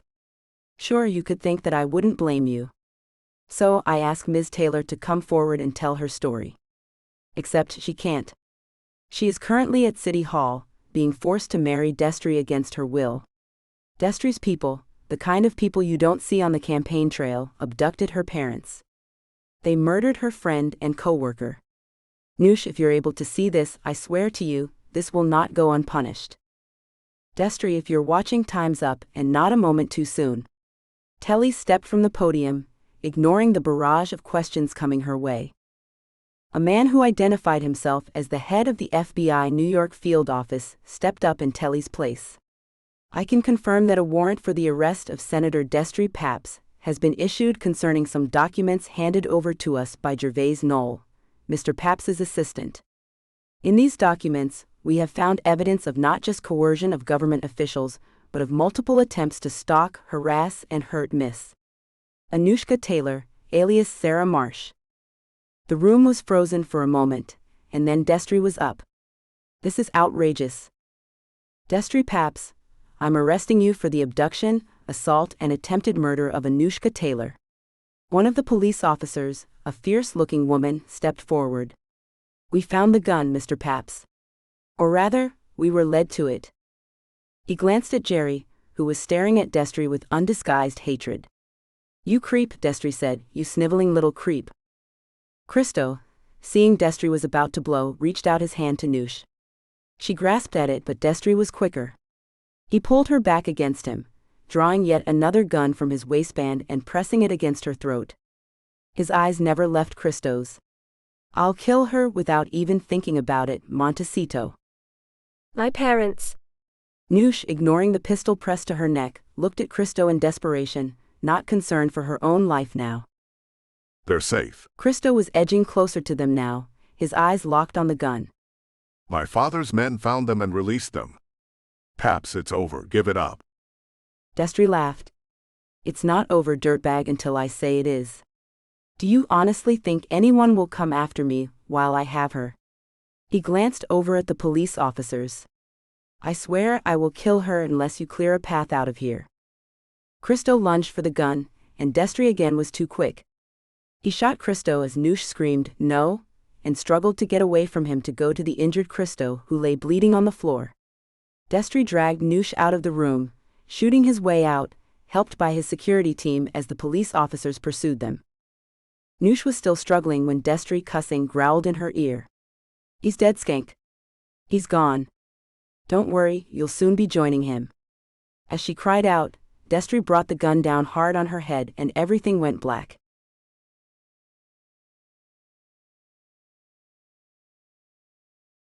Chapter 26. Bedlam. The judge and Jerry went to help Christo, who was trying to get to his feet, to chase after Noosh. Hey, slow down." The judge pushed Christo to the ground. "Careful now, son, that's a nasty wound." I have to get to her. Christo said, struggling against the hands that were trying to stem the flow of blood. The bullet had smashed through his clavicle on his left side, and he was bleeding like crazy, but all Christo could think of was Noosh. Destry had nothing now except his bloodlust for her. If they didn't get to her in time.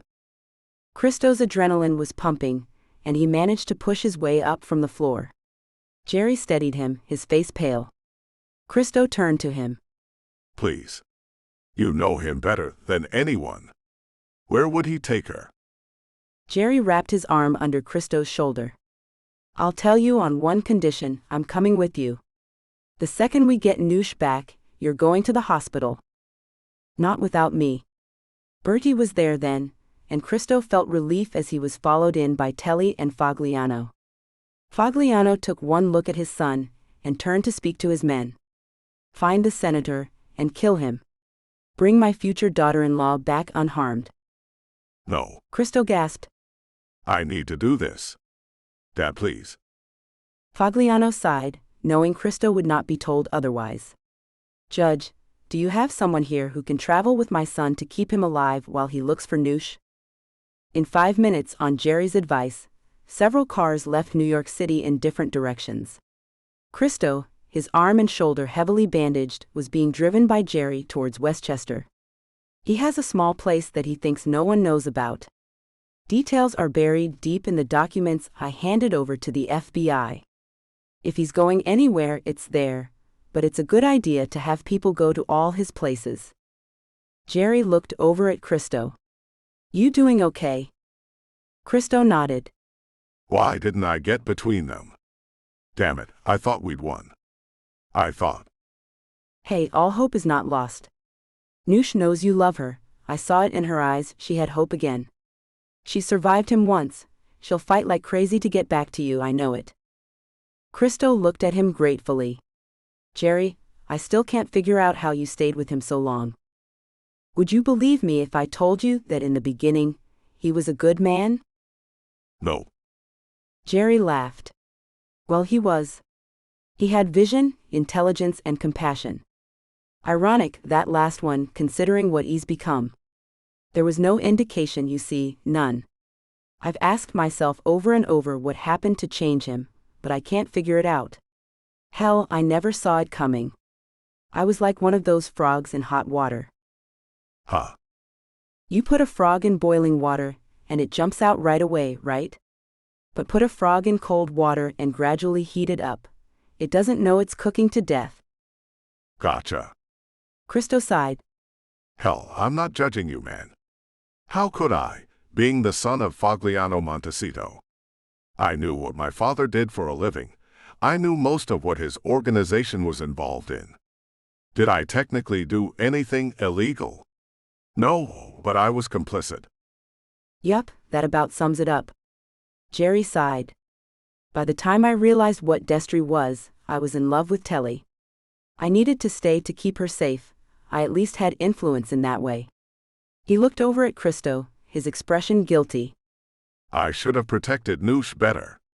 I'm sorry. Hey, you gave me her necklace, and you put your own neck on the line by going to the FBI. They give you a rough time. Jerry laughed. You could say that. At first at least, but when I rolled over on Destry, they got sweet real quick. I gave them everything. The man deserves to be in prison, Christo. Hey, you don't have to tell me that. They drove in silence for a while before Christo's phone began to buzz. It was Bertie. Hey, you're about 10 minutes behind them. Christo sat up. How do you know? The FBI traced them to the road you're on. We're all turning around, but you're the closest. The FBI is sending out helicopters now. Thanks, Bert. Christo relayed the news to Jerry, who hit the gas. Let's go. Let's go get your girl. Noosh came around as Destry drove over the county line into Westchester. He had the radio on, and Noosh heard the announcers talking about the car chase. She sighed. They were coming after them. In a way, she felt glad that this was happening. One way or another, it would be over tonight. She might die, probably would die, but so would Destry. If he was arrested, would she ever feel safe? Would Christo ever be safe? What are you smiling about, skank? Destry had dropped all pretension of class now, reverting to the animal he was. He looked desperate, deranged. Just that you're done, Destry. Your chickens have finally come home to roost. He was sweating profusely, his eyes darting to the rear-view mirrors. Above them, a helicopter could be heard tracking them. Damn. He spun the car off the road and into a wooded area. Noosh was thrown about in her seat. Only the fact that her arms were tied behind the seat kept her from flying through the windshield, especially when the car slammed into a tree. Destry was raging. They might catch me, but they won't take this moment away from me, Anushka. He leaned over and rummaged around in the glove compartment, drawing out a lethal-looking knife. He grinned then as her eyes widened. Yes, Anushka. They might catch me, might throw me in prison. But you'll still be dead. It was over. Noosh drew in a deep breath as he raised the knife. Suddenly his face, contorted with bloodlust, was highlighted as car headlights glared behind them. Noosh gasped as she heard Christo screaming for her. Christo. Her call was cut off as Destry drove the knife into her belly. Gosh no, please, not now, not so close. Destry stabbed her again and Noosh felt herself fading. Please stop, she said weakly. I'm already dead. It had taken seconds to tear her open, but Destry's maniacal grin was ripped from his face when Christo hauled him away from Noosh with every last bit of strength he had left. Noosh's door opened and Jerry was there, freeing her hands and pressing down on her wounds. He lifted her out and began to carry her to the car. Noosh, barely conscious, moaned. No, Christo. He's taking care of Destry, honey. We have to get you to a hospital. The feds are right behind us. Noosh opened her eyes and looked around wildly for her beloved. She saw him struggling with Destry, bleeding heavily as Destry pummeled him. With only one arm in operation, even Christo's rage and grief couldn't compete. Destry kicked Christo in the head, knocking him back, then he lunged for his gun. Noosh's eyes widened as Destry turned towards them and pulled the trigger. Jerry stumbled, bleeding, and Noosh screamed. Jerry's eyes filled with pain. Tell her I loved her, he choked out before he tumbled to the forest floor, dropping Noosh. Pain racked her body, and she moaned, clutching at her torn belly. Destry staggered over, aiming the gun at her head. It's all over now, Anushka. Noosh closed her eyes, but then heard a yell as Christo threw himself at Destry, forcing him to drop the gun. As Christo tumbled Destry away from her, Noosh summoned up every last bit of her strength and reached for the gun. She staggered to her feet, her free hand pressed to the stab wounds in her abdomen, and stumbled over to where the men were fighting. Christo was weakening, she could see that, and her resolve strengthened. When she was immediately behind Destry, she aimed the gun. "Destry, look at me, you son of a gun." Destry whirled around, and Noosh shot him between the eyes without hesitation. He stared at her incredulously for a moment, before dropping. Noosh, feeling herself weakening from blood loss, gave him a humorless smile. "I'm glad you saw it coming, dirtbag." Destry slumped to the ground, eyes staring blankly. Noosh bent down and pressed the gun to his skull, and emptied the rest of the gun into his head. She didn't realize she was sobbing until she felt Christo's arms around her, pulling her away from her dead tormentor. Christo, his face racked in pain, wrapped his good arm around her, his lips against her forehead. Hang on, baby, please. I can't lose you now. Noosh gazed up at him, her eyes no longer full of fear or pain but soft with love. You came for me. After those terrible things he made me say to you. Don't think of that now. She heard cars approaching, help on its way, and knew she had to try to hang on. We get a happy ending, Christo. He smiled down at her through his tears. Yes, we do, baby. Yes, we do.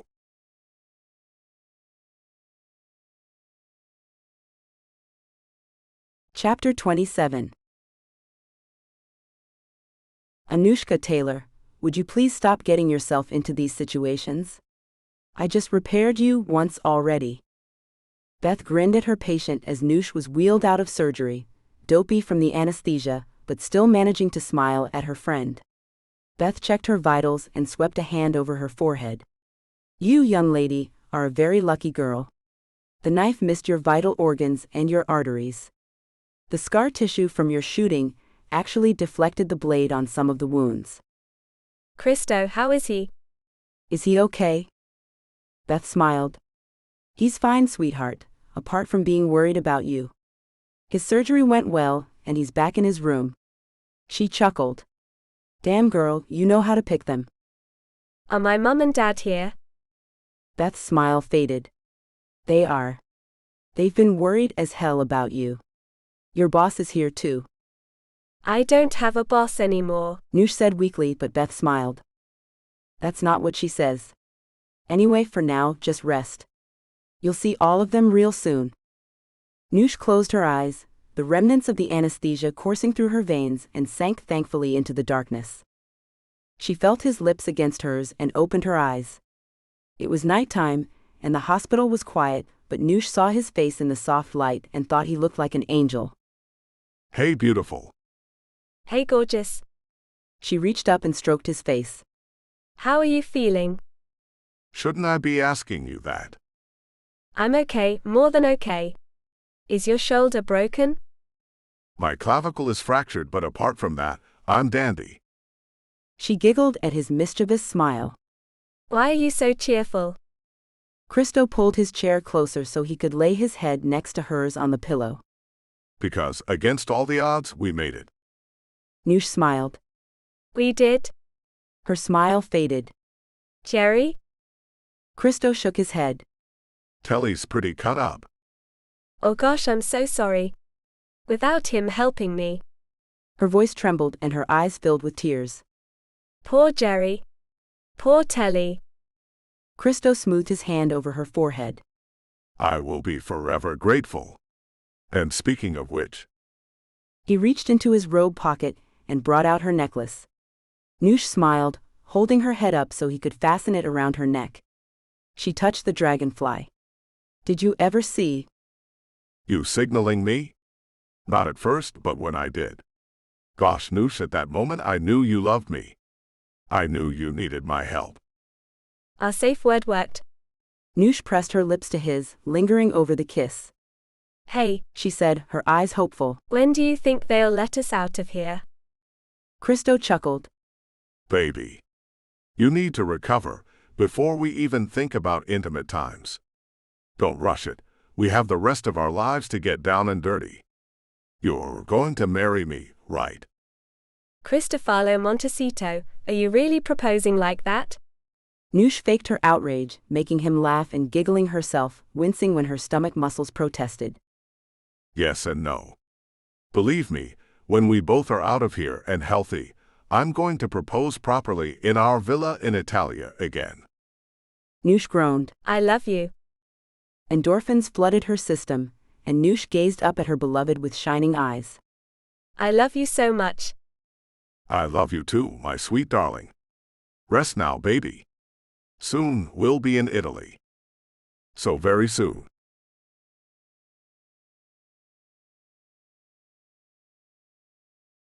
Chapter 28. It was the way he had imagined it all those months ago, when she was gone.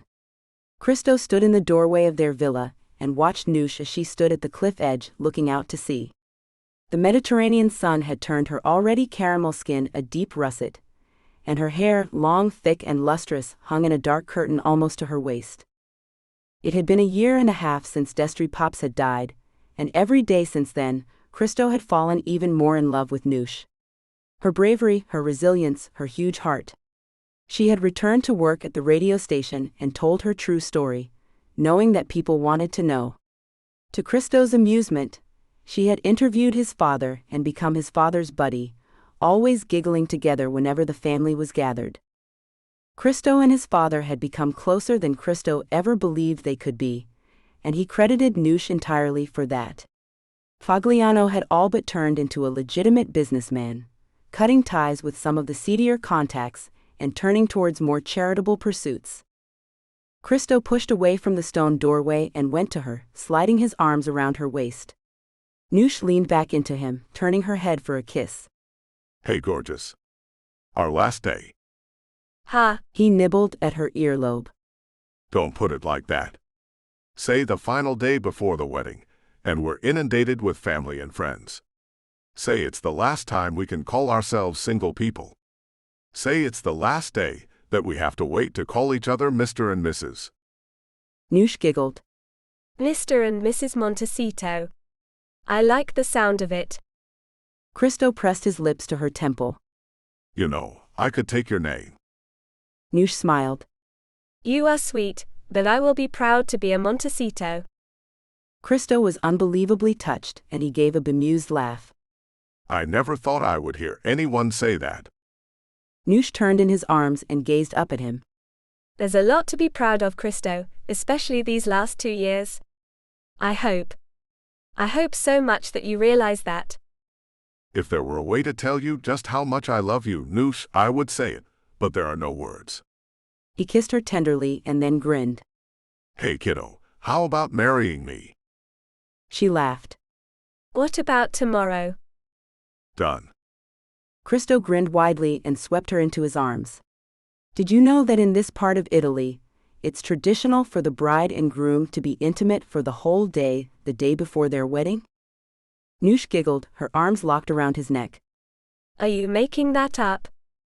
Oh yes, but it's still going to be true today. Christo grinned down at her. In their bedroom, a warm breeze was blowing through the sheer white drapes billowing at the windows.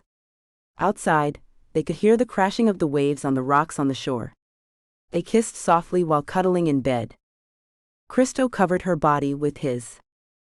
Noosh felt an incredible feeling of being somewhere between life and death, utterly lost in the man she loved. Ti amo, she whispered in his native tongue, and Christo smiled down at her. Bella Anushka, my love, my heart. Noosh woke on the morning of her wedding day, and felt 100% different from her first wedding day. She felt alive, vital, and almost sick with excitement. There would be no hurried city hall wedding for her and her beloved Christo. She turned on her side and watched him sleep. They'd had no time for the old custom of not seeing each other on their wedding day. He was almost 40 now, only a few weeks away, but he looked no older than his late 20s. She cupped his face with her palm, tracing her thumb over his cheek, marveling at his physical beauty. It was only made more appealing by his kind heart. She barely recognized the man who had taken her, and then thrown her out of that club in New York all those months ago. We've been through so much, baby. She whispered it so as not to wake him, but he opened those brilliant green eyes of his and smiled at her. I can't wait to begin the rest of our lives together, my darling Noosh. Good morning, beautiful. He leaned over and kissed her, gathering her to him. Happy wedding day, gorgeous. They spent some time in bed together, drinking each other in, until they both looked at the clock regretfully. Their wedding planners would be here in less than an hour.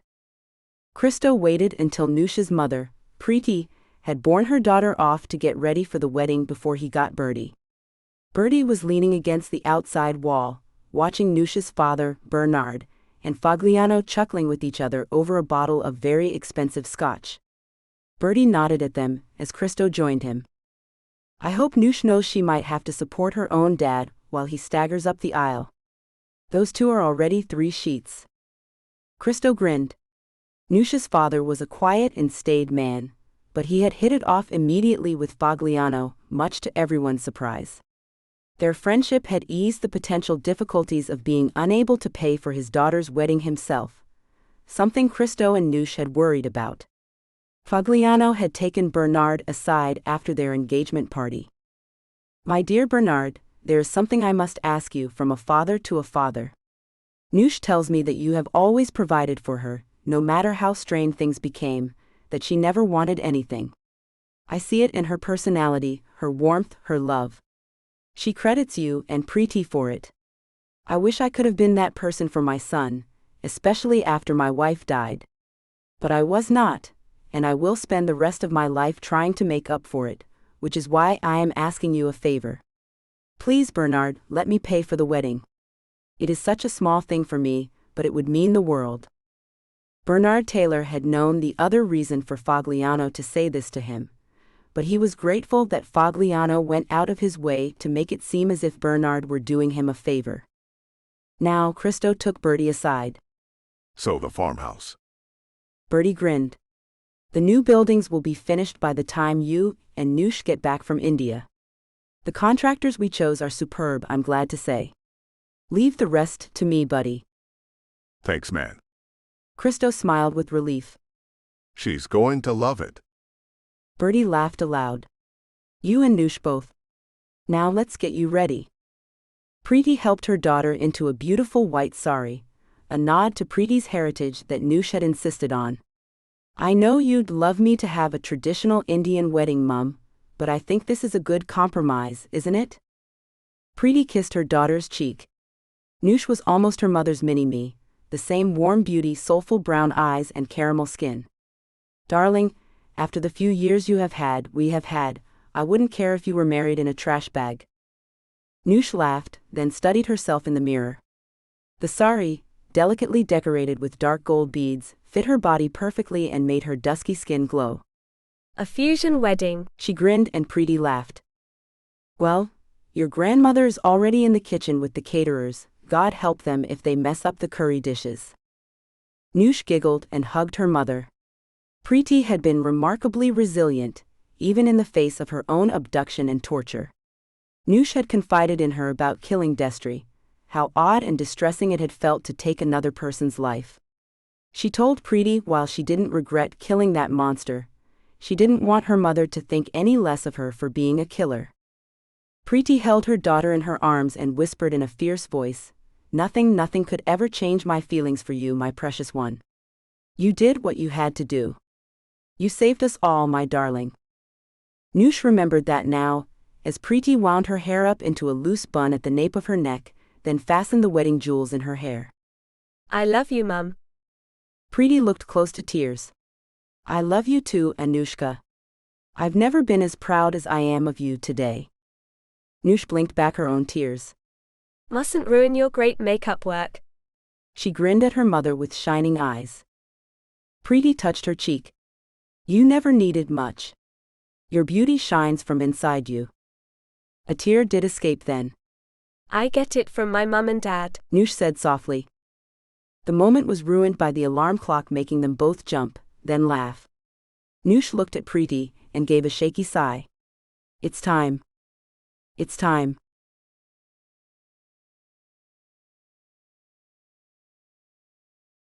Chapter 29. Christo's world became all about the beautiful woman walking towards him down the aisle. For a moment it was as if every moment of their relationship flashed past his eyes.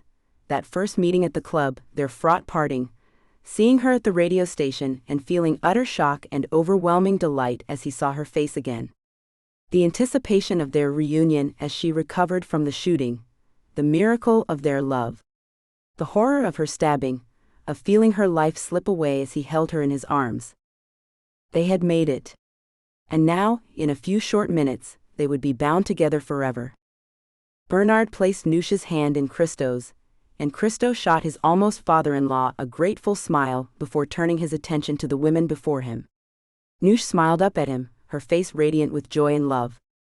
"Gosh, you're beautiful," he whispered and without thinking pressed his lips to hers.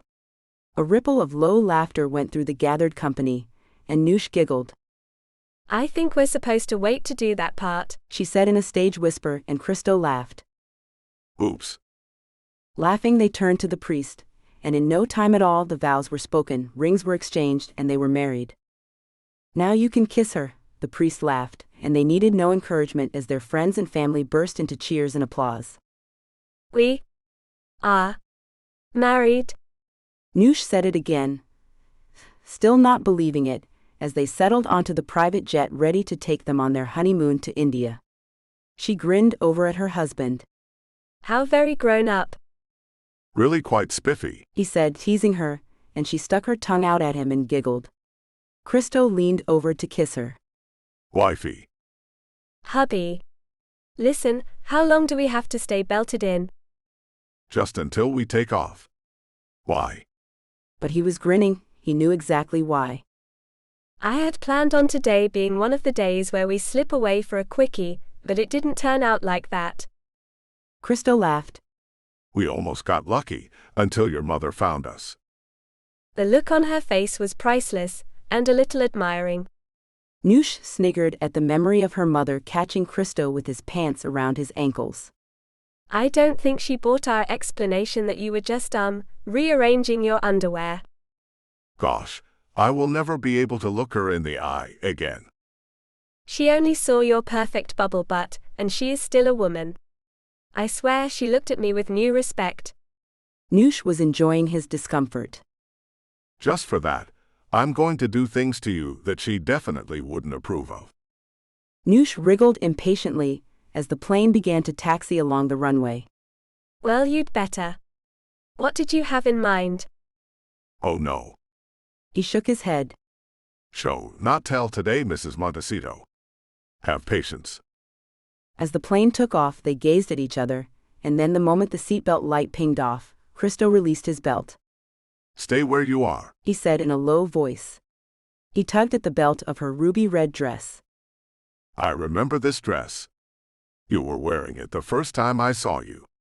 Gosh, when I saw you so innocent, so vulnerable in that seedy club, I wanted you so badly." Noosh smiled down at him, her eyes full of desire. "I never dreamed I would do something like that, but the sadness in your eyes, not to mention your gorgeous face," she giggled. "and I could not have resisted for a moment. I still feel like that, except now the pain has gone." "For both of us." He pushed aside the fabric, revealing her underwear, her soft skin. He pressed his lips to each of her scars, her war wounds she called them, then looked up at her. "You blow my mind, Anushka Montecito. My life began when I met you." "As did mine," she said. Christo kissed from her belly, then caught her lips with his. "Noosh, every inch of your body is golden heaven and made for me." Noosh colored but smiled at the compliment. "Then take me, husband." Christo smiled wickedly. "All in good time."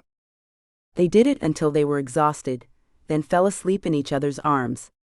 When they awoke, the plane was flying over the subcontinent. They landed, and once they were through customs, Noosh grinned at Christo. "Now," she said, "time to introduce you to my heritage." The honeymoon was as full of love, laughter, and exploration as they had planned, but the day Christo would never forget was the day they traveled to Agra to see the Taj Mahal. Christo hadn't been prepared for the majesty, the beauty of the tomb, and he knew Noosh was watching him for his reaction.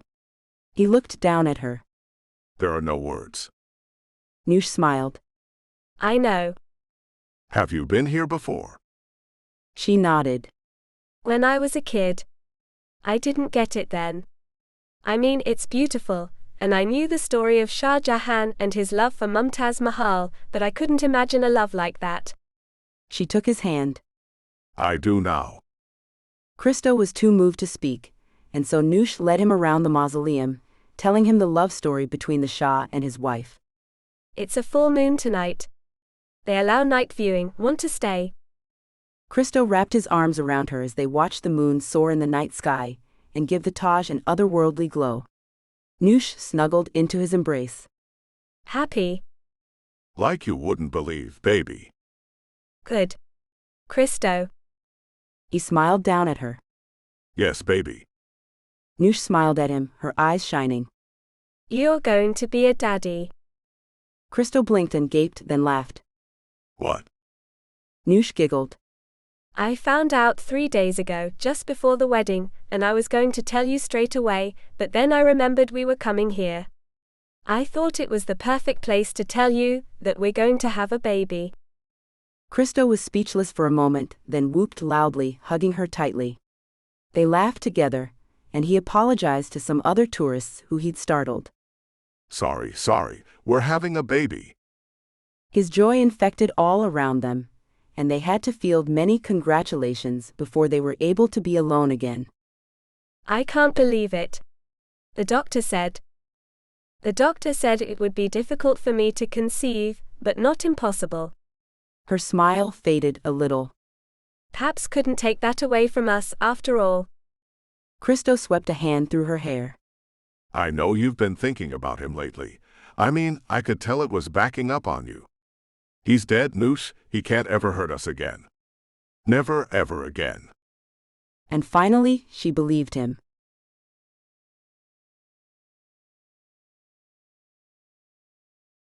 Chapter 30. Mumtaz Montecito. No. No way. Noosh giggled as they drove back to the farmhouse from the airport. She stroked his cheek as he drove. The Indian sun had turned his olive skin a deep gold. It made his bright green eyes and his almost black hair even more affecting and desirable. He grinned at her. Careful. Last time you looked at me like that, I done gone and got you good and knocked up. Noosh laughed. Their Indian honeymoon had been perfect, and now they were returning home to begin their lives together and await the birth of their first child. They had figured out, roughly, that Noosh must not be more than a couple of months pregnant. Which leaves 7 months for us to get the farmhouse childproofed. Your workshop, for example, had better be locked. Can you imagine a baby in there, crawling around? She shuddered. If it's a boy, I'll get to teach him wood turning. Dinosaur. What if our daughter wants to be a carpenter? Her too. Christo said hurriedly. Sorry, that was bad. You're forgiven this time. And besides, our daughter will be too busy curing cancer and winning Oscars to be carving wood. That's an eclectic career path you've chosen for her. They continued to rib each other, joking around until Christo pulled into the long driveway to their farmhouse. As they approached, Noosh exclaimed in surprise. What on earth? There were 2 new buildings on the site, one next to Christo's workshop and one built onto the farm next to their bedroom. Noosh looked at Christo questioningly. He grinned. My wedding present to you. Let's get settled and I'll show you around. The brick building next to Christo's workshop turned out to be a recording studio, small but with state-of-the-art equipment. Noosh couldn't believe her eyes. Christo grinned at her. I know you want to start doing independent documentaries for the station and for yourself. I thought this would help. Noosh put her hand to her mouth, so utterly shocked that she couldn't speak for a moment. Gosh, Christo, this is incredible. Thank you. She threw herself into his arms, any fatigue from the journey forgotten, and kissed him madly. You like? Gosh, yes, can I play? Christo laughed. Of course, but hold that thought. Let me show you the other room. I think you might enjoy that one even more.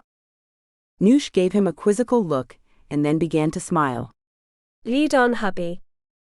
She was right, the room did lead off of their bedroom, and when Christo opened the door, Noosh saw why and started to laugh. Oh, you naughty boy, Mr. Montecito. The room featured a bed, swathed in pure white mosquito netting, but it was the only innocent-looking thing in the room. Along the walls, stocks, handcuffs hanging from the walls, and racks of riding crops and whips. A white cadenza stocked with dildos, vibrators, gags, leather belts, and straps. On the nightstand next to the bed, lube, massage oil, feathers. Noosh went around the room, touching everything, a slow smile spreading across her face. Christo waited for her reaction. Noosh went to him and stood in front of him. Slowly, she unbuttoned her dress and let it fall to the floor. Underneath, she had nothing on, not having bothered to put underwear on for the jet. They'd done it their way back over India, Europe, and the Atlantic Ocean. You like? Christo asked as he slid his arms around her waist, and Noosh nodded, her eyes locked on his. Oh, I like Mr. Montecito. I like it very much. Promise me this. Even when we're responsible parents, we'll still make time for this. Christo grinned down at her. I thought we said no promises. Noosh pressed her lips against his. That was another lifetime, baby, another lifetime. And they began, knowing this was only the beginning of their beautiful story. The end.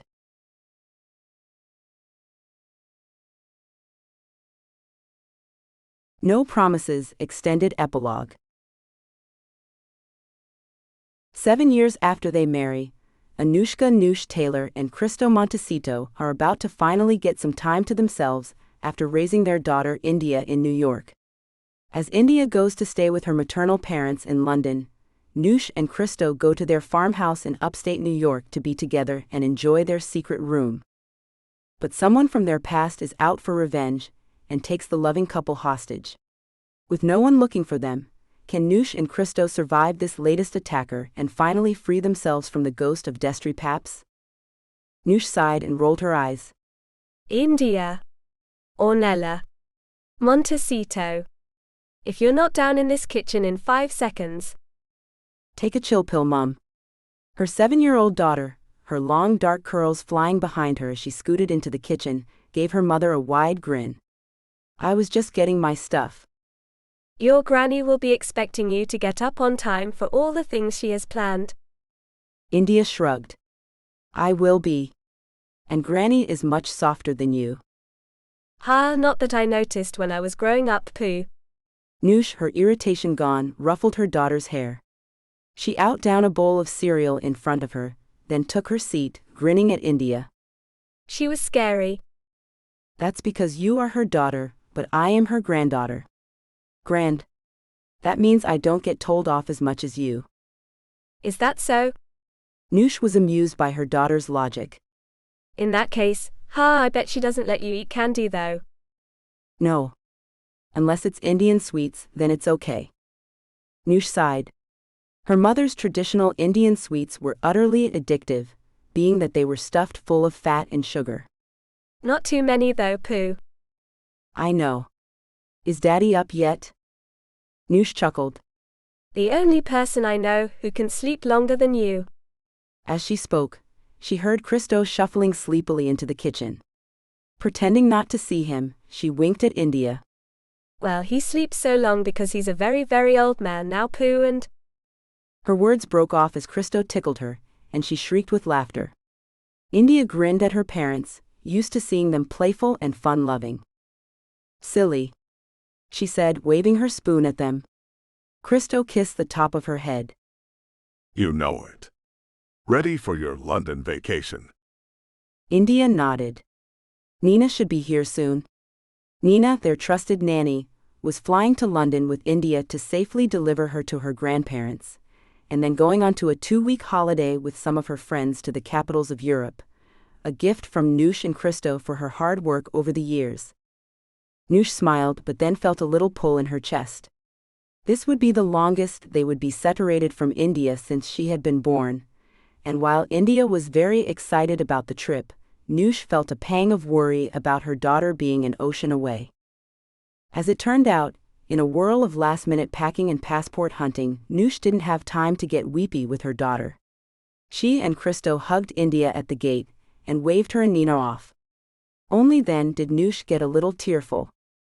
Hey, Christo pulled her into his arms and pressed his lips to her forehead. she's going to have a great time. And sweet baby, so are we. Noosh laughed then. They were leaving the city now to travel to their farmhouse upstate for a vacation, and to utilize their very own playroom. They'd always promised each other that they would make time for them as a couple, and indulge in their racier fantasies, but raising a child and working full-time, they'd let that part of their marriage slide for the last couple of years. Still very active in the bedroom, they now had to think of how much noise they made when they were being intimate. They'd almost been caught by India on many occasions. Noosh grinned to herself now, as Christo took the wheel and drove away from the airport. She reached over to stroke her husband's cheek. At 47, Christo Montecito grew more handsome and more elegant as the years went by.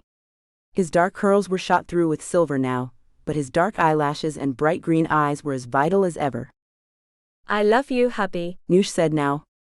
They'd fought for this happy life together, fought and nearly died, both of them, and for the last 7 years they had been blessed. Christo grinned over at her. Right back at ya, cutie beauty. Noosh chuckled. Our romance. The drive to the farmhouse took an hour, and as they parked the car and got out, Christo took Noosh's hand. You tired, baby? Nope. She grinned at him. Hungry? For food? Yes? No. Christo's grin was a little smug. Want some of me? Hell yes. They both laughed and went into the house, dumping their luggage quickly, then running laughing to their bedroom and to their playroom. Christo rugby tackled her to the bed. Whips and chains later. His hands were already pushing up her dress and tugging on her panties. He grinned up at her. Remember when you hardly ever wore these? Noosh laughed. Yes, in the years BC before child. Everything about you. Every day, I look at you and wonder how I got so lucky. You and the poo. I got damn lucky. Christo rolled onto his side and kissed her mouth. And we get to that all day, every day for the next 2 weeks. Bliss. Noosh sighed happily. Noosh's stomach gave a rumble. I'm starving. Such a surprise. Grinned Christo, throwing her robe around her shoulders and grabbing his pants. Luckily, we have a pantry and refrigerator full of food. I got Sally from the village to stock us. You are a genius. She kissed him, and they walked hand in hand to the kitchen. As they prepared lunch, Noosh glanced out of the window. Huh. What? Did Sally clean the studio? Christo frowned. No. Well, not that I'm aware of. He looked out to the studio he'd built for Noosh. The door was ajar. They looked at each other. Let's not freak. I'll go check it out. Noosh watched him walk across to the studio and go inside. In a few moments, she saw him burst from the studio and begin to run towards the house, his face a mask of horror. Her adrenaline spiked. Noosh stepped back, and a hand was clamped over her mouth. What he's reacting to, said a male voice close to her ear, is that in your studio, Anushka, written in red across the walls are the words, "Don't leave your wife alone if you want her to live." Noosh felt a sharp sting in her neck, and then she was falling. She hit the hard stone floor, and heard Christo's voice shouting her name in the seconds before she lost consciousness. Christo threw himself against the door but found it dead-bolted. He went to the window and smashed his elbow into it to no avail, cursing the day he'd had extra strong glass and locks installed over the whole house. It had been at the time when Destry Paps had been stalking and tormenting Noosh, even before Noosh knew Christo had learned of it. He'd wanted her to be safe. Now that concern had come back to bite him. He couldn't get to her, and now she was trapped and at the mercy of a maniac again. He ran around the house, trying to locate where the intruder had taken Noosh. Finally, and with mounting horror, he found them in their bedroom. Noosh was lying on the bed, her robe pulled open, and the assailant was standing over her, his back to the window. Christo's heart nearly failed. Please don't hurt her, don't hurt her. The man didn't seem to be doing anything but waiting, and when Noosh came around, she skittered away from him to the far end of the bed, tugging the robe tightly around her naked body. She saw Christo outside, and the couple shared a look of, "What the hell do we do now?" Christo saw her look at her abductor and ask him what he wanted. Lip reading, he could tell she was calmly reasoning with him despite her vulnerable position. Christo felt helpless, his phone was inside, and the studio and workshop had no way to contact the outside world. Damn. He kicked the stone wall and cursed at the pain in his foot. Losing his brain now wouldn't help Noosh. He saw the attacker look away from her, and Noosh looked past him straight at Christo. He saw her mouth something, but he couldn't get it. Room, he asked, although he knew she could hear him. Noosh shook her head quickly, cutting her eyes at the abductor. She pointed at herself and then at the playroom's door. Then she pointed at Christo and then upwards. Roof. Of course. Christ gave a quick nod and took off. On the top of the playroom, there was a skylight. He could pry it open with a tire iron. He scooted around the flat-roofed extension and quietly scaled the drainpipe. Luckily, the building was relatively new, and the pipe held him easily. His heart was pumping, banging hard against his ribs, but inside his terror there was peace. Noosh wasn't panicking, she wasn't giving up, she was thinking strategically. Teamwork, he thought with a wry smile. He dropped silently into the playroom and looked around for the heaviest thing he could find. He picked up a solid silver butt plug, but even that wasn't heavy enough to knock someone out, was it? The ridiculousness of the situation almost made him laugh, but then he pressed his ear to the door and waited for his opportunity. Noosh gazed at her attacker evenly. The medicine he had given her had worn off quickly, which led her to believe that he had never used them before. In fact, he looked nervous now, as if now that he had her, he didn't know quite what he wanted to do. Who are you? What do you want? Who I am doesn't matter. All you need to know is that I'm going to kill you. Noosh was unfazed. How startlingly original, she said, her British accent making the sarcasm even more cutting.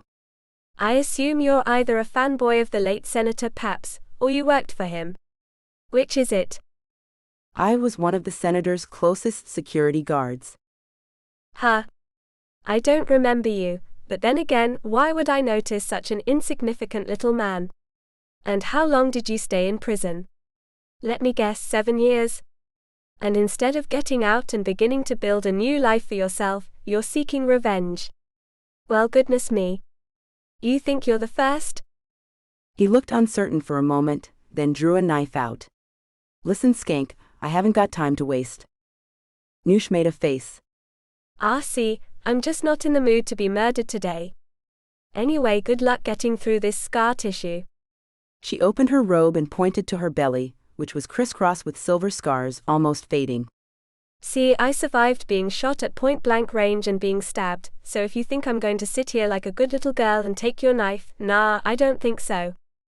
Distracted not just by her scars but by her beautiful body, her attacker was discombobulated when a second later, Christo burst through the playroom door and tackled him.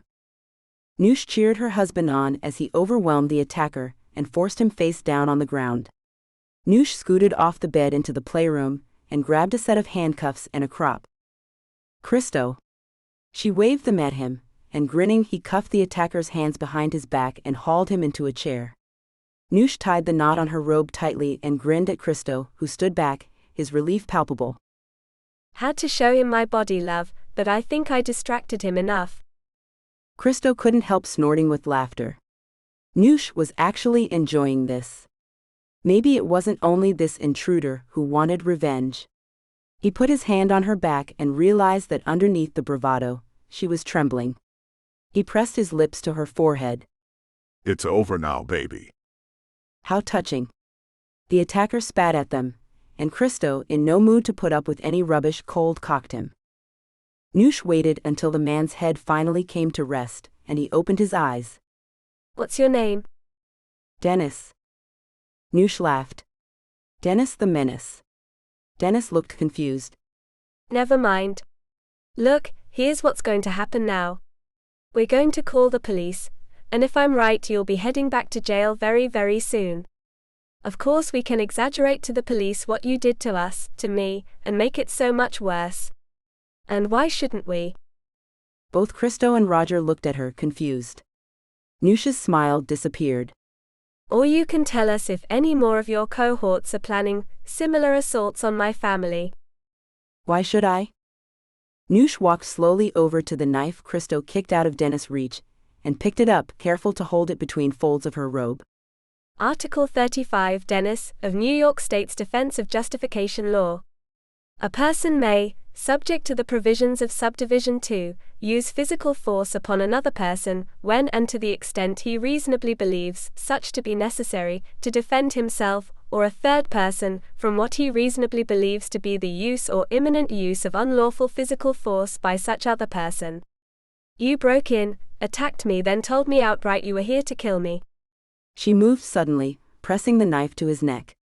Dennis's eyes widened in terror. Christo watched her carefully but did not stop her. Noosh's anger was palpable. I could kill you right now and never spend a second in jail. I memorized that law the day my daughter was born so I could protect her, whatever that meant. So I could kill you and tell the police it was a clear case of self-defense. Do you know how tempting that is to me, Dennis? I spent years thinking your creep boss would kill me, and God knows he tried. He pressed the muzzle of a gun to my belly and shot me 3 times. He beat me, threatened the man I love, kidnapped my parents, and then shot Christo. And then he stabbed me because apparently I hadn't suffered enough. She pressed the blade harder into Dennis's skin. I put 5 bullets into his head, Dennis. 5. And there's not one day that goes by when I regret it. He was a cancer, a disease, a blight on humanity. I killed him, Dennis, me.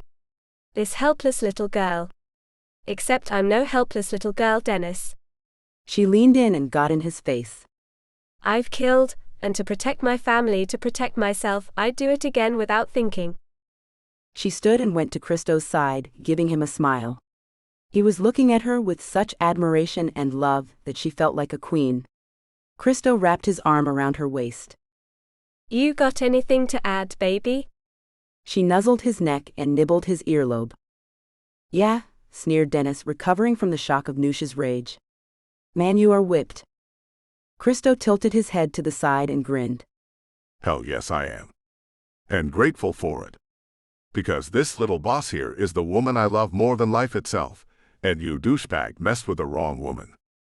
Noosh baby, you want to go call the police, or should I? I'll do it. You keep an eye on this tosser. When they were alone, Christo's smile faded and he stepped forward towards the prisoner. You didn't answer my wife's question, jerk. Who else is out there? Who else is coming for us? Dennis's shoulders slumped. No one, and that's the truth. I haven't heard a thing, but most of them are still in jail. Most of them. Fields Green got out a few days before me, but he took off to Mexico with his girlfriend and their kids. You can check. Christo studied him. Were you really going to kill my wife? Dennis nodded.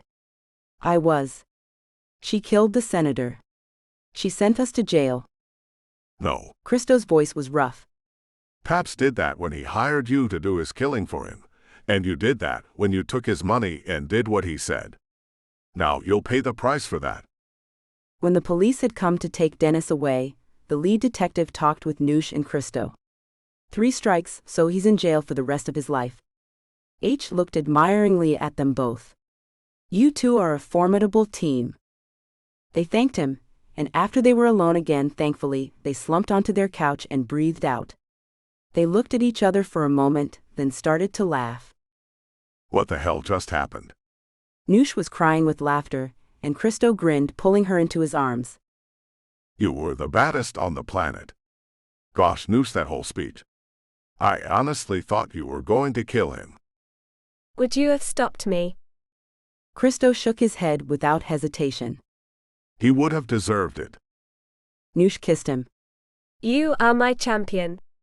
No, I wasn't going to kill him, but I needed him to believe I would. I needed to yell at him, to get all that latent anger out. I never got to yell at Destry before I killed him, and I think... She sighed. I just needed to say my anger and hurt aloud to someone. She grinned wryly. Dennis sure picked the wrong target. Christo pressed his lips to hers. Gosh, If I could love you more than I already do. It really is all over now. Thank God. She leaned her forehead against his. For a few minutes they sat in silence, letting the tension seep from their bodies. I'll tell you something. Noosh grinned. She knew this tone in his voice. Oh yes? You being the queen and everything. That was such a turn-on. Noosh giggled. They both laughed, and then Noosh got up, hauling her husband to his feet. Well, I wouldn't want to waste that big boy, and you know what? I'm in the mood for some playtime. Christo smiled as he let her lead him to their playroom. You in charge, baby? Oh yes, boy. A while later. It was almost midnight when they finally lay on the cold stone floor of their kitchen. Noosh sighed happily and rolled onto her side as Christo hooked his arm around her. She snuggled into his warm body. Montecito, you have the stamina of a 20-year-old. I have the motivation of the hottest badass in New York. Noosh pretended to sulk. Earlier, I was the hottest badass on the planet. Christo chuckled. I meant, you were the hottest badass in the galaxy. New York is outer spacious. Nice save. Noosh laughed and kissed his neck. Baby, I was thinking. We didn't finish our conversation about having more kids. I will admit now I'd love another one. Christo looked down at her. You would. Good. Because I've been thinking the same thing for a few months now, but I didn't want to, tell you what to do with your body. Unless we're in the playroom. Unless then. He smiled and traced a finger over the small tattoo on her lower abdomen. The dragonfly which matched the one on his shoulder. They'd had them done to celebrate their 5th wedding anniversary, 2 years ago. Noosh gazed at him. It's breakfast time in London. Let's call Indy and tell her she might have a sibling soon. Christo pressed his lips against his wife's. You have given me everything, Noosh Taylor. Noosh Montecito, she said with a grin. And right back at you, baby. Now let's go call our daughter. 11 months later, Theodore Teddy Montecito was born, and as his adoring parents introduced him to his older sister, they knew at last their family was safe and that their future at last was one purely of love and hope and dreams. The end.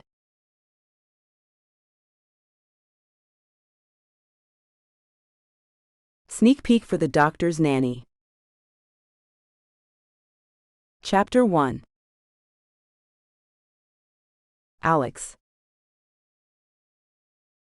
A soft rain fell as I made my way into St. Christopher's General Hospital in Seattle, Washington.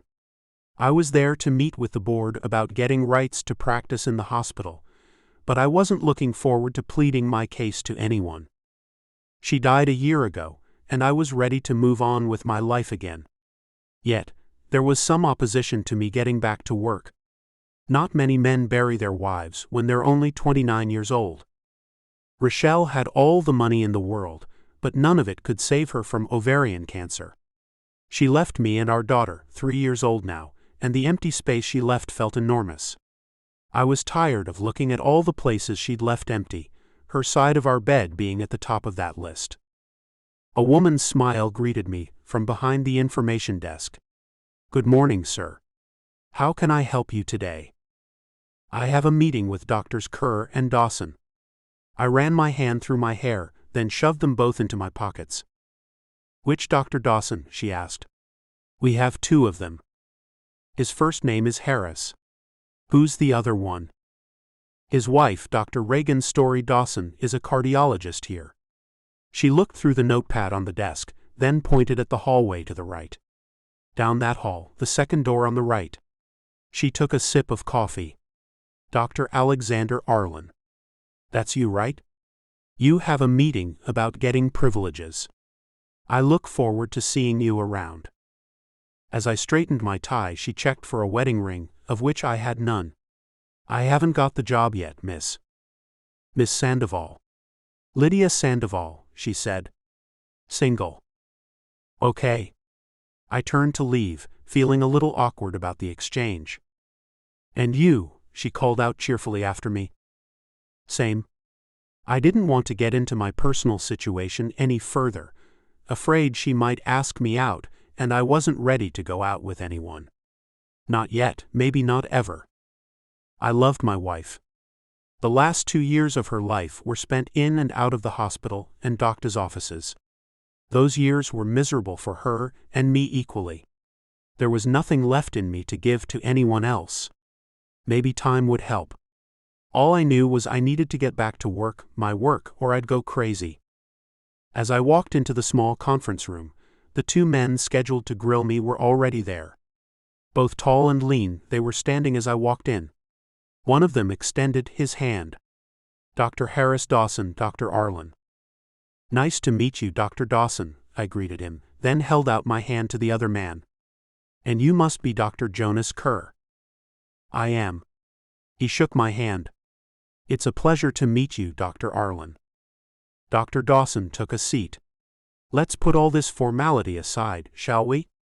I'm Harris, and this is Jonas. Is that okay with you, Alexander?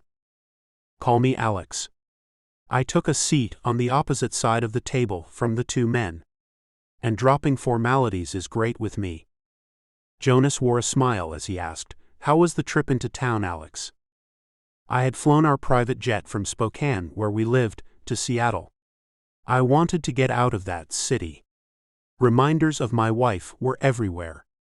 It proved to be maddening. It was fine. I made it in record time. The wind was with us. Harris nodded. And if you're approved to practice here, would you relocate to Seattle? I would. I should be honest with the men. Look, you might know about my wife's passing. Living in Spokane just isn't the same. Everywhere I look, Rochelle is there in some form or another. I need to get out of there. The 2 exchanged looks. Then Harris asked, How about your daughter, Alex? You'd be taking her away from family, wouldn't you? My wife's parents live in Spokane, about a mile away from us.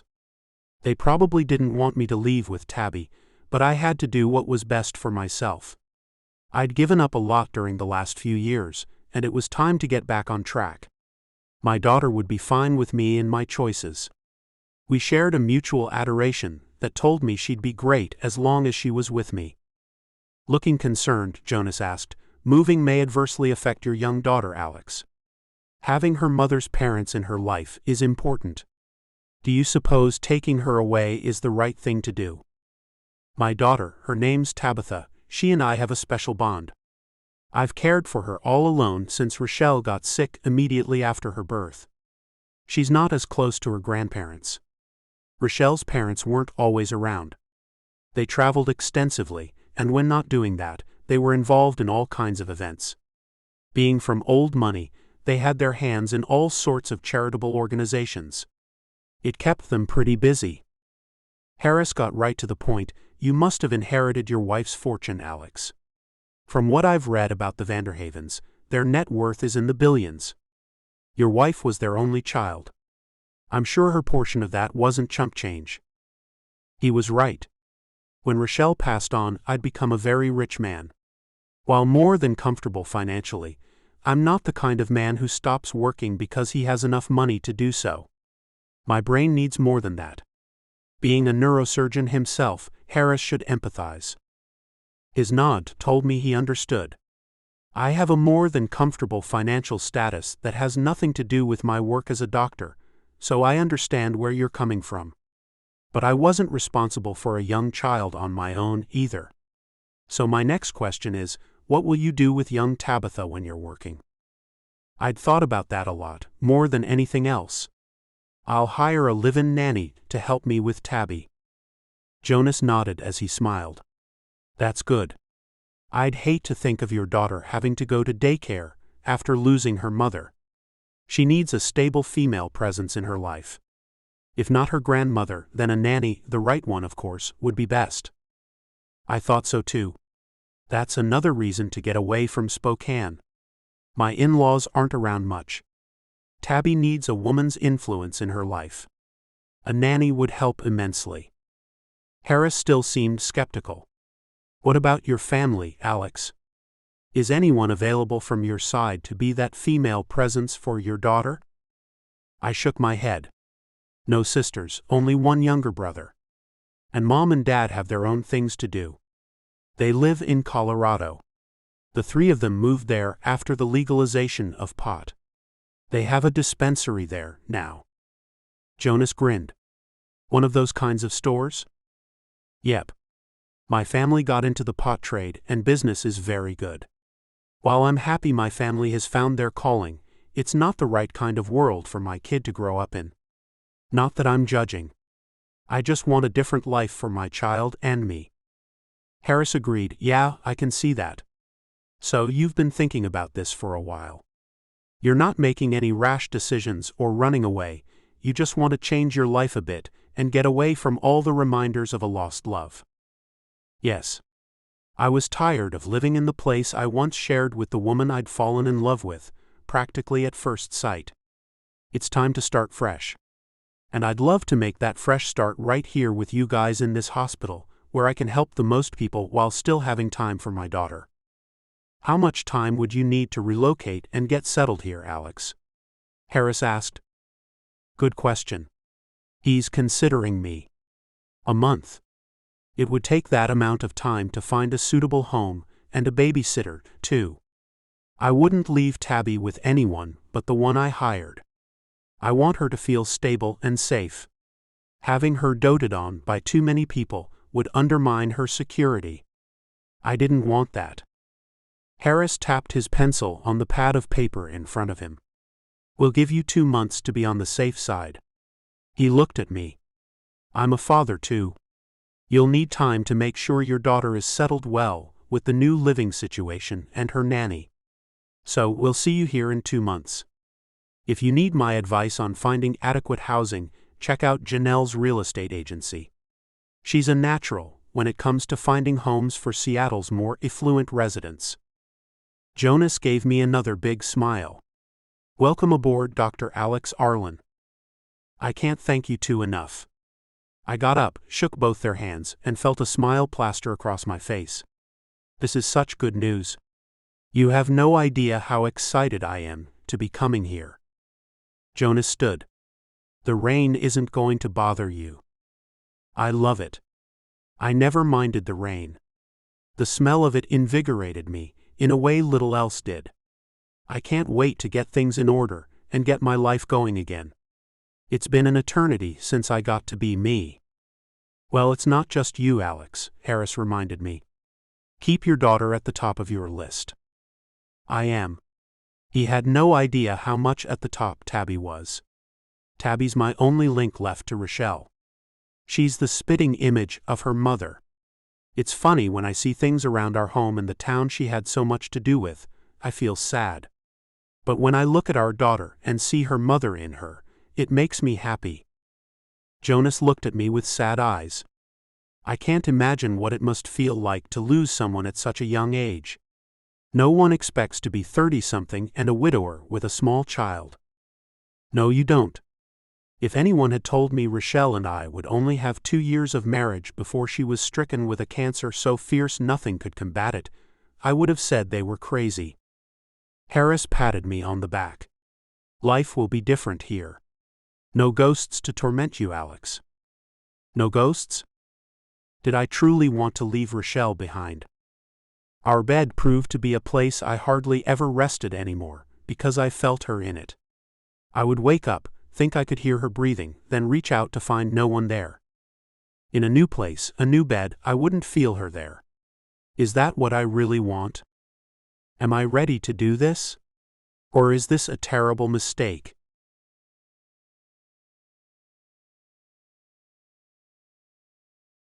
Chapter 2.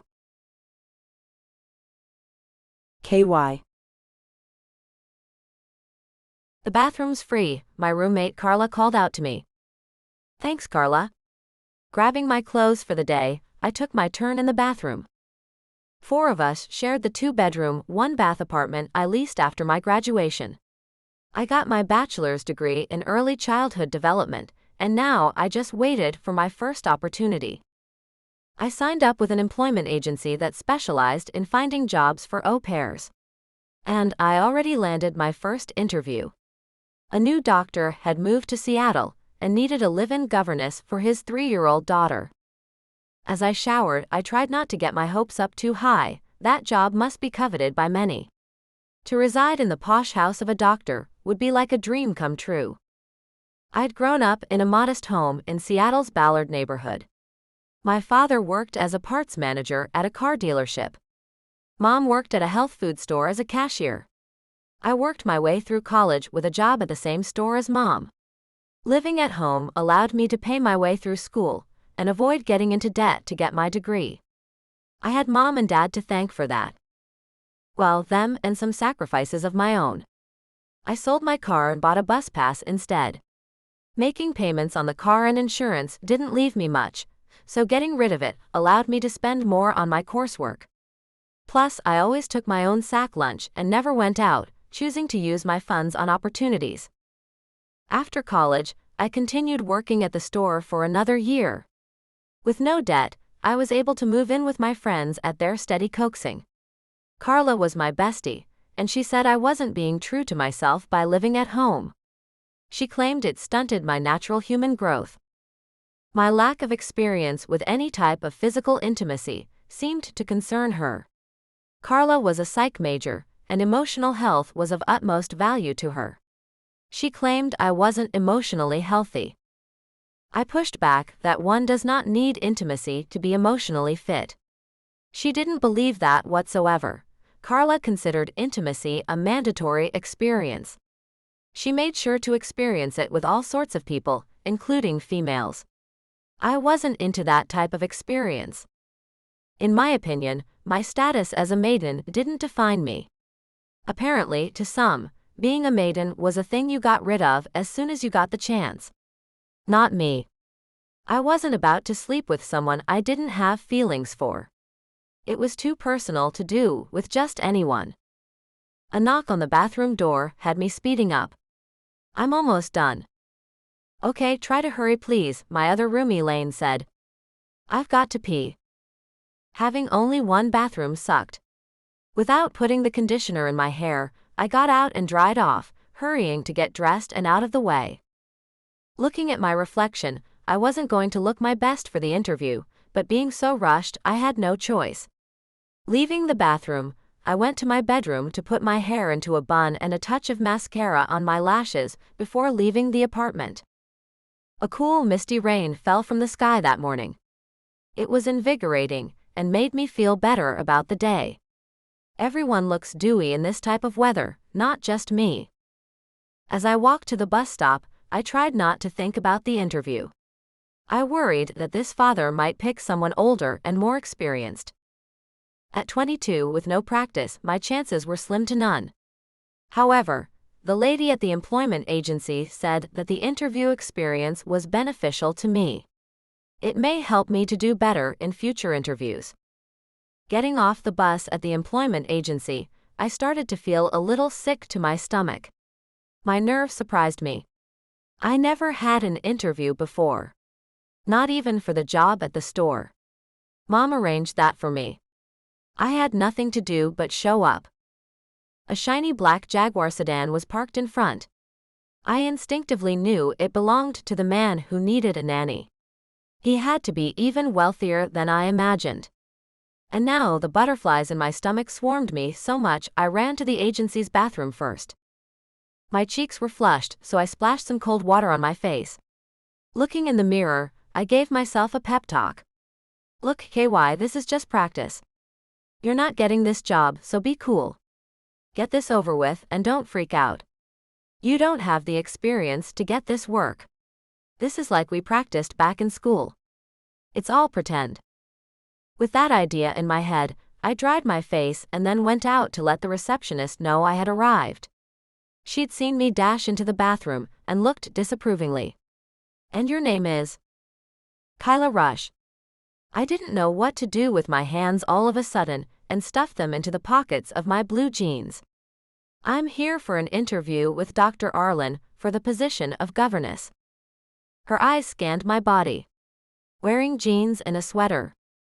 Scanning my clothing choice, I hadn't found it to be bad. The jeans aren't ripped or dirty. And the sweater covers my chest. What's wrong with it? The woman, who looked to be in her 40s, only shook her head. Kids. And there it was. I knew I'd never get the job. Not when I looked like a kid. Who would trust a kid to take care of their kid? Certainly not some rich doctor. I'll take a seat, I told her, then walked away, not interested in being judged by her any longer. I mean, who does she think she is anyway? 40-something and just a receptionist at an employment agency where she has opportunities to take better jobs. I couldn't let her get to me. And this was only a practice run for me anyway. So what if she didn't think I was dressed appropriately? The outside door opened, and a woman walked in, wearing a dark blue dress that went below her knees. Her shoes were flat blue and sensible. The creases around her mouth looked like parentheses. She was all of 50 and looked it. I'm here to see Dr. Arlen for the au pair position. The receptionist smiled, looking pleased with this new candidate. Oh yes. You must be Mrs. Steiner. Your experience is outstanding. Yes, it is, the woman agreed. She looked around the room, empty but for me. I received only the slightest glance before she looked back at the receptionist. Are we the only people being interviewed for this position? There's one more, the receptionist informed her. A man. Looking down her nose, the professional nanny seemed unimpressed. A man. I see. She went to take a seat on the other side of the room. While I played a game on my cell phone, she looked out the window at the rain that had become a bit more than the light mist it had been earlier. Then her gaze fell on me and I looked at her. Hi. She nodded. Hello. When the door opened again, and a tall thin man came in, she sighed, and I gathered she'd seen the guy before. He looked directly at her and sighed too. So you've got an interview too, Sally? With a nod she said, yes. I had no idea you were free from your duties to apply for this position. What happened with the Ventura children? Sheila quit her job to stay home with them when Emily started wetting the bed. He went to the receptionist, his hands running over the front of the suit he wore. Manly Jones will interview with Dr. Arlen. Yes, sir, she told him. Take a seat. Since you're all here, I'll let him know and we can start the interviews. He walked over to sit near the other woman, and I saw he was nearer to her age than mine. And what has you free, Sally? Elias went into high school this year and no longer needs a sitter. Nodding, he understood. Those two had oodles of experience while I had none. And when the man's eyes landed on me, I felt unspeakably inept. Have you ever done this before? He asked. I shook my head. First interview. Sally decided to ask me a question. And what makes you think you're capable of being a governess? I have a bachelor's in early childhood development, I whispered insecurely. Education, the man asked. That makes you a viable candidate. Shrugging, I didn't know what to say. I wasn't a viable candidate. Especially now that I was up against them. Both had lots of experience, and the doctor would be foolish not to hire one of them. My bets were on Sally just because she was a woman.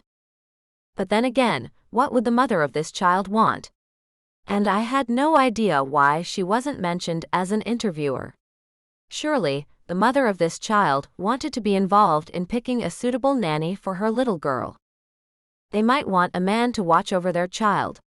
Maybe they would feel she'd be more protected that way. The guy looks kind of buff. He gave off an air of protection too. A door to the back opened, and another woman stood there. Mrs. Sally Steiner? Sally got up and followed her, leaving Manly Jones and me alone. How old are you? He asked me. 22.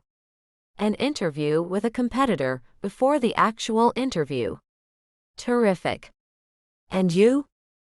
43, he said.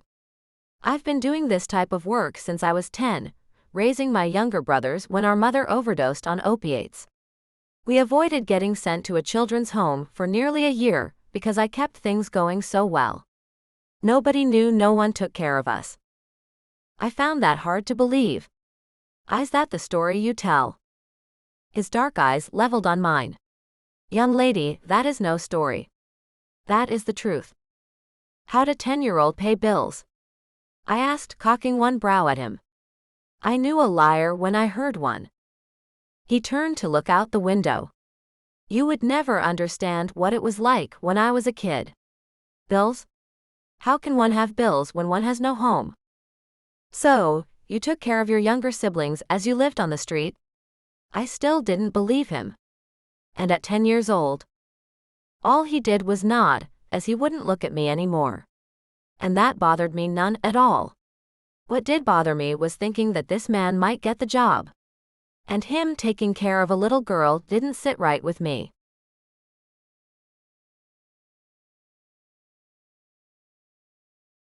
Chapter 3. Alex. I already had 3 days of interviews for the au pair position, and had yet to find the perfect one for Tabby. This fourth one has to be the last. With only a couple of weeks left until I started work, I wanted someone right away. That way, Tabby would have time with me around to get used to another person taking care of her. A 50-year-old woman walked into the small interview room. Her graying hair was in a neat bun, and she wore what I'd call typical governess clothing, with a stoic expression to match. Dr. Arlen, I'm Mrs. Steiner. She extended her hand as I rose. Shaking it, I noticed the lack of a smile on her face. It's nice to meet you, Mrs. Steiner. Her resume was impeccable. She'd been the governess for many important families in the Seattle area. But I still wasn't sure about her. Please take a seat. She sat across from me, her hands placed neatly in her lap. I see you have my resume there in front of you. I'd like to point out my years of experience. The last 4 pages are letters of recommendation from my past employers. All of the children I had the pleasure of helping raise have gone to college. Well, except Elias, but he's still in high school. He'll go as well. My purpose is to compel education upon my charges. I had no idea what the charges were. Your charges? She looked at me with dark brown eyes surrounded by thin lines. The children I look after, sir. Okay. That told me she wasn't close to the kids she helped raise. And you like to make sure they seek further education? That wasn't such a bad thing. I have.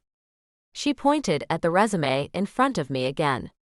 If you'll read the first recommendation, I started working with those children when the oldest was only 4.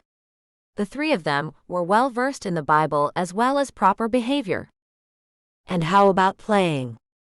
That was more important to me than behaving. Tabby wasn't a bad child in the first place. A time and a place for that are scheduled into each day. She looked me in the eyes. I've been a nanny for longer than you've been a father. I can help take this great burden off your shoulders, doctor. That way you can do your work. And your wife can as well. I don't have one. And Tabby is not a burden. I tell you what, Mrs. Steiner, I've got your resume and will study it before making my decision. Thank you for coming. She seemed a bit shocked as she sat there. So this is it. I nodded and got up to walk her out. It is. I never had such a short interview before, sir. She got up, and I escorted her to the door. Is there anything else I can answer for you? I had one more question, not that it would matter, but I wanted to know. And how are you on corporal punishment? Spare the rod, spoil the child, she said quickly. Thought so. You have a wonderful day, Mrs. Steiner. I closed the door behind her, not missing the stunned expression she wore. Going back to the table, I tossed her resume aside. No one would be laying a hand on my baby girl. There was a quick knock at the door, and then a tall man opened it and stepped in. I had Manly Jones' resume pulled out of the file. The receptionist had sorted them in the order they would be interviewed. Mr. Jones, it's nice to meet you. I got up and shook his hand. You too, Doc, he said with a smoothness that made him seem down to earth. Please take a seat. I took mine, then looked over his resume. Seems you've watched over quite a few kids in your time, Manly. How did he get into the babysitting business? And you came to be an au pair. How exactly? As you can see on my resume, I was hired for my first nanny job by the mayor of Seattle 10 years ago. He looked incredibly proud. I was a janitor at the courthouse when we met. He liked the way I interacted with his kids. They were with him a lot after his wife left him. So he gave me my first nanny job. And from there, I stayed in the business as each of my kids grew up. He called them his kids, which is a lot better than them being called charges. So you've got a knack with kids? I took care of my younger brothers when I was younger, too. It's a gift, he said with a smile. People don't usually think of men as au pairs, but I can do better with kids than lots of women. I think like one, I suppose. Fun is my number one thing. If my kids are having fun, smiling, and laughing, then I've done my job. That's great. I liked that attitude. Kids aren't meant to just behave and learn. I'd heard far too much from the other candidates I'd interviewed about teaching kids how to behave and making them learn all the time. None had talked about playing and letting them have fun. I looked over his resume to see if he'd taken care of little girls before. My daughter is 3. Do you think you could deal with that? Sure can, he said with certainty. Little Miss Dana was 2 when I worked for the mayor.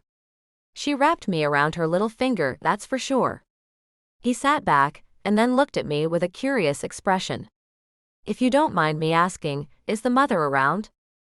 My wife passed away from cervical cancer a year ago, Manly. I sighed, then went on, I won't lie to you. I wanted to hire a female to take care of Tabby. She needs a female role model in her life. He nodded. I see. Then he snapped his fingers. I've got a sister who could come around to be that female influence. I didn't know if that would be enough. I don't know. Sir, when I worked for the mayor, his wife had split. Those kids didn't have no mama. That proud look came back to his dark eyes. I got my sister doing things with them too. And that helped loads. You can count on me, sir. I'll help your little girl. My sister loves to dote on children. The man seemed genuine, and Tabby would love his playful ways. I tell you what, Manly, let me do this next interview and then I'll make a decision. You're my top pick right now. He stood up, clapping his hands. That sounds amazing. You've got to interview the last candidate. I have all the confidence in the world you will be giving me a call, Doc. And why's that? I asked, as the next person couldn't be that bad. She's a kid, Doc. No business helping anyone raise a child, but thinks her college degree will help her take care of someone else's kid. He reached out to shake my hand. So I'll be talking to you soon, sir. Laughing, the guy made me feel great. I'm sure you will. When he left, I heard him laughing his way down the hall, and his laughter made me smile. I liked his outgoing personality, and knew he'd make Tabby's time away from me fun for her. He'd left the door slightly ajar, and the next person stepped up to it. I took the last resume out of the file to find very little listed on it. When the door moved, a young woman came in. Dr. Arlen? That's me. Come on in. I looked at the name on top of the resume. Kyla Rush. She took a seat without offering to shake my hand, and her eyes were glued to the desk. I prefer to be called KY. Socially awkward, I couldn't help but feel for her, as I'd been the same way in my younger years. Okay, KY. It's nice to meet you. Her eyes flashed to mine for only a fraction of a second. You too. I put the resume down because the only thing on it was her education in early childhood development. Do you like children, KY? She nodded, making the loose bun on top of her head bounce a bit. The bun was thick, her hair was quite long. It was the same color as Jennifer Aniston's, and shined in the light. I do like them. Then she looked into my eyes, and I saw the green in her hazel eyes glisten. I adore them, really. I did some babysitting for my cousins in my teens. It was then I decided to pursue a career revolving around kids. And what do you like doing with kids, KY? Something about the young woman struck me. She hardly wore any makeup. Her skin was creamy and natural. Her lips were a natural pink, and her cheeks had a slight rose hue to them. She was a healthy young woman. The way her eyes danced told me she truly enjoyed children. I love playing with them and watching them when they learn something new. I love talking to them and listening to them tell me things. Kids fascinate me. Their brains are developing at such a rapid rate that they defy imagination. One day they can't speak a word, the next day they're saying dada or mama. It's just a great thing to witness. You know what I'm saying? Yeah. I couldn't stop looking into her eyes. So much in them intrigued me. Do you have any siblings, KY? No, sir. I'm an only child. She looked down again, and I fought a powerful urge to lean forward and take her by the chin, to raise her face back up so I could look into those eyes again. She didn't have an ounce of real experience, and she wasn't going to be the right nanny for us. But something told me to give her a shot anyway. Well, KY, can I be honest with you? Her eyes came back to mine. Yes, sir. I'd like my daughter's nanny to have some experience. I pushed the last page of Manley's resume toward her, showing her the many job assignments he'd had. This is typical of the resumes I've seen in the last few days. I understand, sir. She squinted as she looked at the paper in front of her. Can I ask you a question? I suppose so. I didn't see the harm in answering something for her. She looked at me again. I noticed how happy the last guy who left here was. Is that because you've pretty much gone with hiring him? I nodded. Yeah. I saw no reason to lie. The way her eyes cut to the side and her chest rose and fell told me that was troubling to her. Sir, I've got a way of reading people. This isn't my business, but I feel I should tell you this. She bit her lower lip before saying, he's not the person you think he is. Did he tell you his homeless 10-year-old taking care of his brothers after his mother overdosed story? No. What is she talking about? Did he tell you that? She nodded. He did. And I didn't believe him. The woman before him knew him. I think he's been a sitter for a while, but I don't trust him. You should know that before hiring him. I know you're not hiring me, but please don't hire him. What the hell? End of sneak peek for The Doctor's Nanny by Michelle Love and Ivy Wonder. Thank you for listening to this audiobook. Audio copyright 2024 BFA Publishing. Please like and subscribe to support this channel, it helps more than you know.